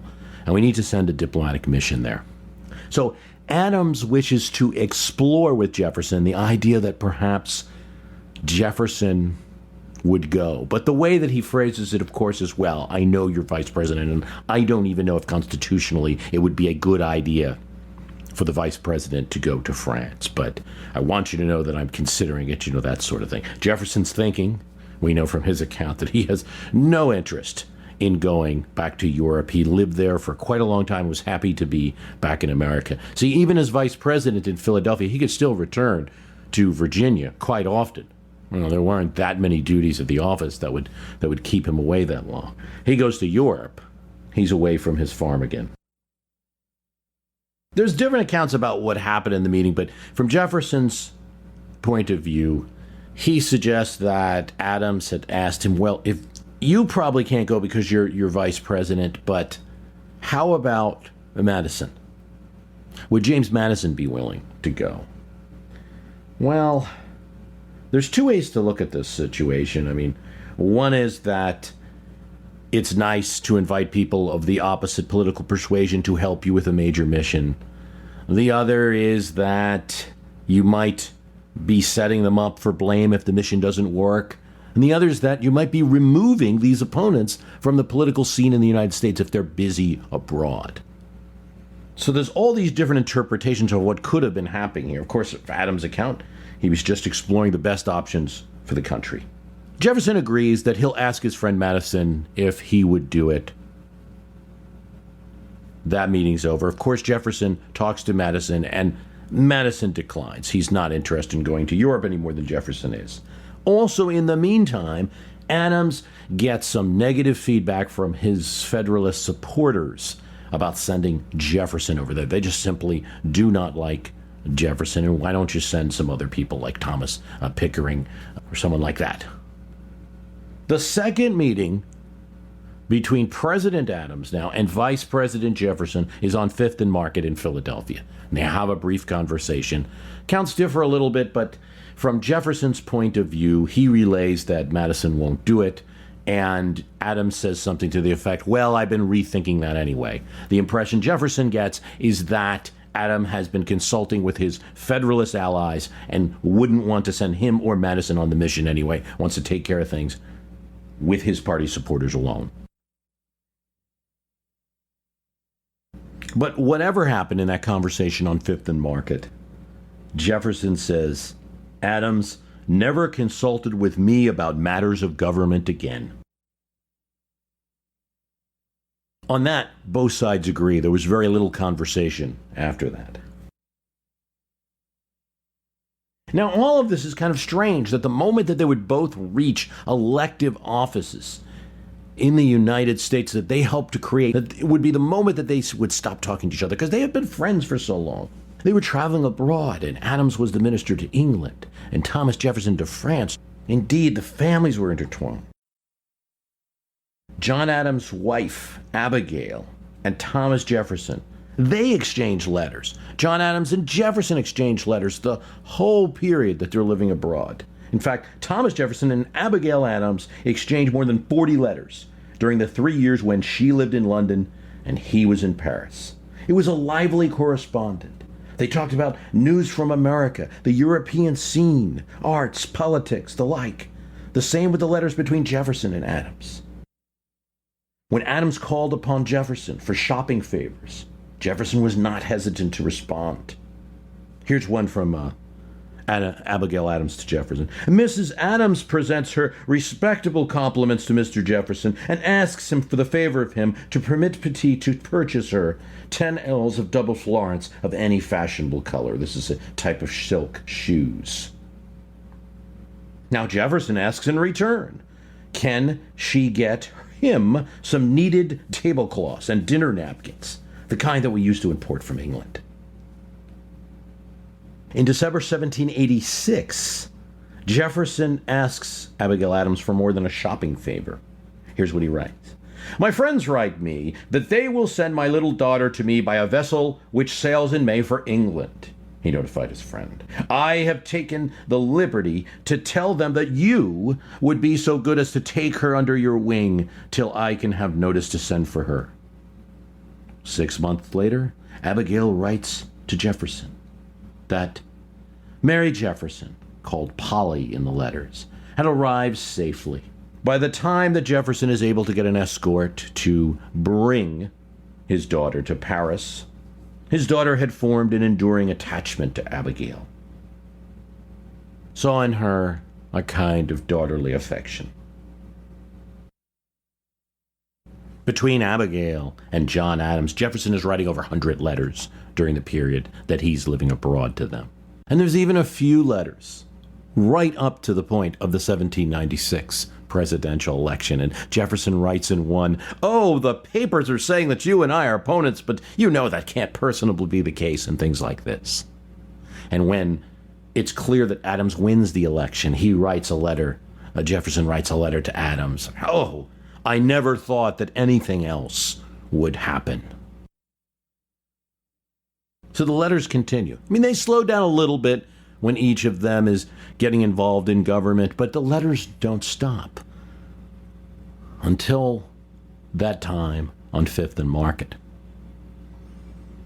And from that time, through the presidential election of 1800, when Thomas Jefferson would now defeat John Adams.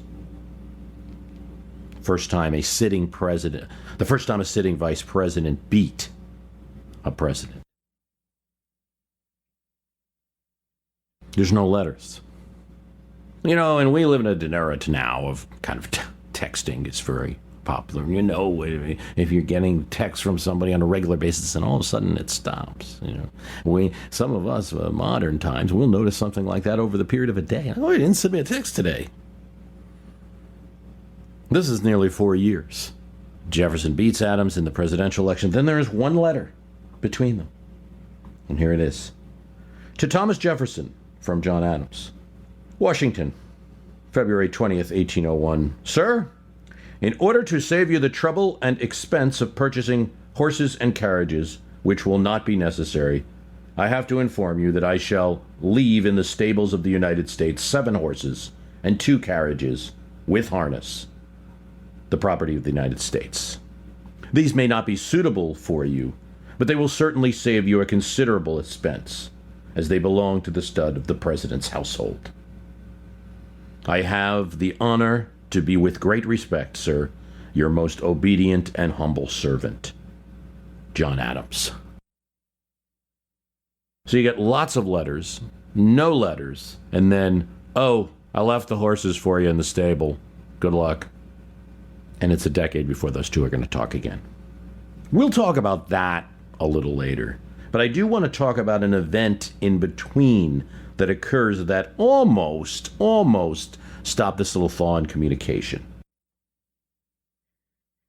And it starts with a tragic event, and that is that Mary Jefferson, Polly, that we talked about earlier, visiting Thomas Jefferson, going to England and then visiting him in France, dies in 1804.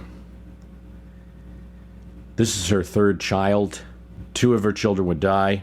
One, a son, would live until 1881. The other 2 would die. And in giving birth to his 3rd child, she's gravely injured and emotionally strained as well. And she doesn't survive. Jefferson's president at this time. And Abigail and John Adams are not talking to them. They're back in Massachusetts. They're not really involved in federal politics and United States politics at this time. The Republicans control the country. They control the Congress. They control the presidency. Abigail's really not talking to Jefferson, and she's tortured because she so remembers Polly.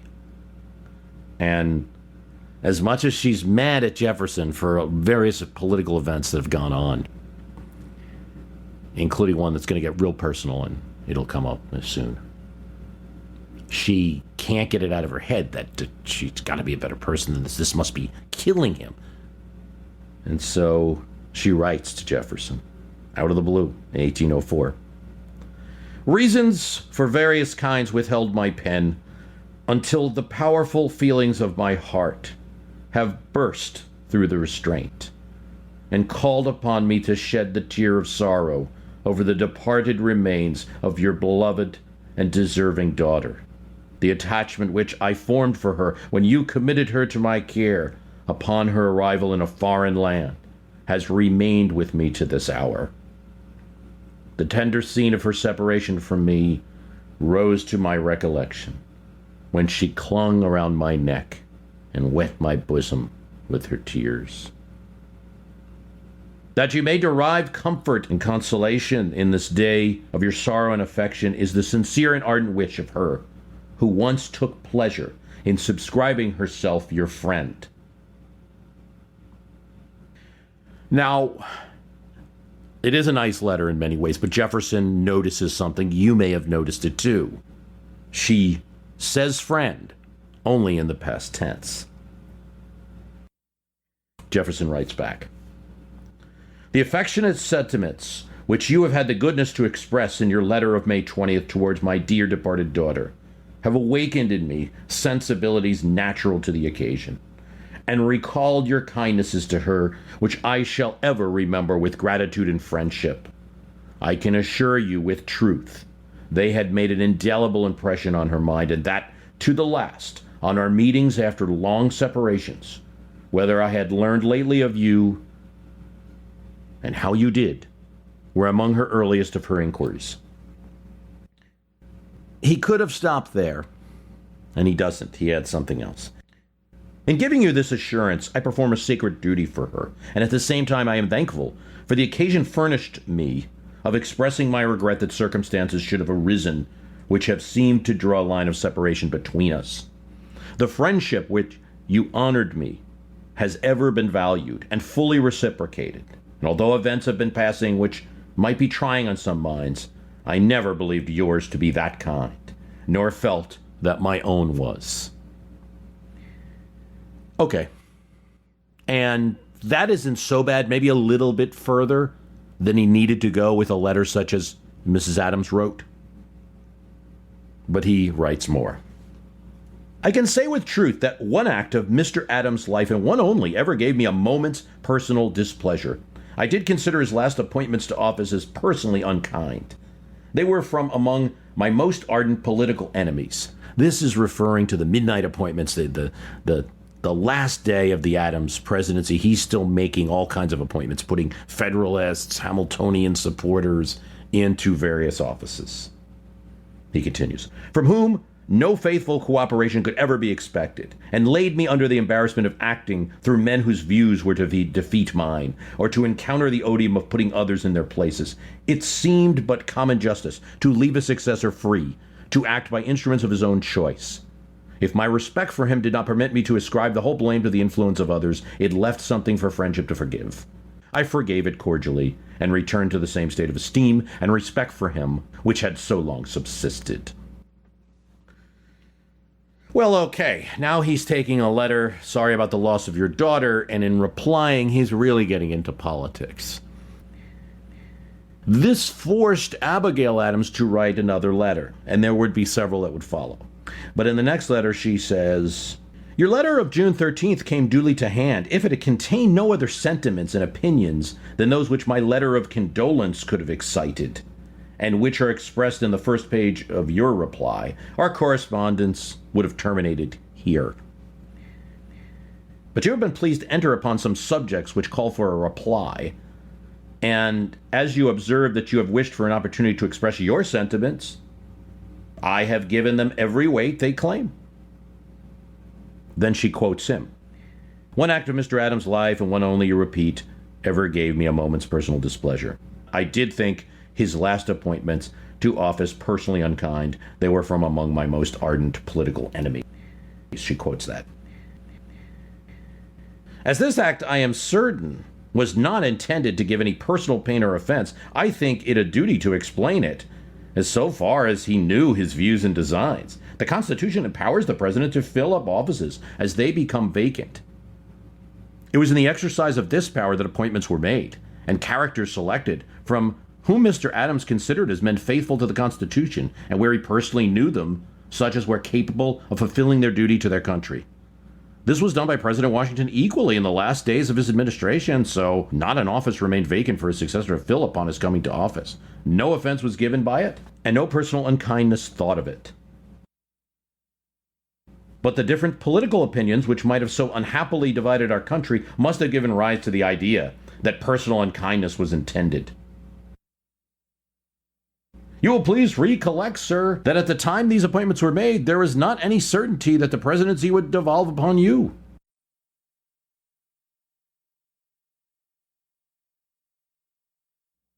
She has two charges of her own, and one is that Jefferson hired the printer James Callender and paid him and hired him to print foul things about John Adams. Because she's accusing him of freeing James Callender, who was imprisoned under the Alien and Sedition Act. It was not until after circumstances concurred to place you in the light of a rewarder and encourager to a libeler that I withdrew the esteem I had long entertained for you. But more importantly, and most importantly to Abigail Adams, the thing that hurt the most, she feels that Jefferson removed from office John Quincy Adams, her son, because of what party he was, because he was John Adams' son, and she took personal offense to that. Jefferson then writes a response to that, and he says essentially, well, the reason that I freed James Callender, that act was unconstitutional. I had to free him. And he further says, in regards to John Quincy Adams, her son, John Adams' son, that it was done in a group of appointments, that he wasn't aware of it, that it wasn't something that he ordered personally. She writes back, your statement suspecting Callender and your motives for liberating him, where a different aspect is explained by you, from the impression which they made, not only upon my mind, but upon the minds of all those whom I've ever heard speak on the subject. It lies with me not to decide upon its validity. That I presume the power to free Callender devolved upon the supreme judges of the nation, but I have understood that the power which makes it a law is alone competent to the repeal. If a chief magistrate can by his will annul a law, where's the difference between a republican and a despotic government? The same restraint should be laid upon the assassin, whose stab's reputation in all civilized nations have ascended to. In no country has calumny, falsehood, and reviling stalked abroad more licentiously than in this. No political character has been more secure from its attack, no reputation so fair as to not be wounded by it, until truth and falsehood lie in one undistinguished heap. The Adams absolutely hated the type of political press that was existing in early America, where people were just printing slanders back and forth in the streets of Philadelphia, whatever they wanted, and Adams, as president, suffered greatly from it. He would not, by the way, only suffer from Republican printers, he would also suffer broadsides from some of the Ultra-Federalists, including Hamilton himself, who would write a real nasty brochure against him right at the point at which he was running for re-election. You exculpate yourself from any intentional act of unkindness towards anyone in your explanation. Now, this is the matter regarding John Quincy Adams. I will freely state that which I referred to in my former letter, and I could not avoid considering his personal resentment. Soon after my eldest son returned from Europe, he was appointed by the district judge to an office which no political concerns entered, personally known to you, and possessing all the qualifications, you yourself being judge, which you had designated for office. As soon as Congress gave the appointments to the president, you removed him. This looked so particularly pointed that some of your best friends in Boston at that time expressed their regret that you had done so. I must do him the justice to say that I have never heard an expression from him of censure or disrespect towards you in consequence of it. With pleasure, I say that he is not a blind follower of any party. I've written to you with the freedom and unreserve of former friendship, to which I would gladly return could all causes, be but mere difference of opinion, be removed. I wish to lead a tranquil and retired life under the administration of government, to cool the raging fury of party animosity, to soften the spirit of resentment, and desires of seeing my children and grandchildren heirs to that freedom and independence which you and your predecessor united your efforts to obtain. Well, they go back and forth with these letters, but nothing's resolved, but you do get the sense that these two families were friends once, and you'd really like to see them. They both kind of want to be friends again, but the politics and personal offenses within those politics seem to be too great. But you can kind of hear in the inkling of a hint that maybe there's a path to rapprochement here. Then what happens is these letters going back and forth between Abigail Adams and Thomas Jefferson, John Adams discovers the correspondence. And so there's a note that's appended to the correspondence. He doesn't burn it, he doesn't throw it away, but he attaches a note of his own. November 19th, 1804. The whole of this correspondence was begun and conducted without my knowledge or suspicion. Last evening and this morning, at the desire of Mrs. Adams, I read the whole. I have no remarks to make upon it at this time and in this place. This is a longer story, and we'll have another episode on what happens from here. But it's an unknown part of the story. A lot of people know the story of Thomas Jefferson and John Adams and how they weren't friends during this period of political fighting and later had a rapprochement. What's not often known is this little spark of something between Abigail Adams and Thomas Jefferson, engendered by the death of his daughter, that might have started the two friends talking again, but it wasn't to be. Thanks for listening. It's been quite a while since I've returned to the Signers. I really have a lot going on, and my main podcast is My History Can Beat Up Your Politics, podcast where I discuss history and how it relates to the politics of today to provide some context. www.myhistorycanbeatupyourpolitics.com. I want to thank you for listening.